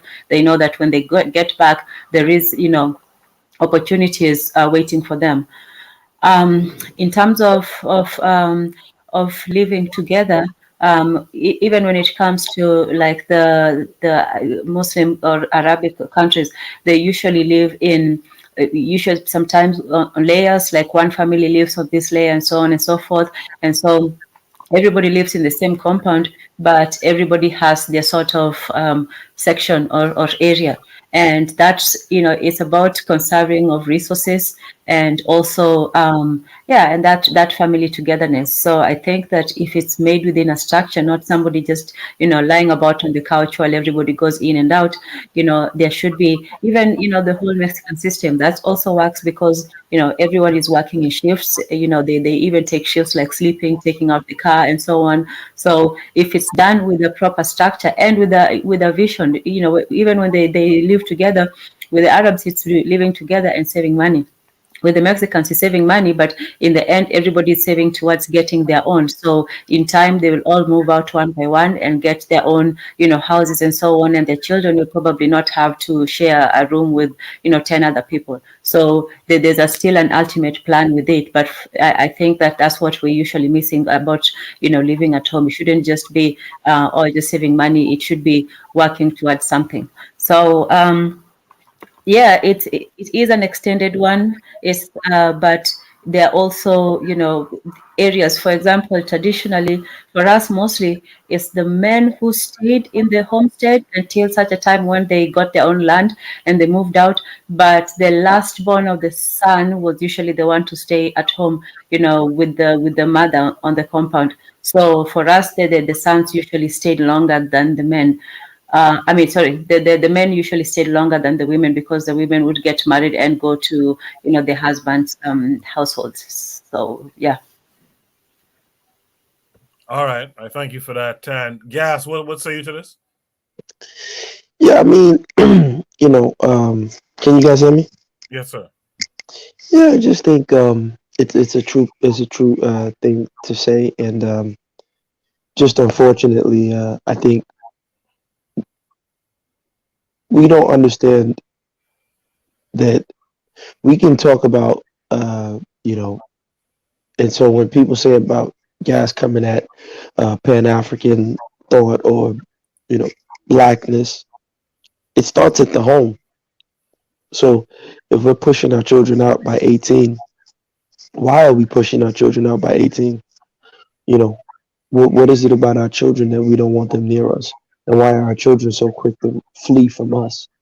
I think we don't know as a system, we don't have, for example, I believe you control your children until about 17. They have no say till about 17. Once they're 17, you kind of, hey, you grown. You should have taught them everything they need to know, right? And then now it's like, look, you're 17. What do you want to do with your life? And let's see how we can support you to get to where you want to do the things you want to do with your life. And that's a family effort, in the old days in my part of Nigeria, my part of West Africa, when a man, when he wanted to get married, he would have the community assistants. His father would call his uncles, and the uncles would call cousins. It's like, yo, let's chip in. Of course, he had to be a serious guy, not somebody that's just serious in the community. And I'll give you an example about that. I remember when I was younger, I was Americanized, and I went to see. I was with my grandfather, and so I told him, I said, Grandpa, man, you got to kick your kids out the house, man. In America, by 18, they out the house. And he said, no, He said, why would I take my children out? He said, no, they're for me. I have to see them, make sure they're good, and I want people around me. And I understand now what he meant. It hits me now what he was saying then. So I just think that we have to think of a practical way to do it. So let's say you have a son or two boys or two girls. If you can, if you and the wife are together and you're working together, if you have a house, maybe you take the backyard and you split it in half. And you build a small little, what do they call them? Mobile home in your backyard. Particularly if you're on the East Coast, put a little mobile home in the backyard for your son to be staying, so he can have his freedom and independence, but he's still within your compound. I think we have to start thinking like that. I've seen it. Funny enough, I've seen that that type of arrangement in the South. Ironically, when I was in Alabama, I saw a husband and wife who were separated. They're no longer together, but they own land, and the husband stayed on his part. They had big acres. They were in Livingston, Alabama, so not too far from Mississippi. They were about 30, 40 minutes out from Mississippi. But in that particular area, so the wife stayed on her plot and the husband stayed on his plot, but then again, they're separated. And the son had a house on the land, and the son's daughter, they just built her a house on that land. And I was like, wow, this is so beautiful. So you have 3 generations with housing on the land right there. And that's, to me, is Black economics. That's Pan-Africanism. That's Blackness. For me, seeing that, and that's, I think, the foundation we should be departing from. So yeah, I mean, let's stop pushing our children out the house. Let's stop making the house unlivable for our children. But at the same time, let's raise some respectful children. Let's stop thinking that the Cosbys and the Banks or the Fresh Prince are a good family. No, they're crappy families. They raise stupid kids. Children that I don't like the word kids because kids are goats, and goats get sacrificed. They raise stupid children, so the children were not serious children to function in a society. So, I'll stop there. Yeah, I think we still see some of that in the Caribbean too, where families live generations on a piece of land, and even especially in the out islands, but even in the capital, um, you just made me think of this situation. I remember where it used to be kind of common to have a house, the main house, and have what's called the little house on the side or behind the house. And a lot of times, I could remember this particular family, forward facing to the community. They were, church and whatnot, supermarket, market. They were, a married husband and wife, but the reality was the husband was living in the little house in the back of the house, and I used to see him there. So yeah, so it's kind of funny. We kind of had that one time ago. Does anyone else want to comment? Notice ain't leave the house though. No, I think that what Gas described, I personally think that's not a bad thing. I think that having a compound, one of the things that when I watch Nigerian films, they talk about, and I dated a Nigerian girl. They talk about having a compound. Yeah. And a compound is, I mean, you could have generations within that compound. Don't necessarily mean you have to live under one roof, but the compound is big enough to cause many other generations and different people to come in to exist within that familial space. So I think that is not necessarily a bad idea. I personally think it's a good idea. And I think that you have to have enough money to do these kinds of things, man. But I personally think it's a good idea. I don't think it's a bad But that's idea. where the community everybody has to work together. The ego is what kills all of us, right? I, I I don't like to watch sports too much, but the World Cup, for example, and I'll make my point. I'll show you guys why I'm bringing it up. When I look at the African footballers and then I compare it to the Argentinas, the Brazils, and the other European nations, there's no real difference in skill level. The difference is that typically, not always, but most of the time, you see a less selfish gameplay from the non-African football teams. What do I mean? The African guy or the Caribbean guy will take the soccer ball, run down, he dribbles. Now he has the defense collapsing on him. Instead of him to pass that ball or put a cross through, he wants to shoot for goal. Now the European guy will get the defense to collapse, cross, and make the pass, or try to chip the ball in as the defense is collapsing on him so his man can be open. It's an ego-less form of playing football. But the African way is aggression. I have to be the star. It's all about me. And I think that's what kills us. So in Nigeria, it's funny because everybody gets on these panels and they talk crap about the Northern Nigerians. But I say it all the time. They're the ones with the real culture in Nigeria. Because see, all those ones you see that you guys run across that, go to your universities, they go to the UN, they're all a bunch of whitewashed people. They're running away from Nigeria. But the northern ones who are Muslims, they're the ones still holding on to the culture. They live as a community. I've seen it. I see it every time I'm in Nigeria with my own eyes. They stay together. You touch one, you touch all. I was with my lady, like I said, man, it was a big riot. I'm trying to get away and, it's stabbing and they go crazy. It's like, but because one of their guys got killed. And literally for 4 days, you couldn't find one of their Bora Bora, or we call them Okada. You couldn't find, they took off, they did not get on the streets.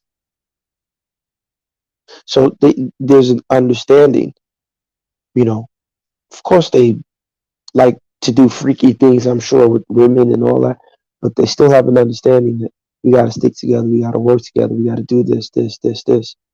And so, to your point about the money, Bwana, I've seen them pool their resources and they'll stay in an uncompleted building, bro. Now look at this.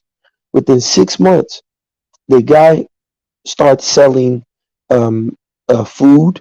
So he might make some fried eggs and noodles and other things. Then he makes enough money. He adds, soft drinks. Then from there, he goes to a much more better establishment.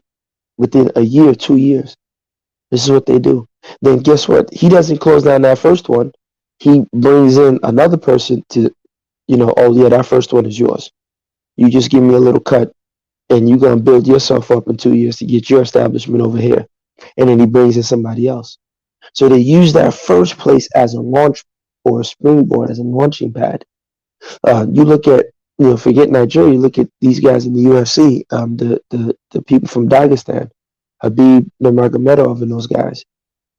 Habib was still living with his father. This is the world champion in his weight class in fighting. Still living with his father and his wife. Of course, his father gave him his own section of the house. So we got to do better, and it goes back to control, structure, order. Nobody's bigger than the program. I'll stop there. Thank you for that, Gas. No, I 1 second, all right? 1 second. I see in the chat, Brother Bakari says he's having technical difficulties with StreamYard. He can't come back. Yeah, StreamYard has been acting funny. I've been watching other content creators have issues with StreamYard. Sometimes on Shoot the Breeze, I think it's my computer, but I come to realize it's StreamYard. In the chat, Trigapi262 said, architecture becomes an interesting thing when it comes to how families are formed.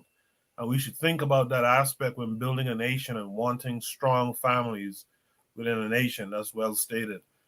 Pro-Black perspective, I guess he's asking this of Gas and perhaps Tanzan.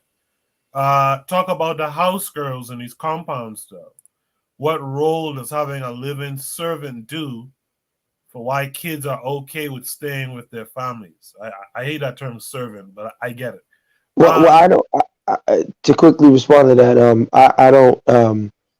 Again, these are the ones who grew up with a house girl are the ones you guys typically run across. These rich, well-to-do, they're the ones who grew up with servants and house help in the house. There's the mother and father. The average Nigerian is not spending money for house help. What often happens is you have a large extended family that comes, so cousins. And then again, we don't use it, now everybody's using it, but we don't use it. It's just brother. That's my brother. We don't use cousin and stuff like that. I mean, now they're using it because everybody wants to be fashionable. You see these stupid kids, hey bro. I tell them, yo, listen, I'm not American, dude. Don't ever bro me. We're gonna greet proper. But like with my grandfather, we didn't have no house girl. Like there was all my aunts and uncles and cousins and everybody. It was like 40 people in a big compound. It was a 5-bedroom apartment, and so the boys had the boys' room. His wife had her room. We had 2 guest rooms. Of course, people stayed in there, and he had his room. And so it basically, and then people would sleep in the living room too. So everybody had things that they had to do. So the older ones organized it. So my grandfather would wake up and say, look, you guys need to make sure this, and this is taken care of. And he would delegate it to the older ones. The older ones would say, okay, cool. You come here. You clean this, you clean this, you clean this, you do this, you do this. That's your duty for the day. And he didn't care how it was done. Just do it safely. He don't want to hear no noise, and it gets done. Now, if someone says, I don't got to listen to you, Grandpa. Shut up. Well, I mean, you wouldn't say that because then they'd be on your neck. But the fact of the matter is that man has spoken, and we have to do what he says. And I think that's what needs to be implemented. So I don't know if Tan has anything to say about the house girls. I don't see any issue with the. Go ahead, Tan. Well, for us, we had house girls, but it was not necessarily a matter of, being rich, or that most people, if they had some, especially it was an unfortunate relative, maybe they lost their family, or maybe their family was traveling and couldn't take care of them, or so they usually took someone in, and then somebody would help with the household chores, but they were not looked down on. They would do some of the work, but everybody had work to do. So it wasn't as if all children were supposed to be sent. So they always told children about doing work and stuff like that. But that's how a lot of people had, help from relatives. And I think it went far, but it wasn't looked as if they were, less than. And the interesting thing is that, we don't have a word for cousin either, so they would be just part of the family. They would eat with the family. They would do everything that the family would do, and yeah. So, but on another case, that they would have their own place to sleep. So the children, they would be the main house would be just for the mother and the women children. And then the houses at the bottom or on the sides would be for the boys and the boys. But for the females, maids, they would have their own room that they slept in, and then the other female sisters would sleep in another room. That was, I think, the only distinction that I knew of. So so it wasn't necessarily somebody who was rich. It was usually helping someone who was in a difficult situation. Yes, Yeah, I don't. Go ahead, Tan. Go ahead, finish. Yeah, not to say that there, some people did not, maybe not treat them well, or there were not instances of that, but it was usually family, so you wouldn't do that in the first place. It was usually taking in, like your children, of a relative or something like that, and only for some time. And there were also people, for some reason, there were also children who would just go live with a different relative. Like I know my grandmother, she lived with all kinds of relatives. People would just come and live with her, and they had both parents. It's not like their parents, or they were running away. Like their parents would come and visit, their children, and say, "Oh, my child wants to stay with you," and they'll just stay, and they'll just be part of the household. So yeah, so people just had that. And then she also had some of her children just go and stay with my great grandmother for some time, for some years, and then they would come back, and yeah, it was a very fluid system, I would say. Yeah. So it's been my Buana, do you remember having house girls back home? What's been my experience is that we used to have cousins come from the family islands. Yeah. Some of them was older than us, so when they would come and move in to our homes, and because they was much older, they would take on responsibilities like washing dishes, things that the older children used to do for the younger children. It was kind of like in that format. But it's also been my experiences in terms of Pan-Africanism. Let me say this too. I have to say this. My dad used to hire a lot of Haitian migrant workers, and he would treat them as if they was like his right-hand man, his right-hand man. Anything physical that he needed to be done around the home, he used to do these kinds of things. And let me say this, he used to pay them to do these things. And where else would they find work if not he didn't give these people these opportunities? So it's not just because some of these people will be broke, some of these people coming from nothing, and to allow them an opportunity to make a respectable salary where they could send money back to Haiti. That was his own way and form and measure into assisting these kinds of people. So you're gonna have these kinds of situations happen. Now there are abuses that happens with these arrangements with house girls and things like that. Some people sex off the house girl and do all kind of weird things. But it's not been my experience in watching these things, and the fact that there are the diaspora, we have a lot of issues, economically and different things. And as Black people, we do share, we do integrate, we do create our own special relationships that assist the community. But I personally see that the compound experience is not a bad one. I think that is, I like that experience because whatever money you make, it goes back into the pot of the compound. And it only creates a situation where you make the compound better and the people who exist and have to live within that space. You know what I mean? No hoggishness, nobody taking too much of nothing, because ultimately, at the end of the day, we are trying to advance ourselves. So if you become successful, you put money back into that pot. You know what I mean? To assist someone to go to school, to assist someone with medical bills, to assist someone to etc. etc. etc. So I think that this is a way we figured out when amongst ourselves to improve our circumstance in the so-called Western world. I don't see it as a bad thing whatsoever. But I think that there's always been the extra family member, the extra person coming from an outside, whether he even be a Bahamian, he may be a Haitian. That's been my experience, coming in to assist. If the man with who have a little bit of money is able to spread that money across the board to help another person or help another family, I don't see nothing wrong with that at all. And I don't see nothing wrong. It's not harming him. It's only helping the community become better, I believe. But I don't see it as a bad thing. That's why I was saying in the recent past, I was saying, the more I'm learning about the structure, the more I think we need to get back to that family thing. We need to organize by families. And what I mean by that too is you as a family start the rules of the family when you start creating your family, and expand that as you extend it and expand it as necessary, going down the line of towards cousins and all this. Absolutely. Absolutely, and as much as your wallet could dictate, because you can't do what you can't do. You know what I mean?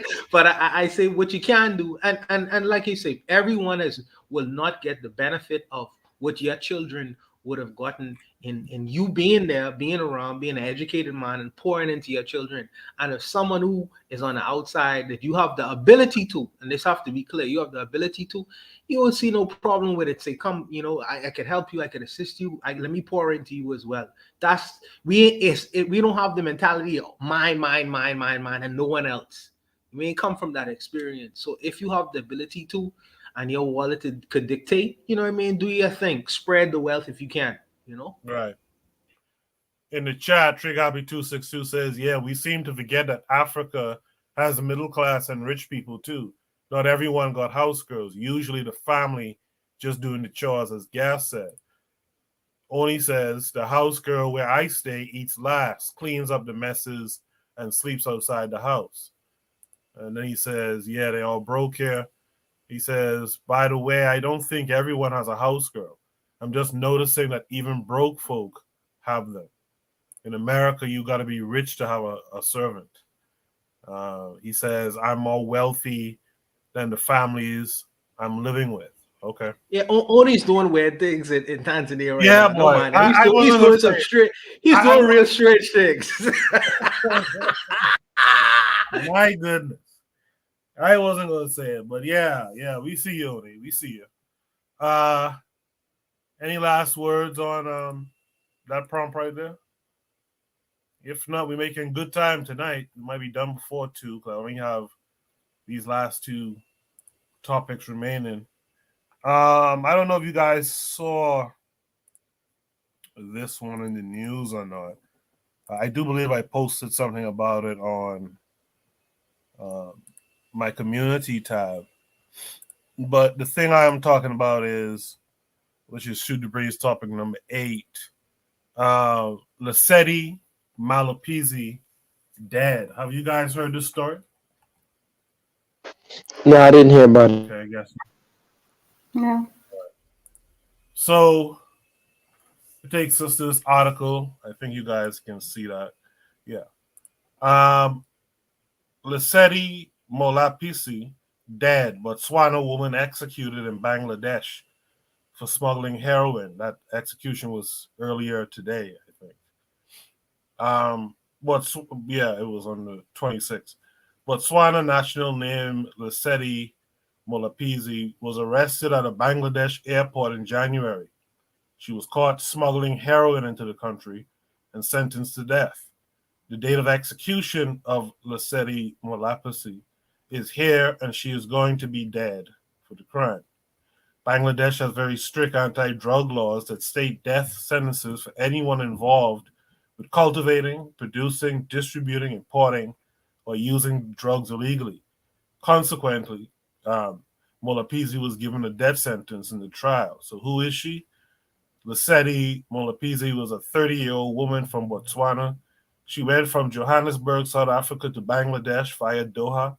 However, she was carrying heroin in her luggage and was caught at the airport. Molapisi was arrested and kept in Bangladesh prison as her trial continued. Following that, she was given a death sentence. She couldn't return to her hometown in Botswana. Her case was highlighted by international media as an African getting punished in an Asian country. So what happened to her? She arrived at the Hazrat Shah Jalal International Airport in Bangladesh on Qatar Airways flight from South Africa. She was dressed in white and wearing a medical mask. She didn't have a lucky day as her arrival coincided with an alert at the airport that the place was being used to smuggle narcotics. Subsequently, she was intercepted in the Green Channel and her luggage was searched. Upon search, 3.146 kilograms of heroin was found concealed inside. The Botswana woman was arrested on the spot for carrying prohibited substances illegally. She was then tried and sentenced to death by the Bangladesh court. Lesedi was scheduled to be executed on Friday, November 25th, 2022 in Bangladesh. The Bangladesh court decided that she was to be given a death sentence for smuggling heroin into the country. Going by this, Lesedi is likely dead by the time you're reading this post. Yeah, so that's the story of this young lady who I had not heard about until the day of her execution. Do we have to be concerned? Because I didn't hear much national outrage. I'm not from Botswana personally, of course, but I didn't really hear it in Pan-African circles anything about this instance. And I asked that because, did anyone really fight for her? Is it possible to try to fight for her? Or do these people have that sovereignty thing stitched up so nicely where they define their reality so well that you can't even, fight against them when a crime like that happens on their land? It's just very interesting to me. Tanzan, what say you when you hear this story? Wow, it's a very sad story, and yeah, it's sad that we're learning about it after it has happened. I just wish that we had the same strict, law in our lands for outsiders that they have for us. Absolutely. We know. Yes, we know when we go to their lands how they treat us. Even with that whole Brittany Griner, whatever. You think that a Russian who was doing something in America would have been treated the same for that offense. If it was a violent crime or something, yeah, but that's not how they treat others. They're treated in other people's countries. So once you have that sovereignty, you have the power. The Chinese have the power to treat the Africans in their countries as terribly as they want, and yet when they come to our countries, we give them all the leeway that they want and need and not even require. But so we also have to be protective of our people and also be out there, because even Africans, we out there just our embassies are not for for the people. The way when you're American, you go to the embassies like this is part of the USA and you feel like you're protected. For us, in most of our embassies, it's just a place for you to fill forms and to feed a few people who've gotten a chance to go abroad and work. They're not places where you seek help. So that's why so many of our people, even when they go to other countries, they can't really find that support that they're looking for, and they can't go back to their people if something happens. So you're just left on your own, really, pretty much. So, knowing that, we really have to be more careful about how we, operate outside of our spaces, outside the places that we know. Yeah, like that young lady in Mexico. Even if you knew your friends, you're going to a place where you don't know anybody. If something happens, you don't even know the number to call. Even if it's not your friends turning on you, let's just say you get sick. What are you going to do in a foreign land? How are you going to get around? Who, just simple things like that. You have to think twice about what you do if you're not familiar with the places. So the world is a difficult place, and I'm sorry for the young lady, and yeah, but that's the thing. She shouldn't have done that. But at the same time, it's not something that you'd think it was worth her losing her life over. So, yeah. I appreciate that. I appreciate that. Mr. Untouchable, what say you? I would say that there has been Americans who have been executed for the trafficking of drugs in Asian countries. There has been, and I Asian think that countries, yeah.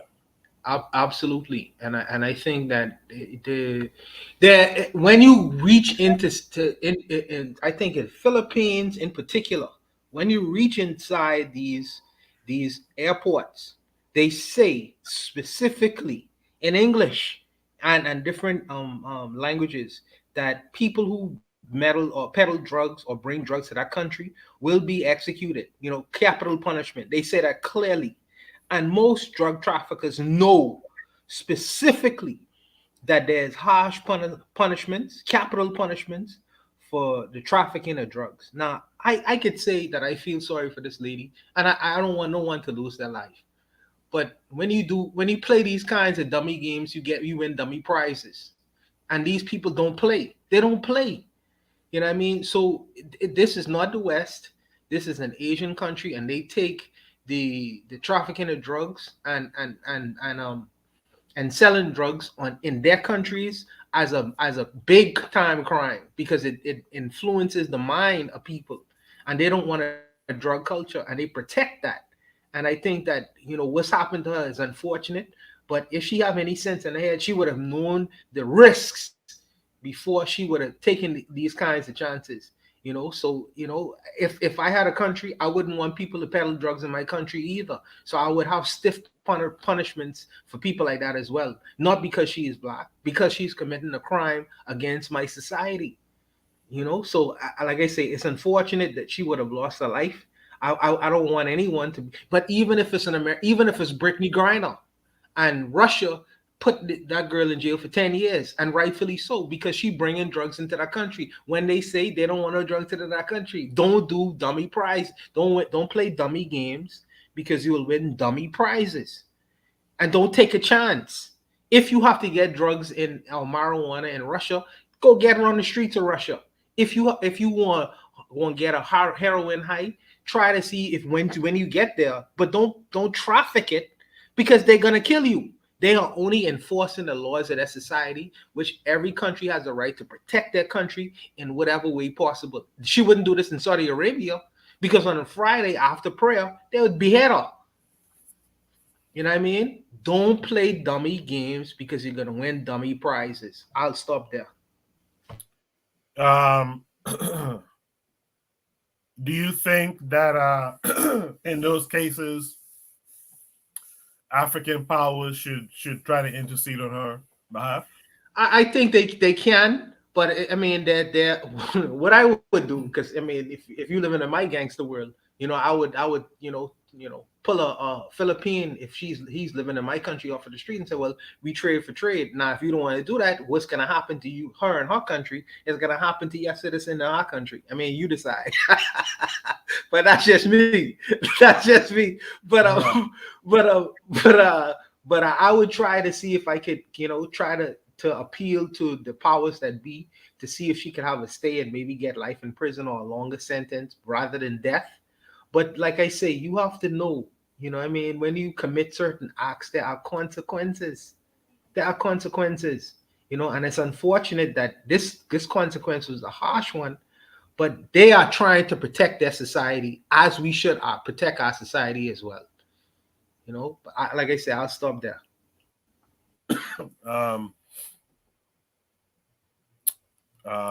Pro-Black Perspective says England took over China with drugs. It's a good point. Diplomacy. This is Octavia speaking. Diplomacy, we should always appeal for our citizens, even to punish them ourselves. I actually like that. Yeah. I like that.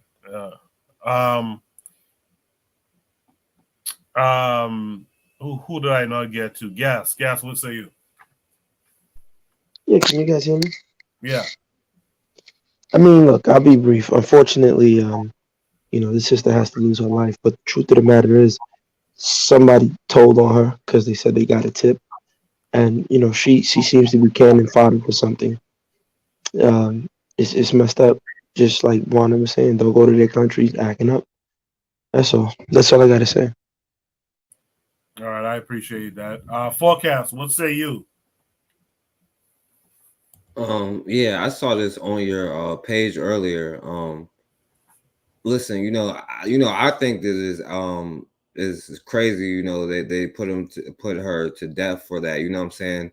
And I'll pull out my inner Bawana and gas them up. You know what I'm saying? Like, we don't have the ability to protect ourselves. You know what I'm saying? So when we go to these other countries and stuff like that, and we know around the world, the darker you are, especially if you're perceived as a Black person, you know what I'm saying, you're going to get harsher punishment. Even if they say like racism is only here, it's not, you know what I'm saying?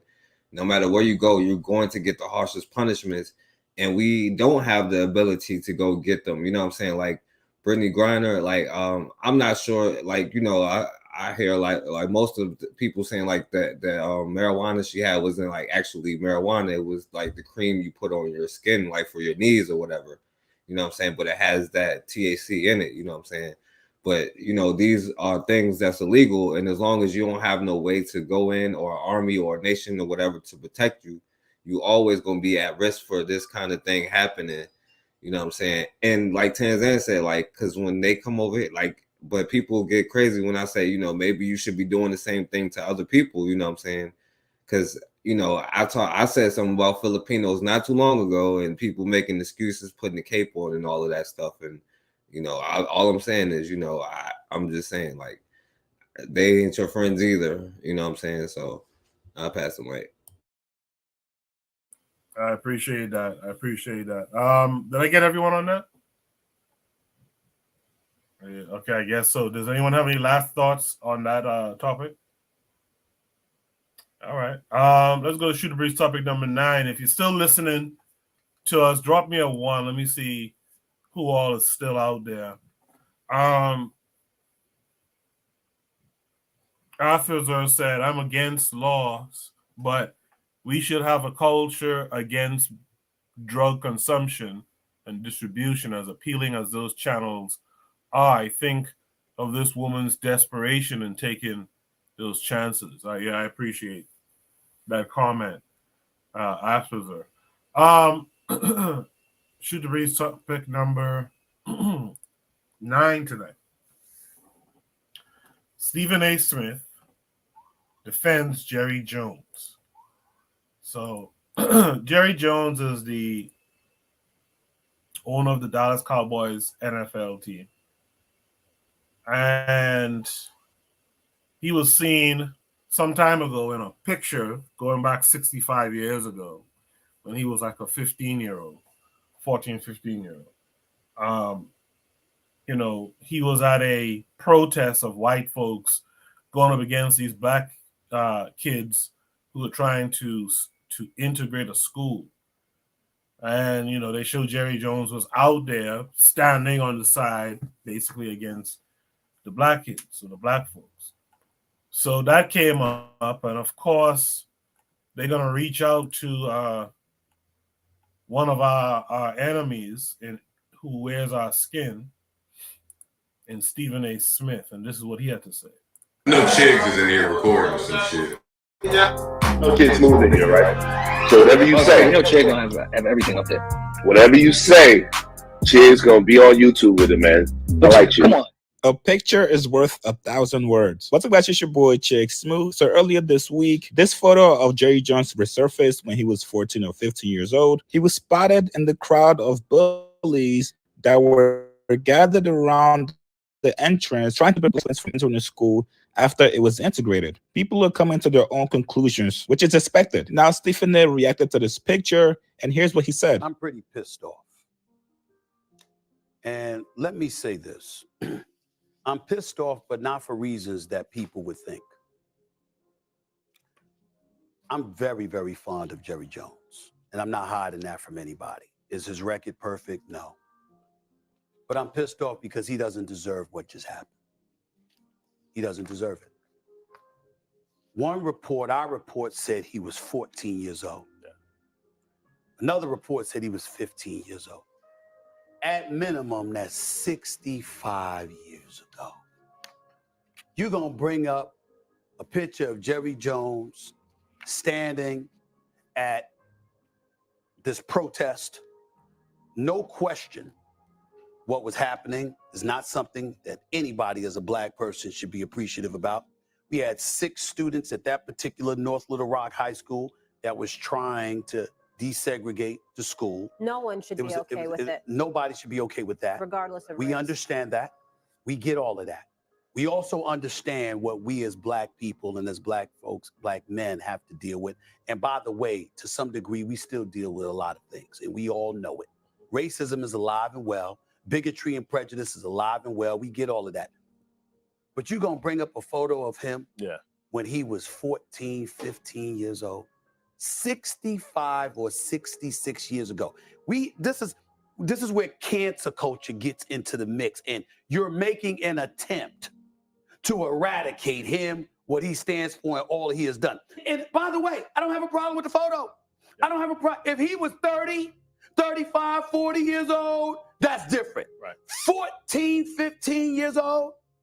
14, 15 years old. Right. But we're going to lean on somebody when he was 14, born and raised in the South, and we're going to pick it up 66 years later to say, you know something?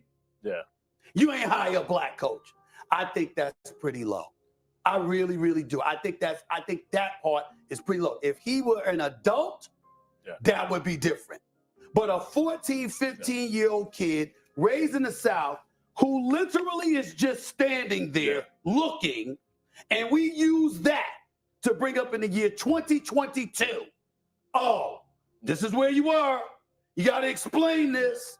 Now, I'm not mad at Stephen A's response. The only thing I thought he was missing was accountability. The same accountability he's been wanting Kyrie to own up to everything he did. It's bad enough that people already feel like Stephen A defends white people more than he does black athletes. If Stephen A could have just asked some questions like, hey, even though I'm pretty fond of Jerry Jones, is he still the same person? Because I'm sure we all know some people who have never grown regardless of their age. So just because you're 40 or 50 does not mean that your mentality is that of a 40 or 50-year-old. So this is Stephen A failing to keep the same energy that he does with black players. Now, you guys all remember the Capitol riots, the people that stormed the Capitol. Imagine 40 to 50 years from now, one of those people that went to the riots is now an NFL owner. Don't you think it's worth asking, what were you doing there? Why were you there?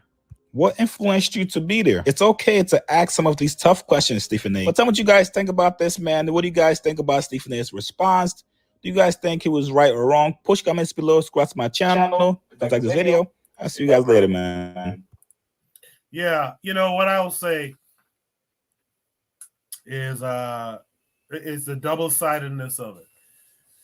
If that same picture had Jerry Jones on the other side, you know, the side where black folks is facing the white folks, they would applaud him. I talking about how he was always so embracing of black folks and all that stuff. They would have applauded him, even though he was 14, 15 years old. They'd be using that right now to make him like the civil rights leader of black folks. You understand? So that's the thing I don't like. And Stephen A. Smith, them know that too. That's how they would have painted it. So now we find you on the side of all them white folks. Yeah, what are you gonna do about it now? We don't care you're 50. What you gonna do? Where's the 6-point plan for you now? And that's the thing that we ain't taking stock of at all. Where is our giving him his 6-point plan now? I'll go to gas them up first. Gas, what say you? Yeah, I mean, look, can you guys hear me? Yeah.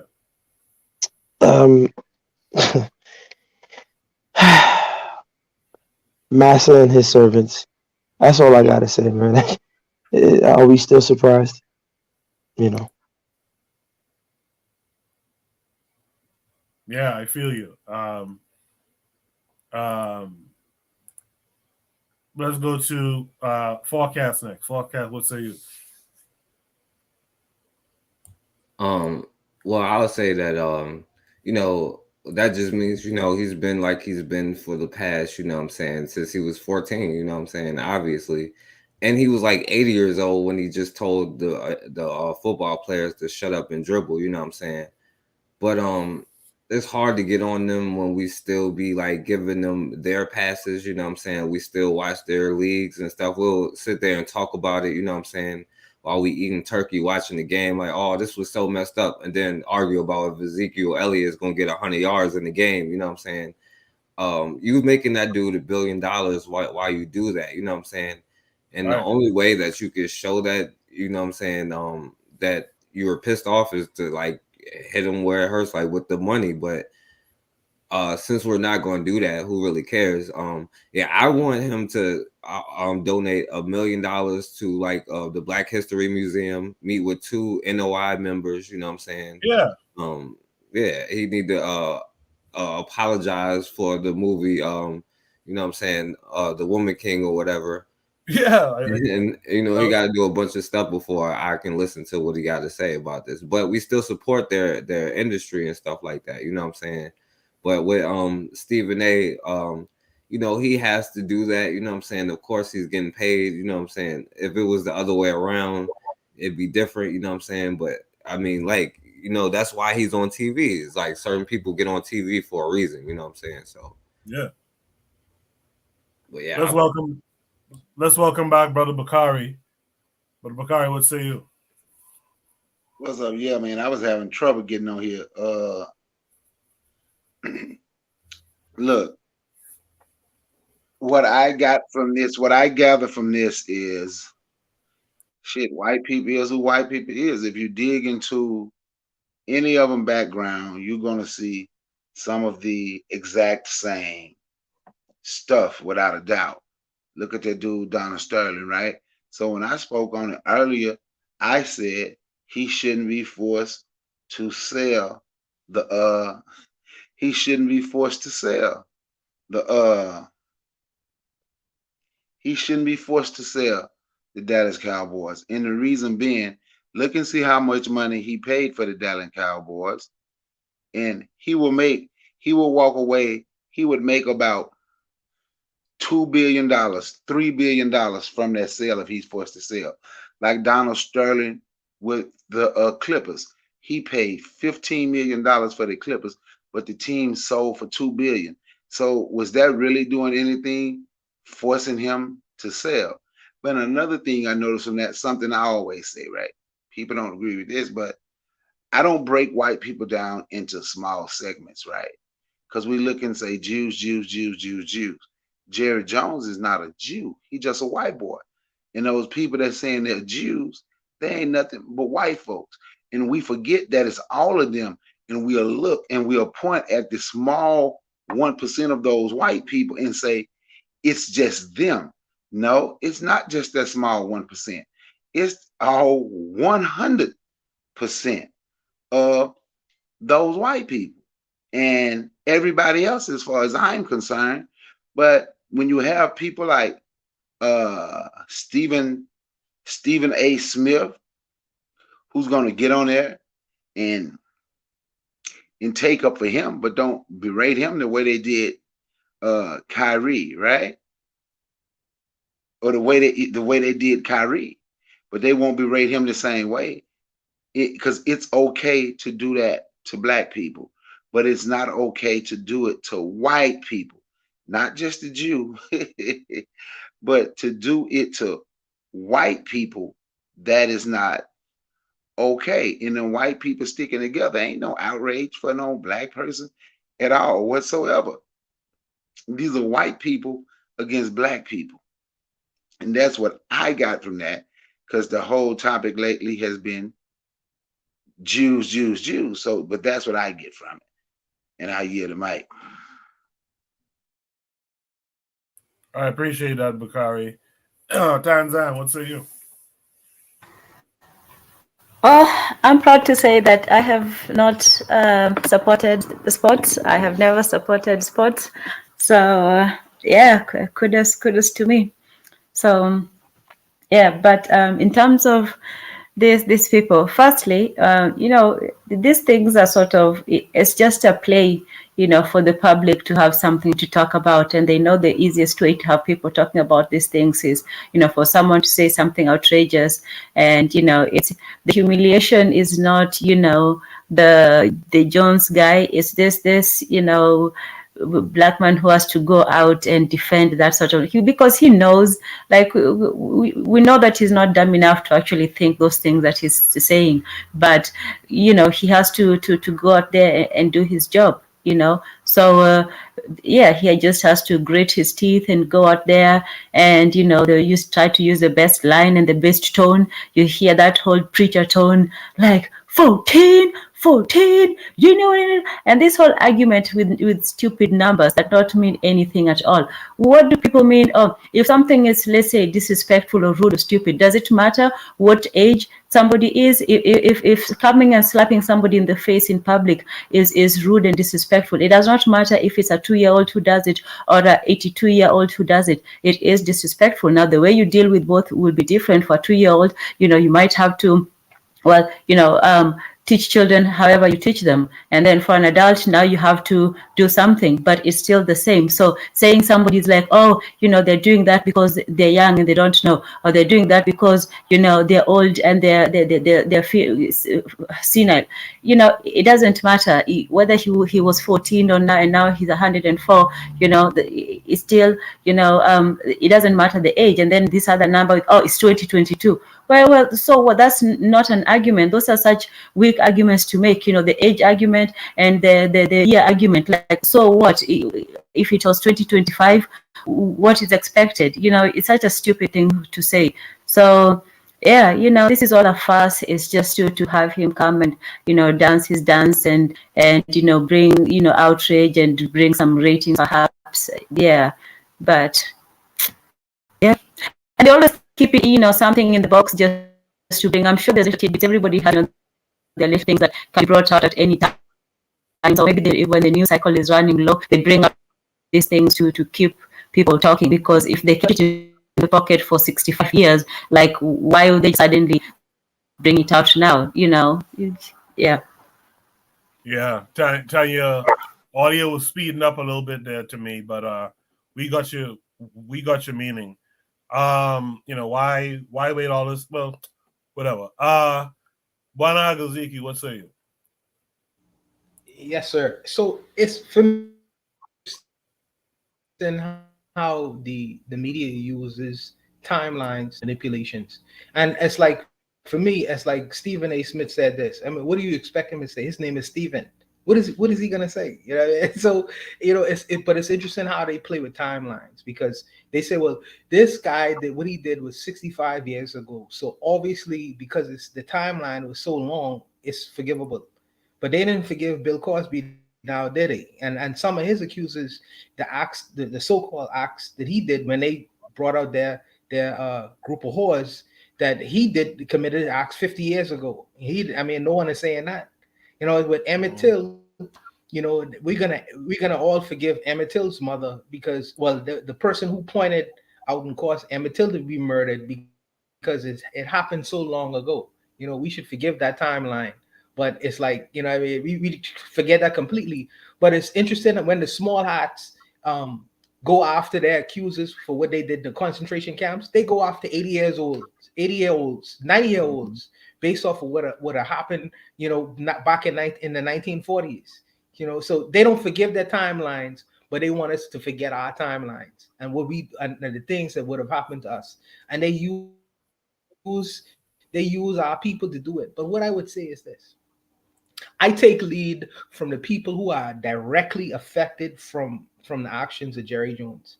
And if the players are going to continue to play for him, are going to continue to support him, then who cares?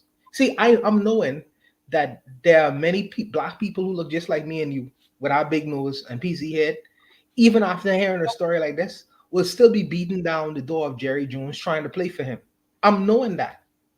So I'm like, I'm indifferent about the whole atmosphere. This we gonna castigate Jerry Jones and make him look like whatever he is, because people are gonna continue to watch, people are gonna continue to play for him. He's still gonna receive long lines out his door, people begging for an opportunity, people who look just like me and you, begging for an opportunity and a chance just to play for his team. So what's the difference? What's the difference? Until we get on so-called code, when you talk about Neely Fuller, and follow up on the things that we always talk about and complain about, then what's the difference? What's the difference? I'll stop there though. Yeah, I appreciate that. Does anyone want to add to that? No one? Okay. Let's go to Shoot Breeze topic number 10 tonight. Last topic for tonight. I have one more thing that I want to say before you go there. He was talking about timeline and age. When you talk about a rite of passage, people get a certain age. He knew exactly what he was doing at 14, 15 years old. He spoke about it, I'm not sure. I was just curious. Didn't know exactly what was going on. 65, that's how he talked. 65 years ago. He knew exactly what he was doing at 14, 15 years old. Exactly what he was doing. That was it. I get it, man. Hey, Bakari. Hey, who won the Cowboys game the other day? The Cowboys. He knows.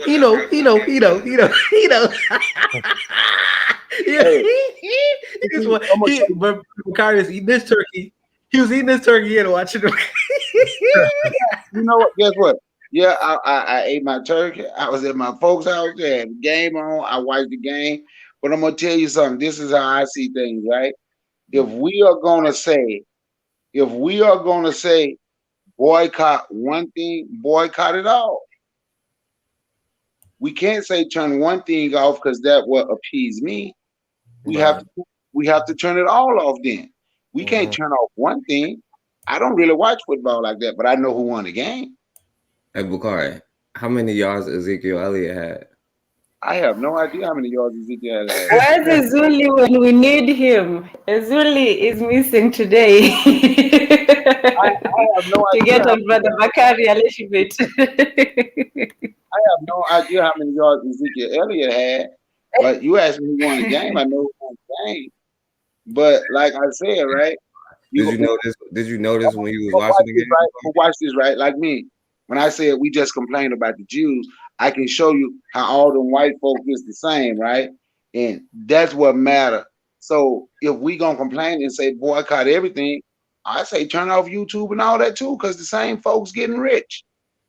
We can't accuse them of saying they still gonna play in their leagues when we're still using their stuff too. It's almost like a double standard where it's okay if you're not rich to use it, but if you're rich, you shouldn't do it no more. That's my take on it. Bakari, if you just want to watch football, come on, brother Bakari. You ain't got to pull us in, y'all. Come on, bro. If I never make Smith and Wesson before, Smith and Wesson gun before, but if I take the Smith and Wesson gun, which was probably created to destroy me, and I destroy him with it, you know what I mean? That's not the same thing, man. Come on, man. So I should destroy the Smith and Wesson gun because he make it. No, I can use it against them. You know, but these brothers ain't doing that.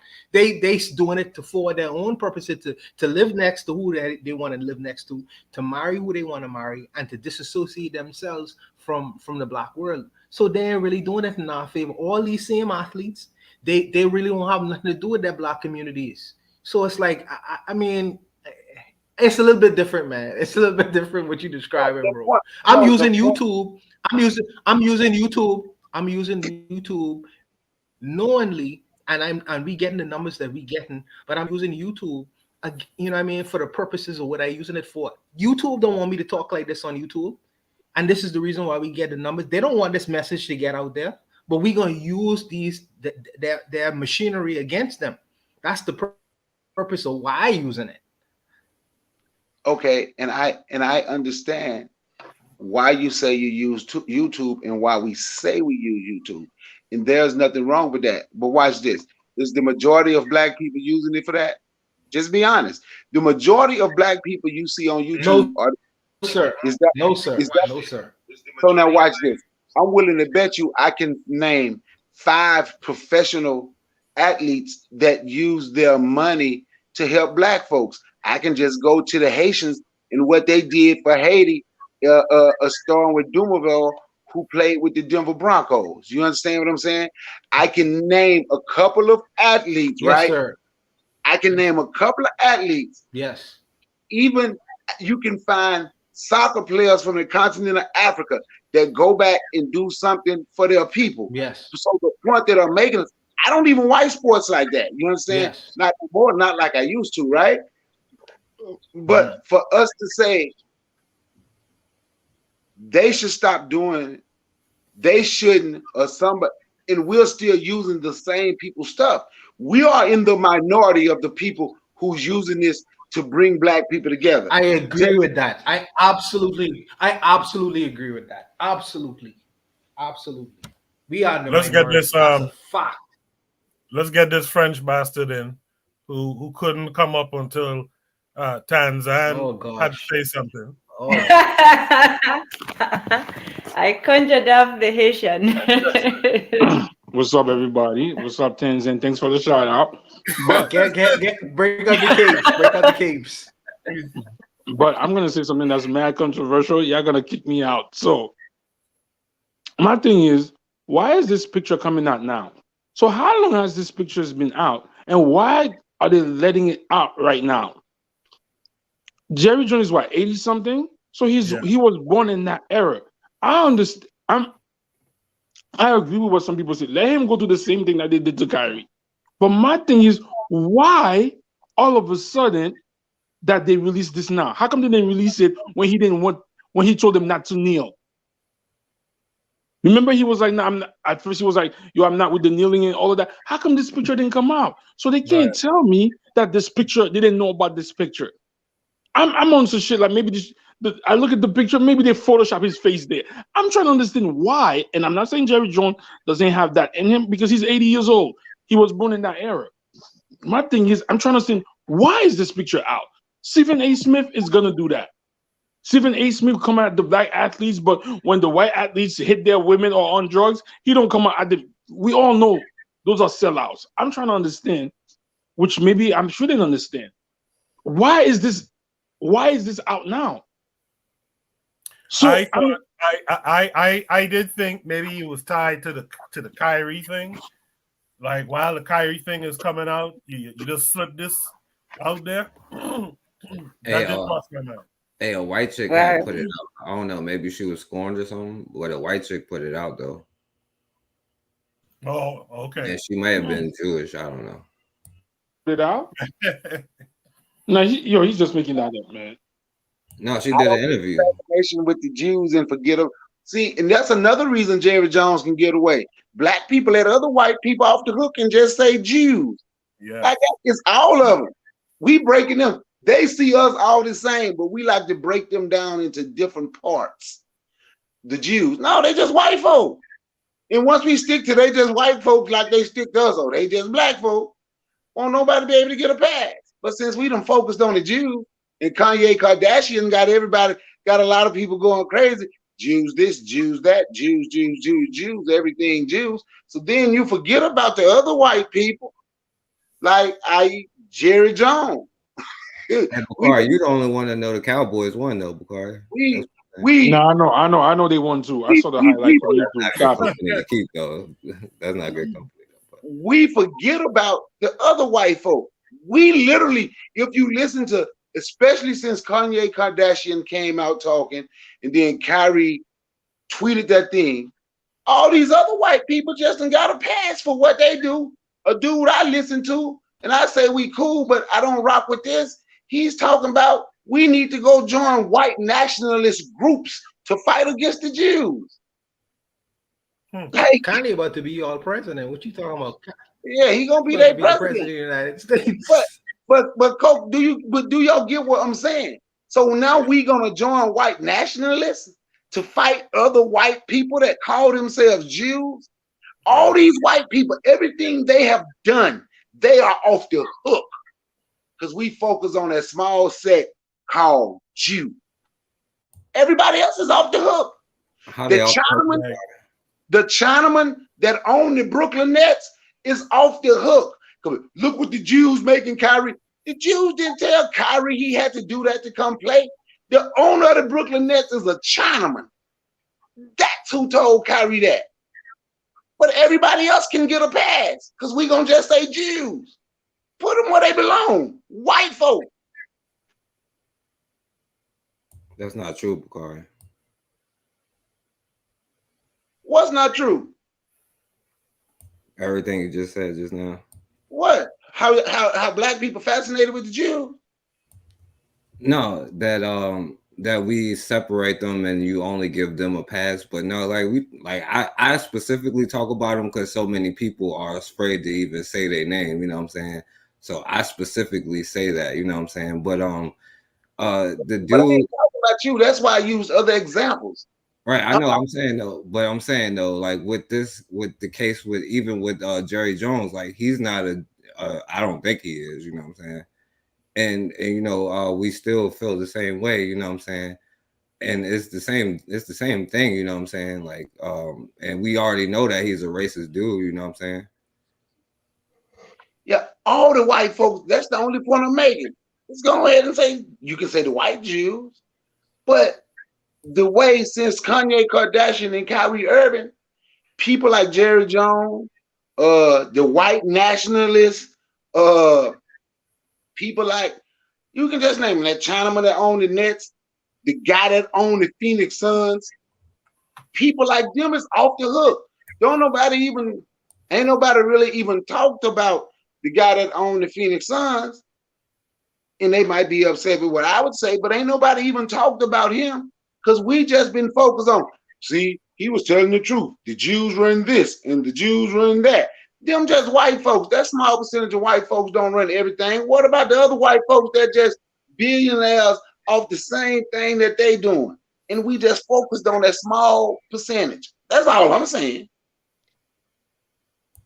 No, I don't think we focused on the small percentage though. I think they got their turn though, you know what I'm saying?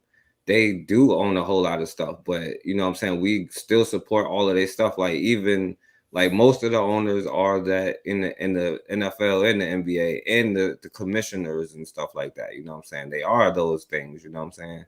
But like even with Jerry Jones though, like yo, we still supporting them though, you know, that's the point, you know. I got you. We still supporting white folk. White folk. White folk. I'm gonna say it like this: white folks don't separate us. I ain't separating white folk. All them white folk working together. All of them working together. All them white folks got billionaires off the backs of black people. They didn't break us down and say, look at them damn Muslims. Look at them damn Christians. Look at them Hebrew Israelites. Look at them people over there talking about African spirituality. No, y'all just black. All them white folks working together, be they Jew or Scottish or Irish or British or United States, it don't make a difference. They're all working together. And it's every white person playing to make it. If they just focus on them. The other ones can slide through. Like, do anybody even know what the Phoenix Suns owner did or said? Yeah, he got and the dude LeBron James tried to get him kicked out. I said, what did he do? He said some like racist stuff. Well, they said, but see, you see the point. But I bet you if I name what a so-called Jew did, we can break it down to the T. No, yeah, that's what he did. He said like that's what I'm saying. He said some racist stuff. You know what I'm saying? He according to what the people say, he quoted a black person. He quoted somebody verbatim and used the N-word a few times as he was quoting the black people that used the N-word. He quoted them verbatim. They said it, then he said it while quoting them, and people got upset about it. And then he supposedly sent out some X-rated stuff to X-rated to some of the female workers for the Phoenix Suns. Hey, but that white dude, he can say the N-word and all that, and it's gonna be slid under the bus because he ain't no Jew. He ain't the white person that called himself a Jew, and that's what I'm talking about. But it wasn't slid under the bus though. Like they trying to force him to sell his team. He just not doing it though. Like people was like saying the same thing like they're saying about Jerry Jones though. Like they didn't slide under the bus. So hold up. Y'all think they should force Jerry Jones to sell his team? No, he don't have to if he don't want to. I don't think he should have to sell his team. I don't think the Phoenix Suns owner should have to sell his team, and the dude from the Clippers shouldn't have sold his team because all you're doing is making them richer when they sell the team. The Cowboys are already worth $2 billion. And I think that's what he paid. He gonna sell it for about $5-6 billion if he sell it, and all they're gonna do is just sell it to another white person. I'm just saying that my thing is with this. Do I know if Jerry Jones is this? Does that picture tells me that he was blocking those people? Like he could flip this. I was just sitting there, and somebody took the picture. But my thing is that I don't like is when they try to pull black people's heartstring, emotion. Why did you release this today or this week? That's what I'm trying to understand. Say that again. I have an answer. I said I had an answer for that earlier. Maybe I speak too fast with my accent, but when I said that, firstly, the timing of the picture and Stephen Smith kept saying 65 for 66 years, 65 for 60. Like he said that several times, and I say that the argument for numbers in an argument is actually a stupid one, not just for saying how old he was, what year it is, and how old, how many years ago that was. So I say that the first thing that it was, this is something that's kept in the box for releasing. News is like a slow dribble. You're slowly fed the poison, and they time the poison. One thing is this: when this story starts to die down, they bring in another story to keep those stokes going. And there are a lot of those public rituals and spectacles are usually for humiliation purposes. So obviously the person being humiliated here is not the person in the photograph; it's the person defending the person in the photograph. So this old white man's reputation is not going to take a dent. Like at this age, you look like you're punching a feeble old man. It's not even you're both punching a feeble old man and an innocent young boy. So however you win this, even if a black man would come to say, and yeah, that's wrong and all of that stuff, you just look like you're weak. You're picking on an old man who was a young boy when this happened. So that's how it's going to be. And the sad person who has to take on this terrible and disgusting task is this Stephen guy, but he has proved himself capable of going out there and saying what they need to say. So and you see that every big event is always accompanied by some sort of racial incident, whether it's the Oscar baiting people with that slap, now it's this, or football, basketball. So every sport just needs its real little racial scandal to get everybody, talking and starting to watch it again. So yeah, they do several things for that. It's a distraction for people as well. And it's also a way to make it seem like, these athletes and entertainers have some sort of power when they're just most of the time mouthpieces for other people. Yes. I like that. I like that breakdown. I could agree with that. Like you said, it's gonna look you like you said. Like if you're gonna pick on Jerry Jones, he's 80, and then when he was younger, you can't really pick on him because people are gonna give him the benefit of the doubt that he was young and he didn't know, right? So you're right. It's like Yeah. People, so that's why they waited this long. If it came out when he was 30 or 40 or 50, he would still have to explain it. But now, even if he comes out, he's weak and withered, and yet, with Bill Cosby, however old he is, it's always fun to pick on a black person, whether young or old or, in between. It's always a fun thing for them. So for us, age doesn't matter, but for them, age is always a consideration. But what I want to say is, did you see any owners come out and attack Jerry Jones? Did you see any people from his group come out and attack him and say he was an idiot? But No. you see the main difference? Yeah. So that's more telling to me than showing me a picture of Jerry Jones on there. Oh, he was young, whatever. I don't care really. I'm just trying to understand, why did he release? And did you see none of these athletes came and attacked Jerry Jones? None of the other owners attacked Jerry Jones. They probably gonna come out and say, yo, Jerry Jones has done the life of the black community. He donated money, he did this and that all the time, and he was just 14.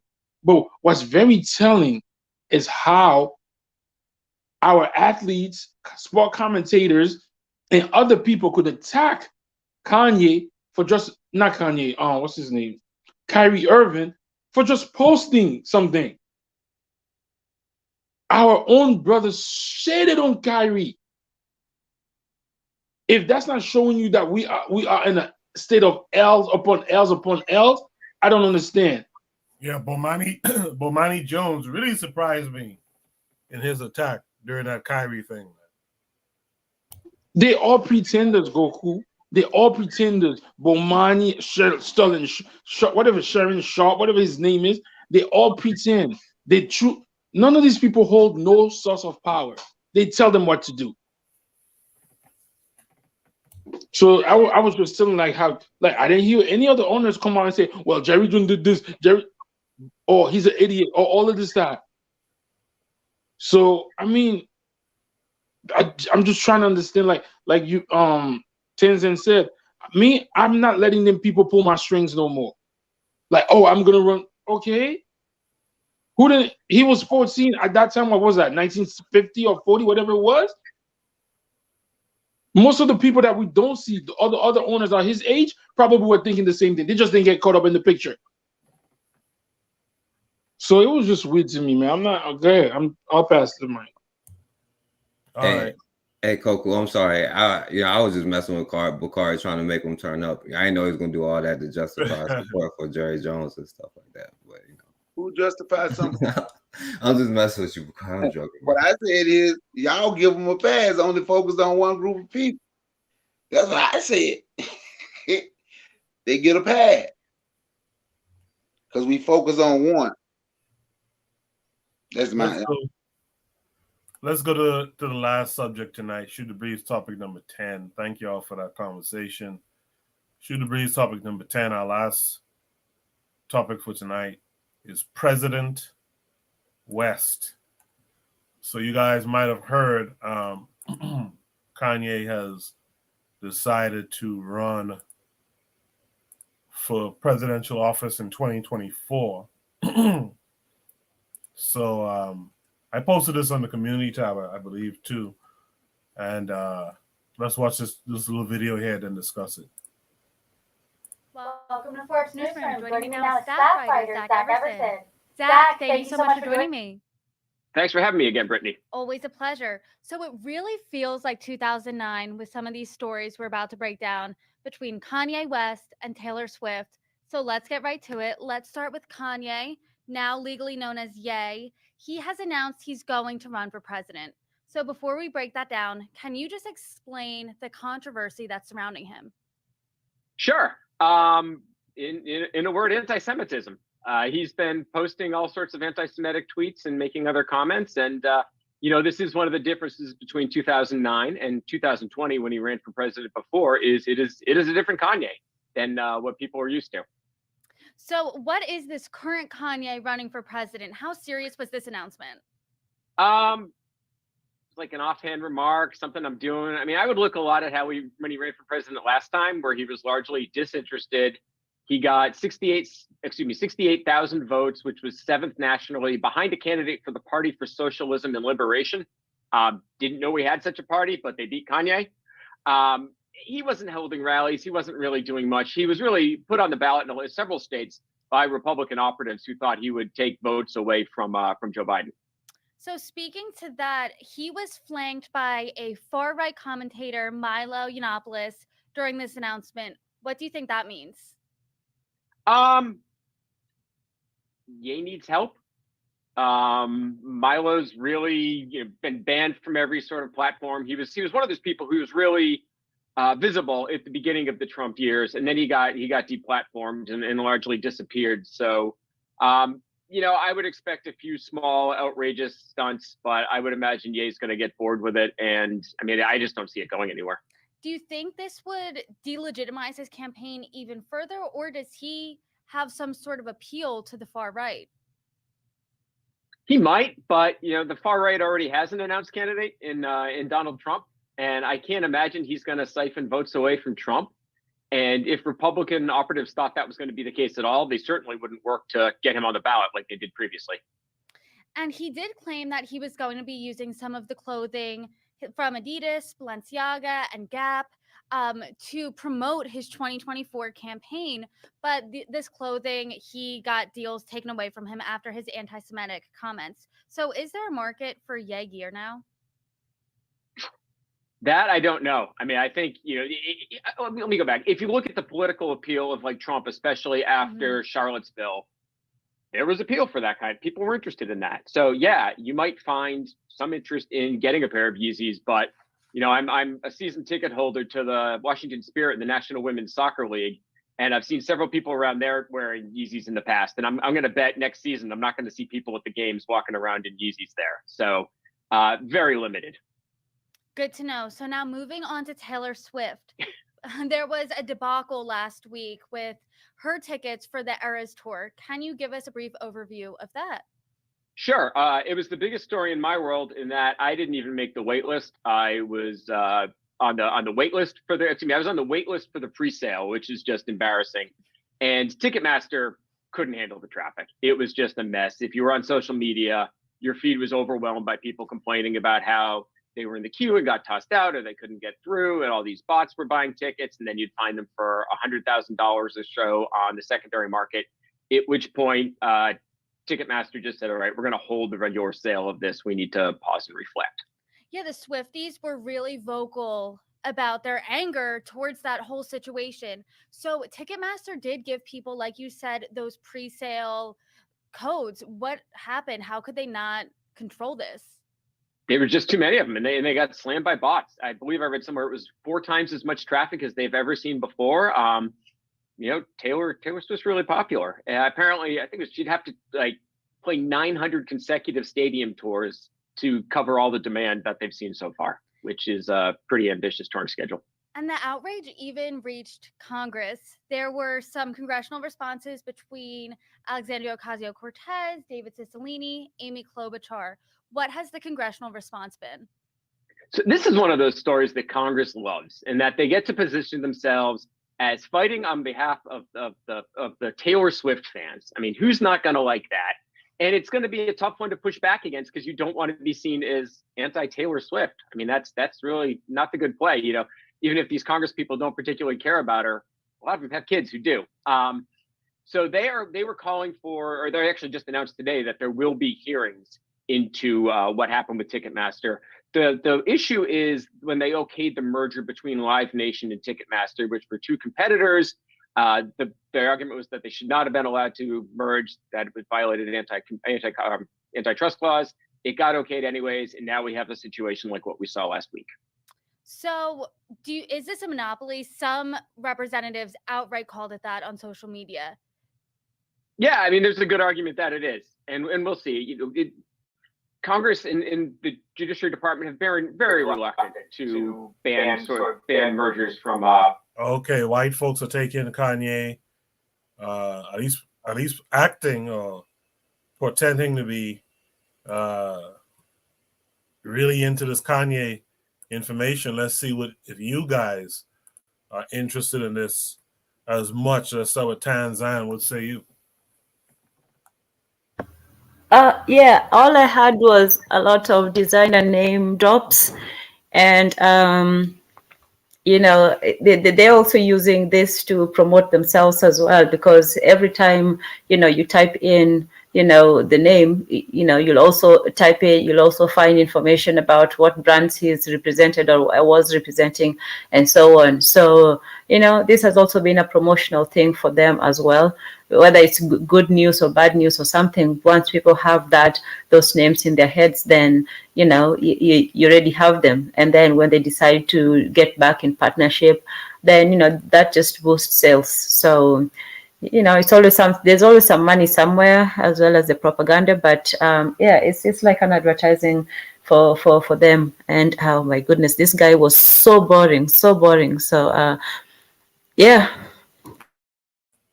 And the president thing. I don't know how that's going to be, because is he going to be by himself, or is he going to be with or against Trump? I thought they were together, or how does that work? So I don't know what to make of that aspect. I think they kind of mentioned it that they referenced the past, and what was it? I forget what year it was. They had some close relationship. Well, he announced a run versus Trump, and he didn't go through with the run, or he dropped out very early because the fear was from the Republican Party was that he was going to split the vote. So they wanted to get him to get Trump in there at the time. Okay, I get it. All right. Well, I guess people will have to decide on their own. So yeah. Afterwards, I said, Ye is doing a documentary musical on his run for the presidency. He says he should propose Kim as vice president. Huh.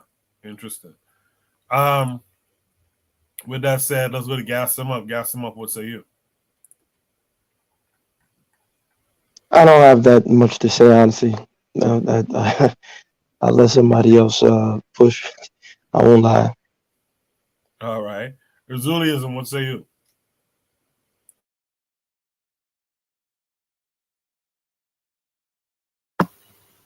You want to sleep again? I guess so.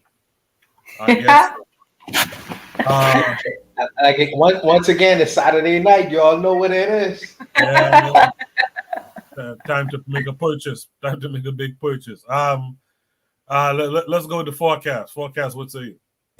All right.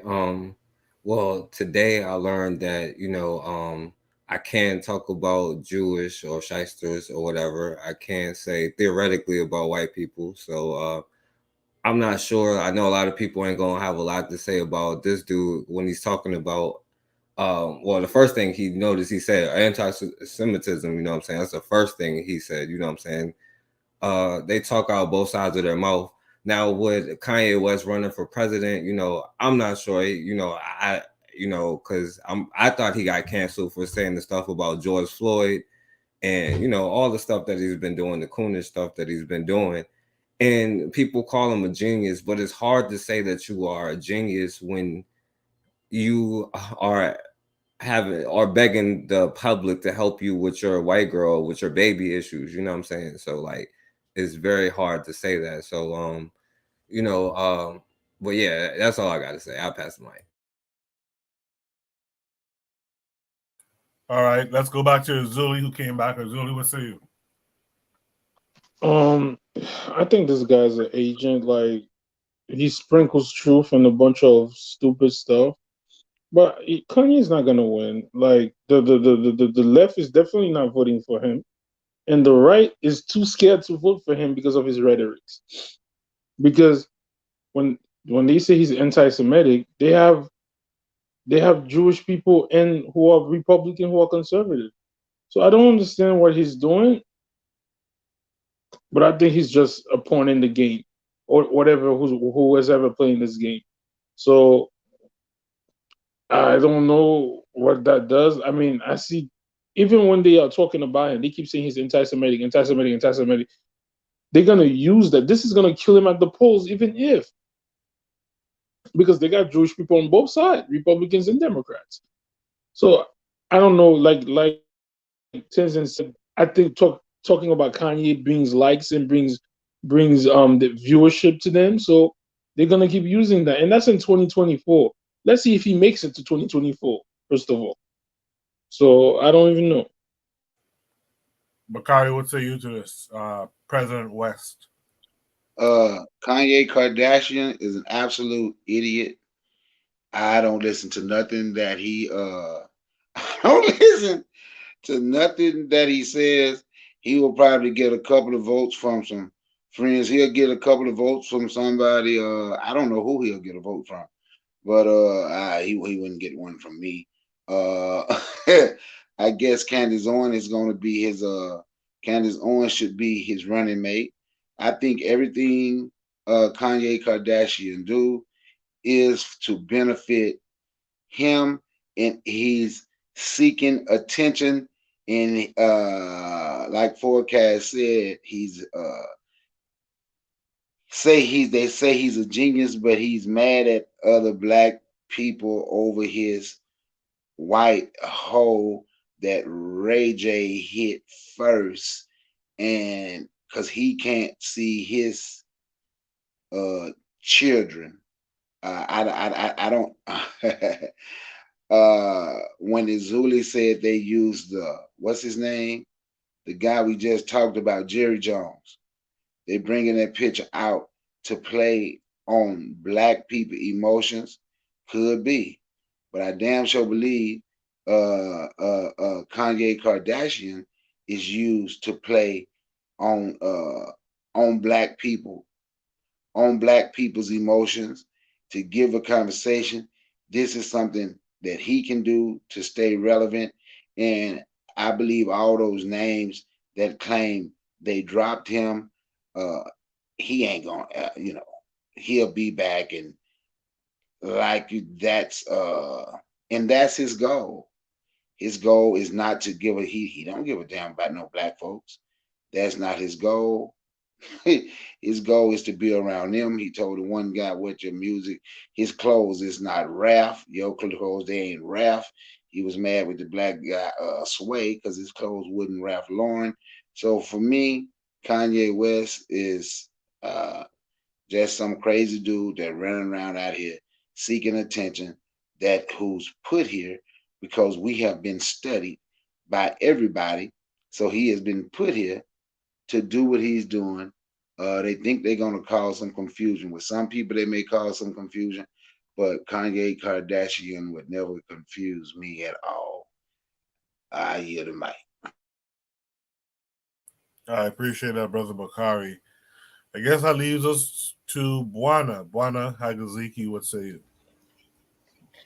Yes, sir. So let me first deal with the term genius, because people use that term and it is invoke fear and appreciation in the hearts of some people, not understanding what that means.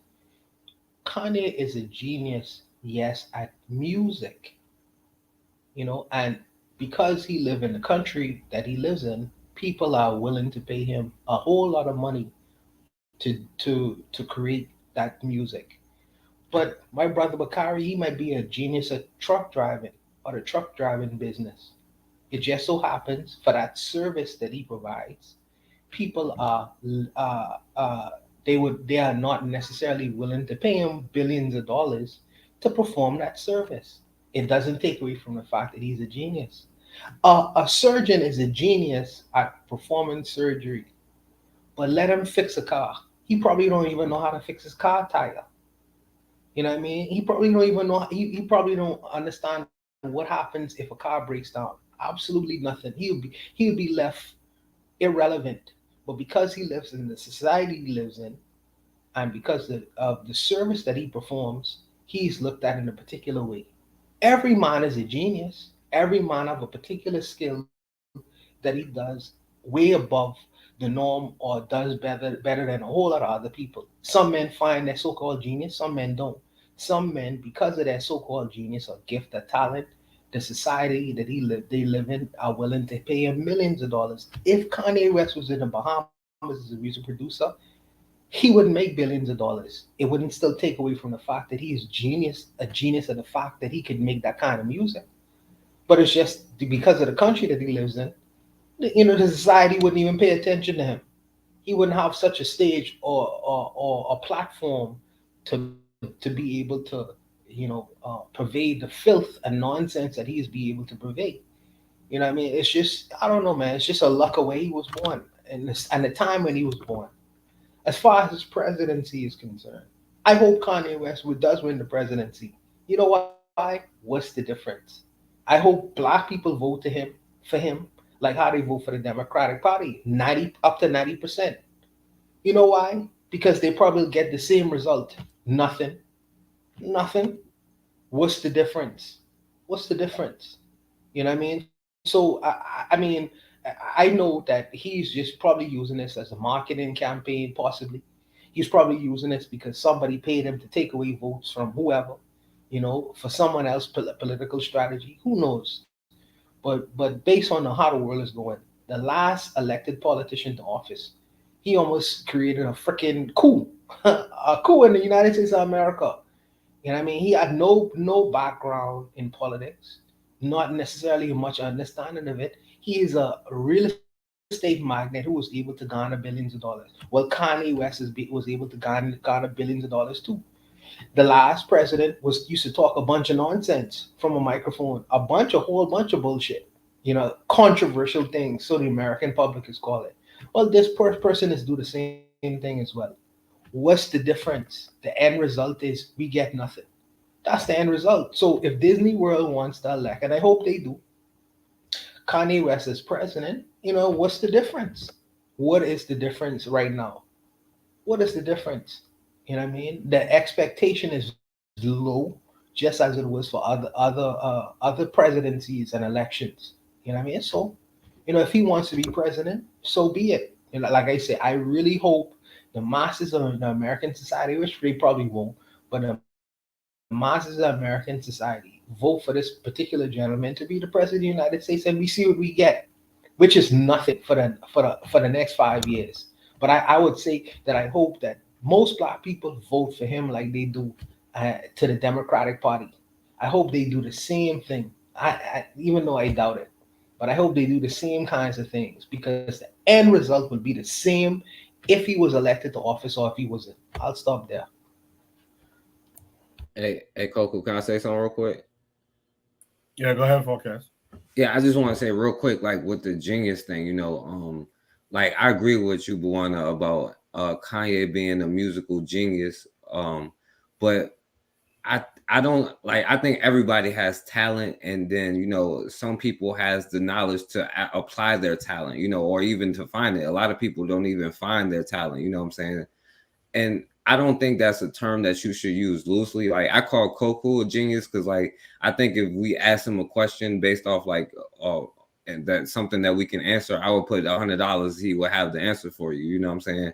But I think genius is the ability to acquire knowledge, to add it to other knowledge, to come to your own conclusions, but more importantly, to put it into practice, the ability to put the knowledge that you acquire into practice, into something, reasonable. And I think that, when that's why I can't say that. It's hard to say he's talented, but like, I get what you're saying about in the musical field, but I think, genius has a lot to do with a lot more than, just talent too, you know what I'm saying? So, but yeah, I'll pass it back. Let me ask you a question, because I heard a lot of people say this, and you might not, I don't think you're going to get upset when I ask. What has Kanye West done to make black people think he's a genius? I'm just wondering. I'm sorry, Kanye Kardashian. I said the wrong name. What has he done for black people to feel he's a genius? Well, he is good musically. I would say he's musically a genius, but he said George Bush don't like black people one time, I guess. I don't know. No, because what I'm saying is I hear people say that Kanye West is a genius. And I'm just trying to figure out this, what it is, what it take to be a genius. I because of Kanye West a genius, I do a whole lot of genius.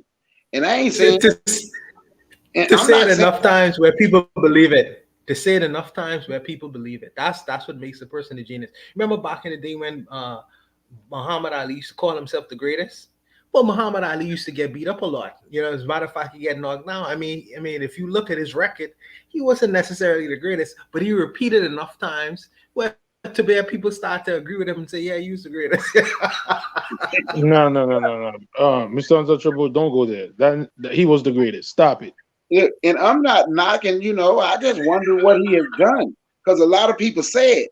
And the last time I asked the question, the person who I asked that question to, I forget what channel, YouTube channel it was, they got a little offended. So I figured I could ask Forecast and he won't get offended. But I really, truly want to know, what has he said that was genius? Well, that's what I'm saying. I don't think he's like academically a genius, though. I do think he's musically a genius, though.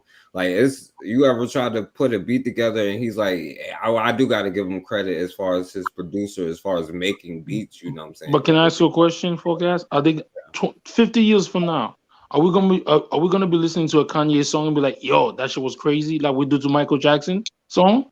I don't think so. I'm not. Yeah, I don't. He's not Michael Jackson, though. You know what I'm saying? So let me ask you a question, right? Okay, you say you're a musical genius. I got you. Because I was just wondering in what area he was a genius. Now watch this, right? Because it's people I would say is musical genius that people have never even heard of, right? Now watch this. The same people he complained about is the same reason you calling him a genius to make you think he's a musical genius. It's the reason he was on it back for a long. I'm not saying I think he's good in music. I don't know what a musical genius is. I was never into music like that to ever want to create a beat. Music was never my thing. I would listen to it. I had somebody I like. I ain't never tried to create a beat. But I think sometimes he could have hit the geography lottery. And you linked up with Dame Dash. Butter Bakari. I'm just saying, he linked up with Dame Dash, Butter who made Jay-Z. Butter Bakari. Yeah. What's up? Go ahead, finish, bro. Finish. No, that's it. Go ahead. Because I was just wondering, because I hear people say it, and I just want to know. Yes, sir. Brother Bakari, because since you know a little bit about this more than this guy who was talking, based off of Muhammad Ali's boxing record, was he the greatest boxer? Based off of his record. Based off some of his performances, no, he was not. Not performances, his record, yes. Based off of his track record as a boxer, was he the greatest boxer? No, even based on some of the performances in which they gave him the fight. They gave him the fight every time he fought Ken Norton. No, I don't think he was the greatest. Do I think he was great? Yes, but the greatest? No, he absolutely. Said no. Yes. Good. So I just wanted to put that out there. So letters really hold that for a minute. I'm not holding nothing. Muhammad Ali won certain fights that made him the greatest. Like Ken Norton, then he beat. How many times he fought Ken Norton? Twice. Yeah, he fought Ken Norton twice. He lost one, or did he beat him twice? No, he didn't beat him. He didn't beat him either time. He won both fights, but he didn't beat him. Go watch the fight. He didn't beat him at all. but the thing is, if you're gonna say but everything, Styles make fights too, though. Styles also make fights, so. Yeah, but like when he won the championship the first time, like, and he started talking trash, like he predicted that everybody said that he was gonna lose, and then when he won and said I'm the greatest, people said, "Oh, he might." Then he started knocking people out in the round that he said, and then he really got the title with the George Foreman fight. You know what I'm saying? Once he beat George Foreman, you know what I'm saying? That's when people was like, "Oh yeah, well he might be the best." You know what I'm saying? Like, yeah, he is one of the best at a certain style. You know what I'm saying? I think. Oh yeah, I say he's great, but I don't think he's the greatest. I don't think Now, watch this. I think he would have beat Larry Holmes because Larry Holmes looked up to him too much and followed him, and Larry Holmes was his sparring partner, and that's who helped bring Larry Holmes in. When I watched them fight, even though he was old, if you go back and watch the first 2 rounds of that fight, every time Ali would feint the right hand, Larry Holmes would ball up. But if you watch them box, he wasn't better than Larry Holmes, but Larry Holmes would have never beaten Ali because he had way too much respect for Ali. He wouldn't have ever beat Ali. Larry Holmes did beat him. Larry Holmes retired Muhammad Ali. Yeah, I'm talking about in his prime. Yeah, Larry Holmes did retire Muhammad Ali and cried like a baby after he cried like a baby. Yes, after he retired. That's all right, though. That's all right, though. First of all, stop talking like that, Mr. Untouchable. Muhammad Ali was like mad old when Larry Holmes beat him like that. Stop it. And he cried. He cried like a baby. No disrespect, but who retired Larry Holmes? Tyson knocked the shit out of him. Larry Holmes. Larry Holmes retired. Who retired Tyson? Nah, Mike Tyson beat the shit out of him. Retired Tyson. A white boy. Mike Tyson? Stop it. A jail sentence. A white man retired Mike Tyson. Stop it. The lady retired Mike Tyson. A white man I gotta agree with him. He wanted the same after what happened with him with that girl. You know what I'm saying? Oh Lord, people make excuses. Now, see, I think he's the most overrated, but that's just my opinion. I think Mike Tyson is the most. No, he's not. Mike Tyson could have been the greatest, but due to his mental state and whatever happened, he should have never lost that. He didn't lose that fight to Buster Douglas. But boxing is very. Now I can agree with you, but tell me why he didn't.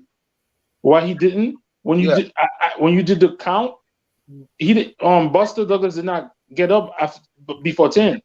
Now I'm gonna see if you honest, because I agree with you. Did Deontay Wilder beat Tyson Fury the second time and the first time?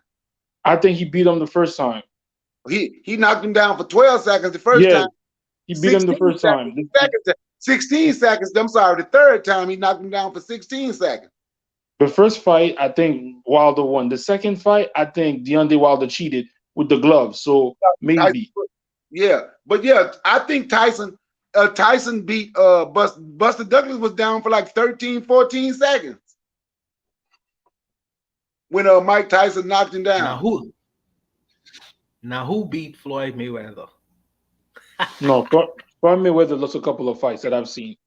Floyd Mayweather should be at least 49-1 or 2 or 48-2.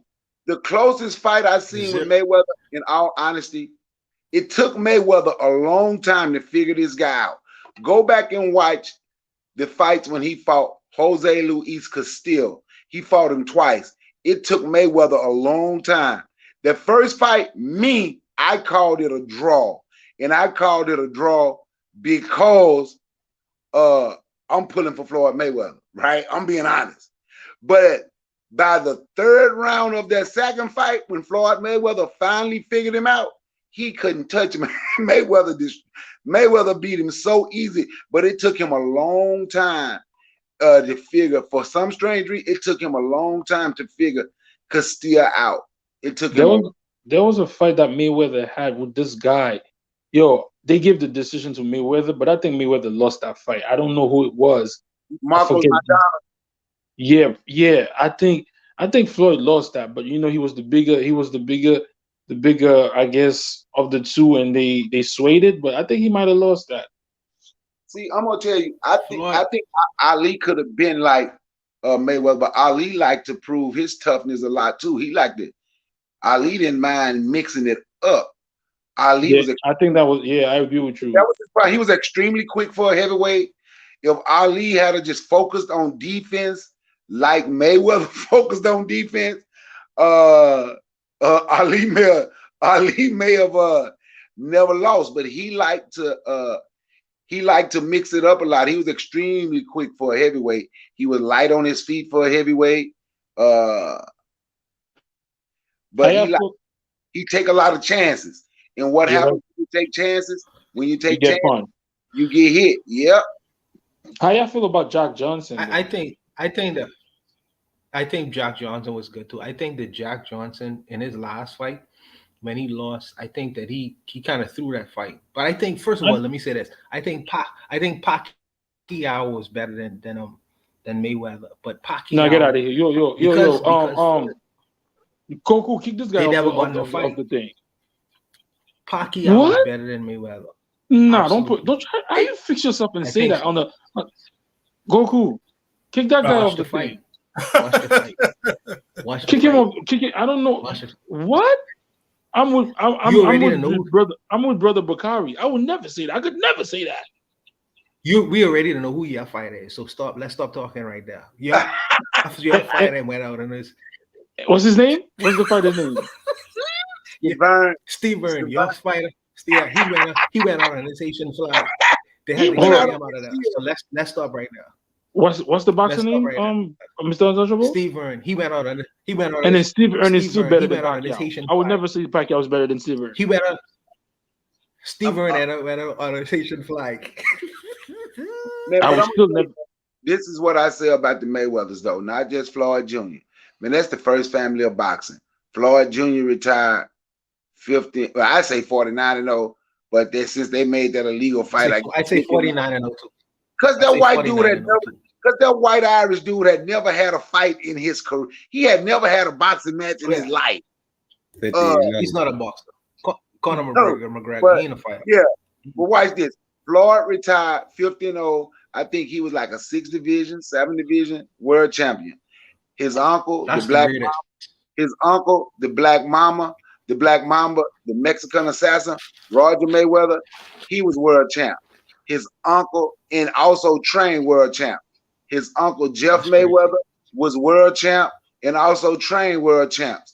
His daddy would have been world champ, but I believe he would have won a belt. But he got shot in the leg during his career, and that hampered his career. But go back and look and see how many world champions he trained. Man, when it comes to boxing, people can say what they want. When it comes to them boxing, the Mayweathers got PhDs, bro. That's the greatest. That's the greatest. The Mayweather family, that's the greatest boxing family ever. Can't nobody compare to the Mayweathers, man. I am just gonna be honest. It's you can't. It's with everything that they have accomplished in that boxing ring, whether they in the ring boxing or in the corner training, can't nobody compare with them, man. Hold on. So, Mr. Untouchable, when Pacquiao was fighting Mayweather, you was for Pacquiao? Not that I was. I know the brothers just get mad at me when I talk about this, but I take no. Answer the question. Don't tell me the brothers get mad at me. No, great question as always. No, let me finish. No. It's a yes. Who you was for? I don't want to hear that. Who you was for? No, I was for whoever was the best boxer at that night. Wow. I am a fan of this boxing. guy's a traitor. I am a fan of boxing. Call me what you want to call me. I am a fan of boxing. Let me tell you something. When I watched that fight with Wilder and the Gypsy King, I believe the Gypsy King, he earned to win that fight because he was a better boxer. Wilder was a one-punch fighter, and he only won that third fight. The Gypsy King. He didn't win the first one. He lost the first one. On, the second one, he cheated. Go watch the first one. He cheated. That's nonsense. He get beat fair and square in them two. No. The second one, go watch the gloves. No, we're not giving you that. But again, Goku, you see this? No. He lost. This guy said he was for Pacquiao. I am a fan of fighting. I am a fan. No. I'm a fan. I'm a fan of soccer too. I'm a fan of soccer too. If Germany is playing Nigeria, I'm for Nigeria. I'm a fan of soccer too. But that's different. That's different. How is that different? How is that different? Let me ask you a question then. Since you're talking, let me ask you a question. No, actually, no question. Bobby E. Right. I'm not doing no transaction. So Shut up.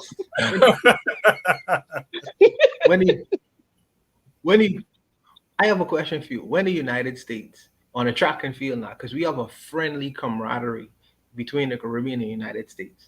So when they're on the track and field, who do you vote for? Do you vote for the Caribbean athletes or the American athletes? Curious. See, that makes no sense because I'm going with race. I don't care. the best wins. The both of them what are are you talking black. about? The both of them are black. So who do you know? Whoever wins wins. What are you talking about? When Jamaica? Hold up, let me I'm finish. asking you.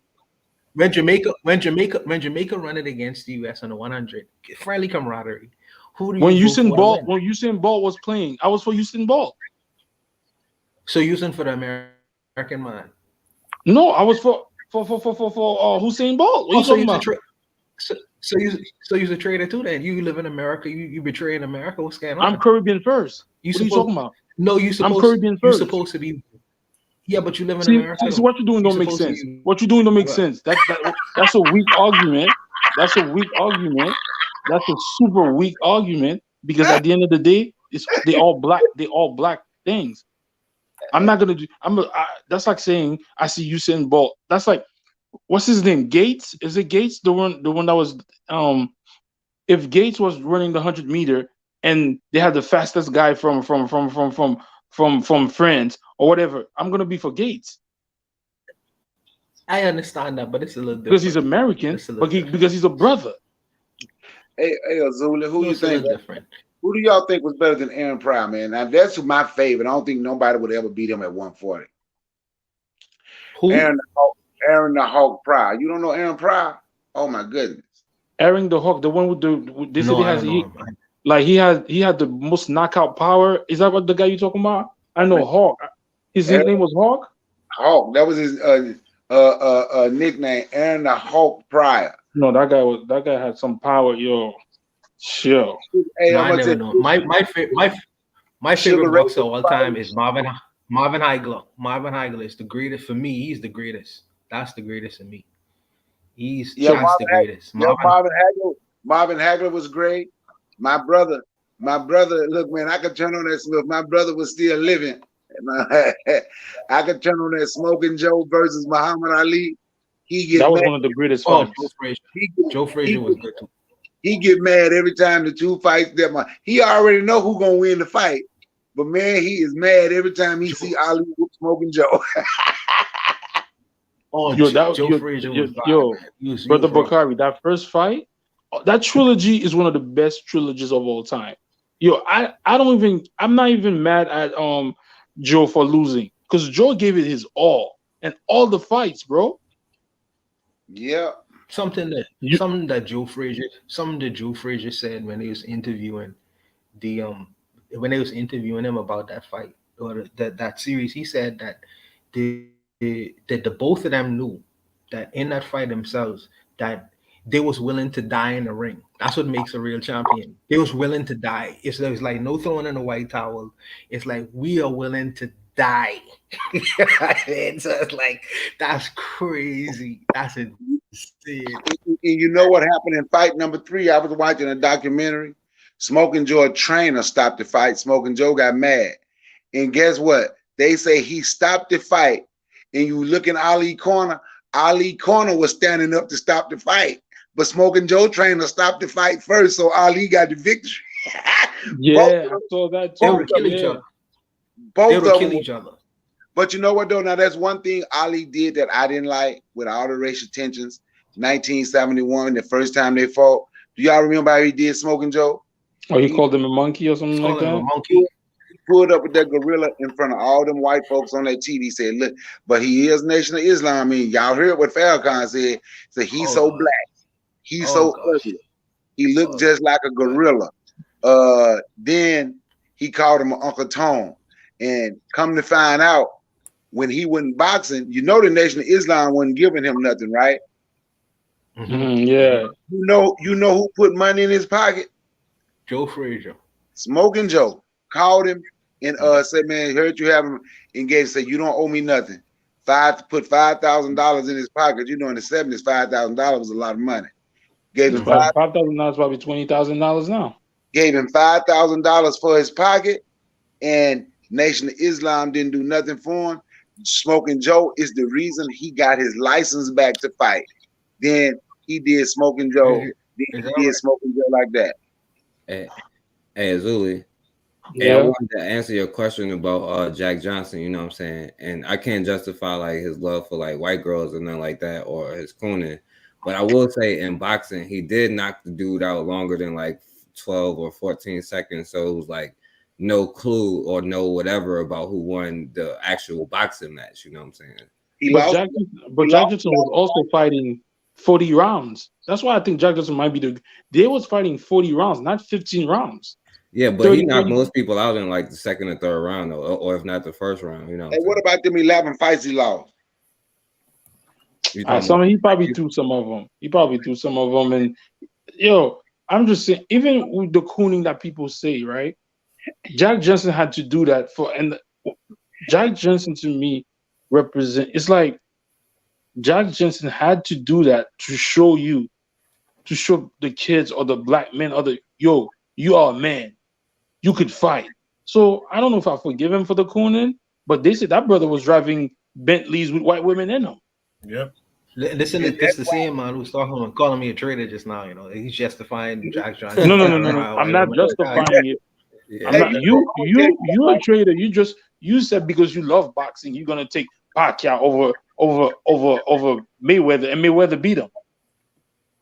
Damn. Yeah, but you a traitor when it comes to snow bunnies. You a traitor when it comes to that snow bunny yet. Look, the one thing about Jack Johnson, if I come to Brooklyn right now, you probably with a snow bunny. They are both traitors. Go ahead, brother Bakari. It was one about Jack Johnson that I didn't like, other than throwing his career for white women, and him being the ultimate Mobutu, because he did more than that. Did y'all know he was the first owner of the Cotton Club, and he sold that to white folks, knowing they was finna make it no colors allowed.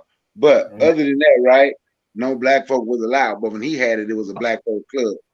But one thing that I don't didn't like, it was this one, I'm gonna get his name right now. It was another black fighter. Jack Johnson would not fight him because he said he wanted to be the only Negro that Negroes like. Yeah, he was a coon, Bakari, but I'm just saying, when he fought white people, he knocked them out like to the point where they had to go to the hospital. Like, now where you could be like, oh, they cheated or something like that, you know. But did you guys know that Jack Johnson invented the monkey wrench? Yeah. So that might be more of a genius than what the fuck Kanye is doing. So that's why I got the nickname Monkey Wrench, because Jack Johnson, because a black man invented it. That's how I got the name Monkey Wrench, because Jack Johnson invented it. Well, the black guy I'm talking about, he wouldn't fight his name, Sam Langford. Well, Forecast, you can say that, but you can't deny he did lose 11 times. I know. But he was fighting like 35 rounds. Like, these brothers, when Muhammad Ali was fighting, he was only fighting 15. Now they only fight 12. That brother was fighting 35 rounds. Yeah, they were fighting 35 rounds. They didn't get past like in the 20 sun, outside. Yeah, outside, and with gloves that you could feel the knuckle, not even like sack gloves. But and all I'm saying is that last fight, we got evidence that he was like throwing the fight so he can get back into America. You know what I'm saying? That's all I'm saying. We know he threw the fight. We only got evidence that he threw one, and that was the one that he had so he could keep that white woman. No evidence of him throwing the other ones. We talking about fights with white people is because you was like they cheat. Didn't you say it don't matter? He just didn't do enough. He lost 11 times. That's all I'm saying. He lost 11. He's the greatest fighter of all time. I'm saying when he fought the white people, he knocked them out for more than 20 seconds. But 11 different white people beat him.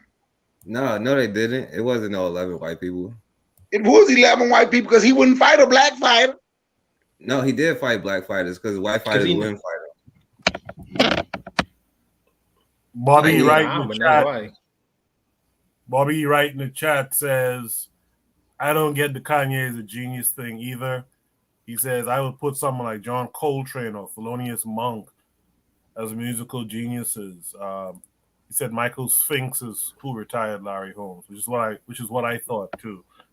And he says Sugar Ray Robinson was the best fighter that he ever saw. I don't know about all of that.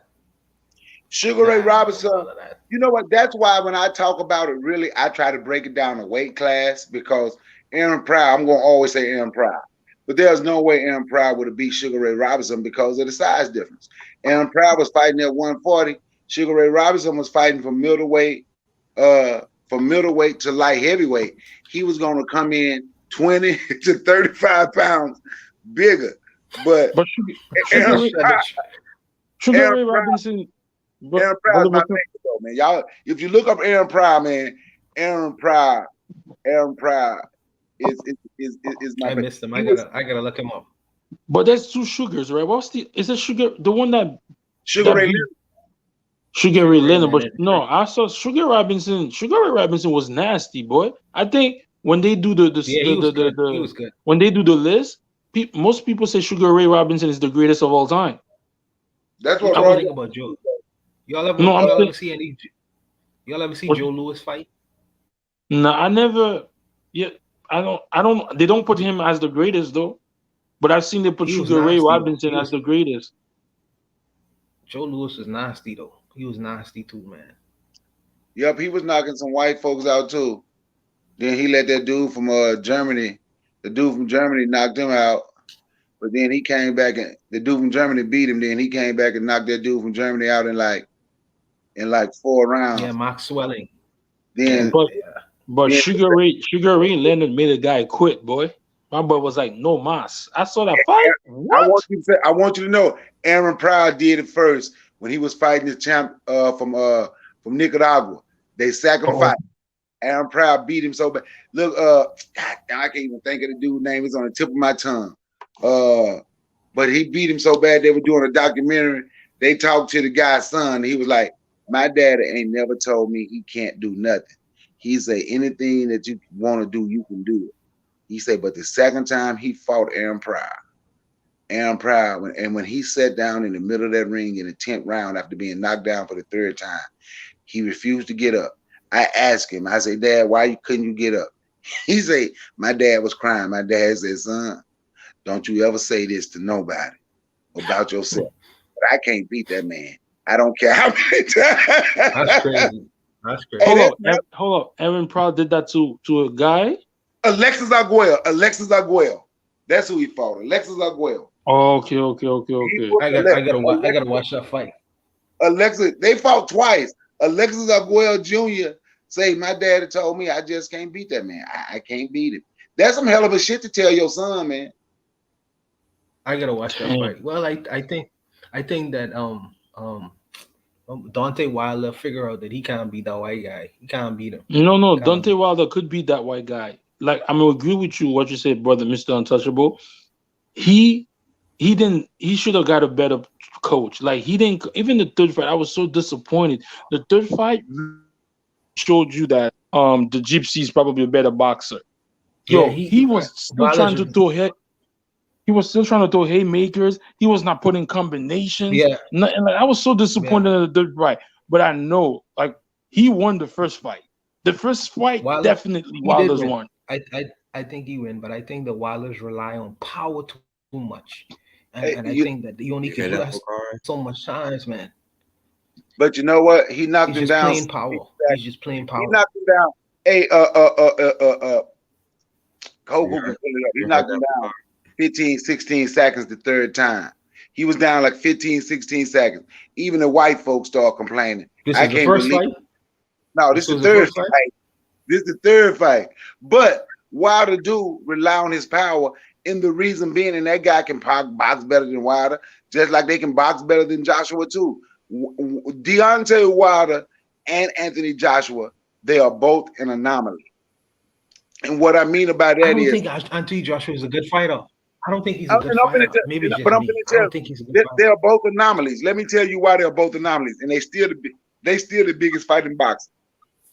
They are both anomalies because Deontay Wilder never boxed until he was 19. You know that most people say they start boxing. Anthony Joshua started boxing at age 18, and look what they both did in boxing. So just imagine if they had truly got the boxing skills under at the age 9, 10 years old and come up boxing. He didn't start. Yeah, he started boxing when he was he said he thought I think he played basketball. I think may have been football. I think it was basketball. And he said when he knew he wasn't gonna make it in basketball, and his daughter was born with some disease that messed up her legs and everything, and he was like he couldn't afford to take care of his daughter with a regular job, so he had to be a millionaire to take care of his daughter. So he took up boxing. I understand. I understand him better. So I understand why he. One of the things that just struck me about Wilder, yo, the gypsy took his heart, boy. Wilder said, "My ancestors." My man said, "I'm gonna beat you and your ancestors." I was like, Wilder.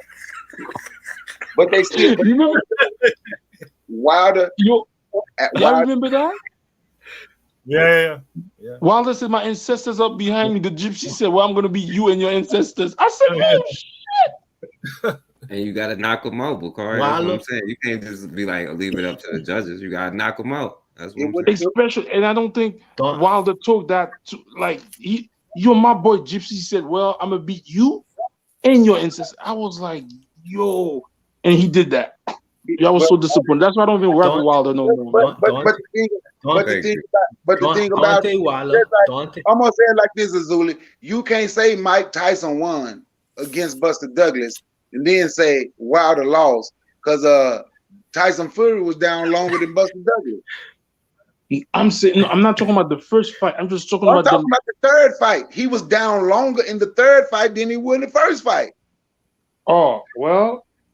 He was down longer. The first fight, he was down for 12 seconds. The third fight, he was down 16 seconds. Well, I guess his ancestors was not in the room. Yo, I was so disappointed. But you are right when Bwana say he relied on his power, because he was winning the third for boxing, because he came out boxing, going to the body.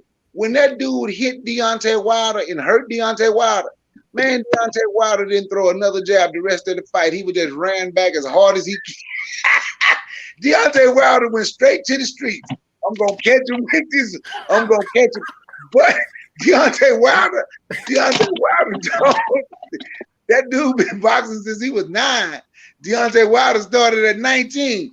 Man, Deontay Wilder went straight to the streets like shit. He hit me and hurt me. I'm gonna swing as hard as I can every time until I hit him. Yeah. In every punch he threw, it was as hard as he could throw. And when he did hit him, he knocked him down for 16 seconds. He ain't throw. Look, he ain't land another punch. Deontay Wilder was so damn tired. And you know what he was doing? You know what the Gypsy King did to him? What he wasn't understanding is that every time the Gypsy King was fighting, you ever watch the fight, he was leaning on him. So imagine 280 pounds leaning on you. You get tired after the third round. He tired him out. And it's like it was a psychological thing. It's like, man, you ain't see what this man doing? Every time he holding you and he putting that weight on you, you getting more and more tired. So you don't have the same kind of power. So at the end of the day, my man, he used strategy against Wilder. Strategy. Yes, he did. He kept leaning. Wilder came in, and Wilder is 6'8" and 230 with 235 was big for him. But the Gypsy King, Wilder came in at 235, and the dude was still 50 pounds bigger than him. So they'll get inside. But I thought that weight on brother, on you. Guys, let me ask you a quick question. I thought you were supposed to be the same weight. Not in heavyweight. In heavyweight, it don't make a difference. If you more than 200, if you weigh in at 201 pounds, you end up fighting somebody weighing 290. It don't make a difference. So Bakari, so if he had started fighting at 9, he would have known to put him down for like 25, or better yet, hospitalize him rather than depend on the referee. If he had started boxing at 9, he would have known better of how to box and how to use his jab without thinking about it. Exactly. Like Anthony Joshua had to think about it.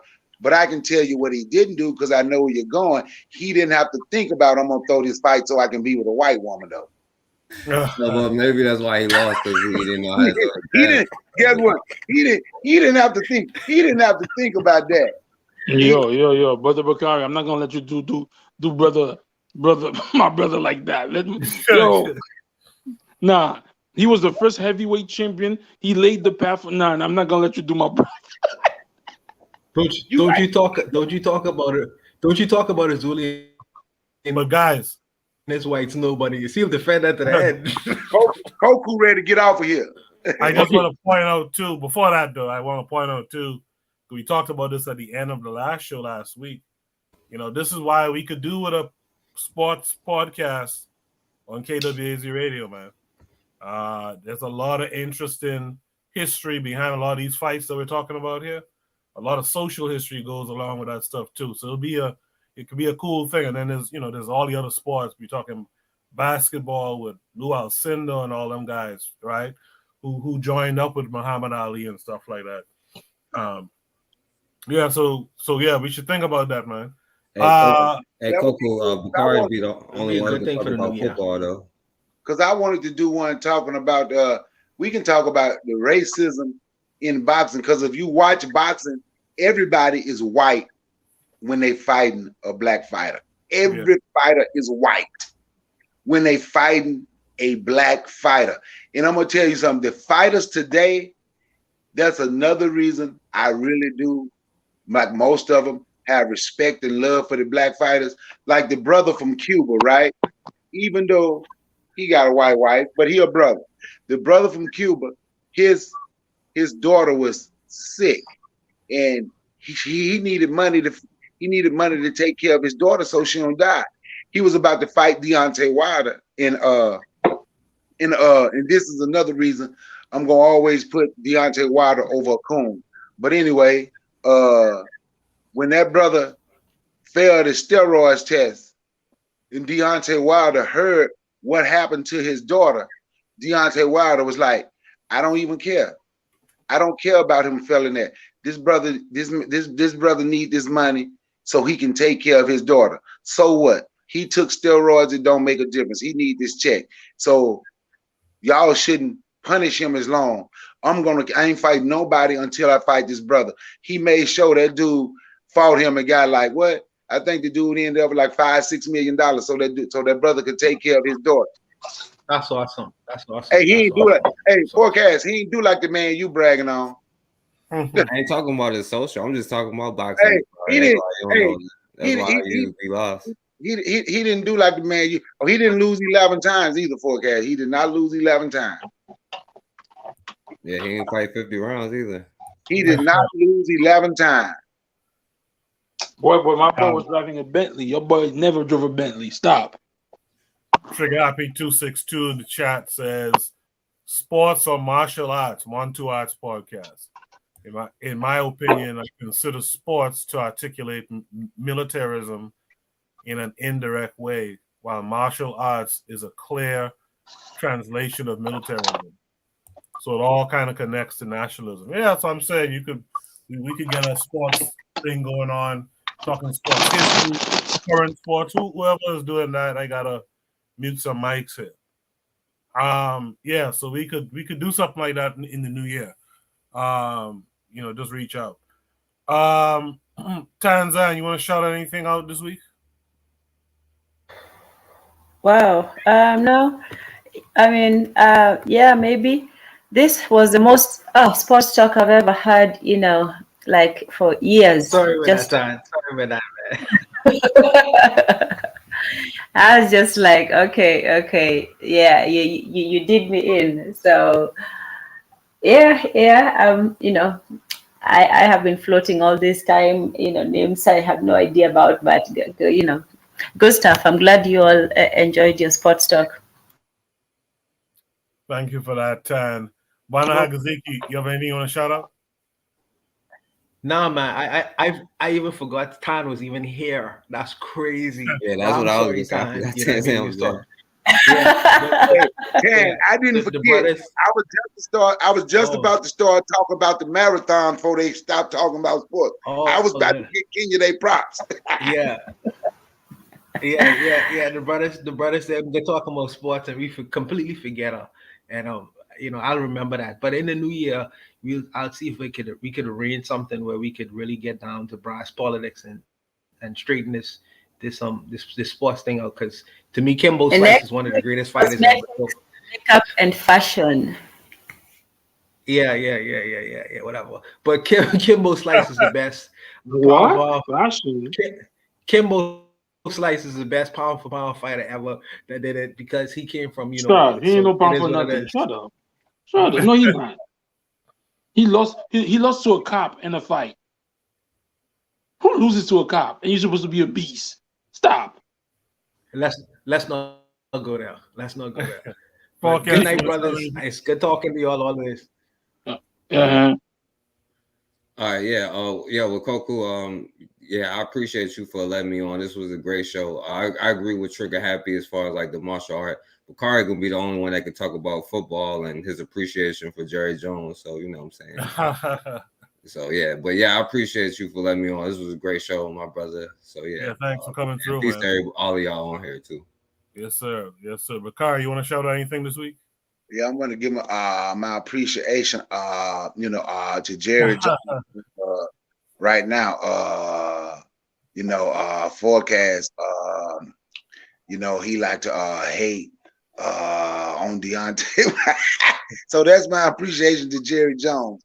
I'm gonna just talk like Jerry Jones. But you know what, man? If you do a sports talk, especially boxing, you can really see, like, not just when they get mad because a black person stand up, or they okay with a black person kneeling on his knees, but if a black person stand up for what, not just that, if you watch boxing, you can really see how the whole world is against boxing.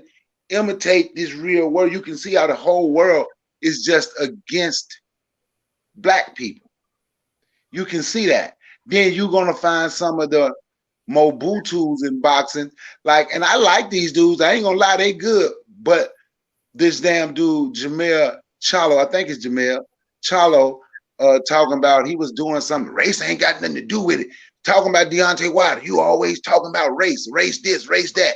Didn't nobody cheat race. Then as soon as he fought this Mexican to a draw, well, there's just race, it's just racism in boxing, and the only reason they did it is because I'm black. Like, he ridiculed black fighters for saying that, but then he will turn around and say the same thing. But really, if you watch, you can see how every Mexican is just white in boxing. Everybody is just, as long as they're fighting a black fighter, that's who the channels, especially when HBO had boxing, and we should go back into the archives and get some old fights, and you can literally see how the black fighter is dominating, but the commentators is trying to talk you into seeing something that the Mexican is doing. I want to say that the white fighter is doing, but shit, most of them don't do nothing but get their ass whooped. But you can literally see how they show who they're with and who they want to lose. And not just a African American fighter, it's any black fighter. You hear them pull for a black fighter, an African American fighter, if he's fighting a brother from the continent, then all of a sudden we're pulling for the American. See, I don't get caught up in that. They can't trick me with that. But if that brother from the continent is fighting a Mexican or a white person, and anybody else, they just gonna pull against him, just like they pull against. And that's why I'm glad what Floyd Mayweather did when he put his gym in Nigeria and say he's tired of white people going to Africa and getting that talent. He's supposed to be putting one in Ghana too. Say that talent need to be under black promotion with a black thing, so black people can do this. And I'm glad he went to Africa and put TMT over there. But y'all check me out tomorrow. It's gonna be like 3-ish, which gonna be like 3:30-ish or 4. But I'm gonna be doing another Mind Our Black business tomorrow. I did it today, but I'm gonna pull up some of those same businesses, and then we'll pull up a few more, because Monday is Cyber Monday, so we need some black businesses that we can order some stuff from. spend as because I'm still doing the Black Business Challenge. If ain't nobody else doing the Black Business Challenge, I'm still doing the Black Business Challenge. Find a black business you can spend your money with. Any necessity, if you got a black business, it's okay to drive 15 miles past everybody else to go to a black business. But that's what I'm going to be doing tomorrow on Mind Our Black Business. I think it's episode 11. All right. Urzulism. We were supposed to do that review this week, but I wasn't up to it. How about that's week? what I was about to ask you. What happened? But we could do it whenever you're ready, bro. All right. We'll do that review this week coming up. I'll be back here with you guys hopefully next week, Saturday, 8 p.m. Eastern Standard Time. Make sure to invite people to check out the show. Hit the like button. Show that you were here. Bwana Hagaziki says he's doing the Black Business Challenge still. So I'm happy to hear that. And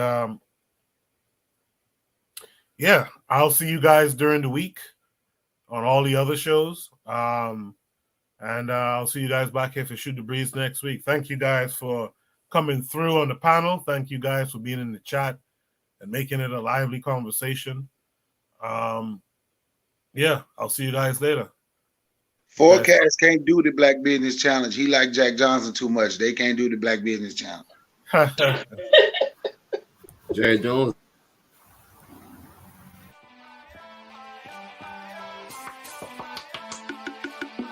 Thanks for listening to the Bitter Medicine Podcast with your host, Koku. If you like what you just heard, we hope you pass along our web address, bittermedicineblogs.com, to your friends and colleagues, and share our show to all your social media. Be sure to check out our archive section on our website for previous podcasts. This has been a KWAZ radio production. Join us next time for another session of the Bitter Medicine Podcast. Follow us on Facebook at Bitter Medicine Show, Twitter, Bitter Meds, Tumblr, Bitter Meds, Instagram, Bitter Medicine.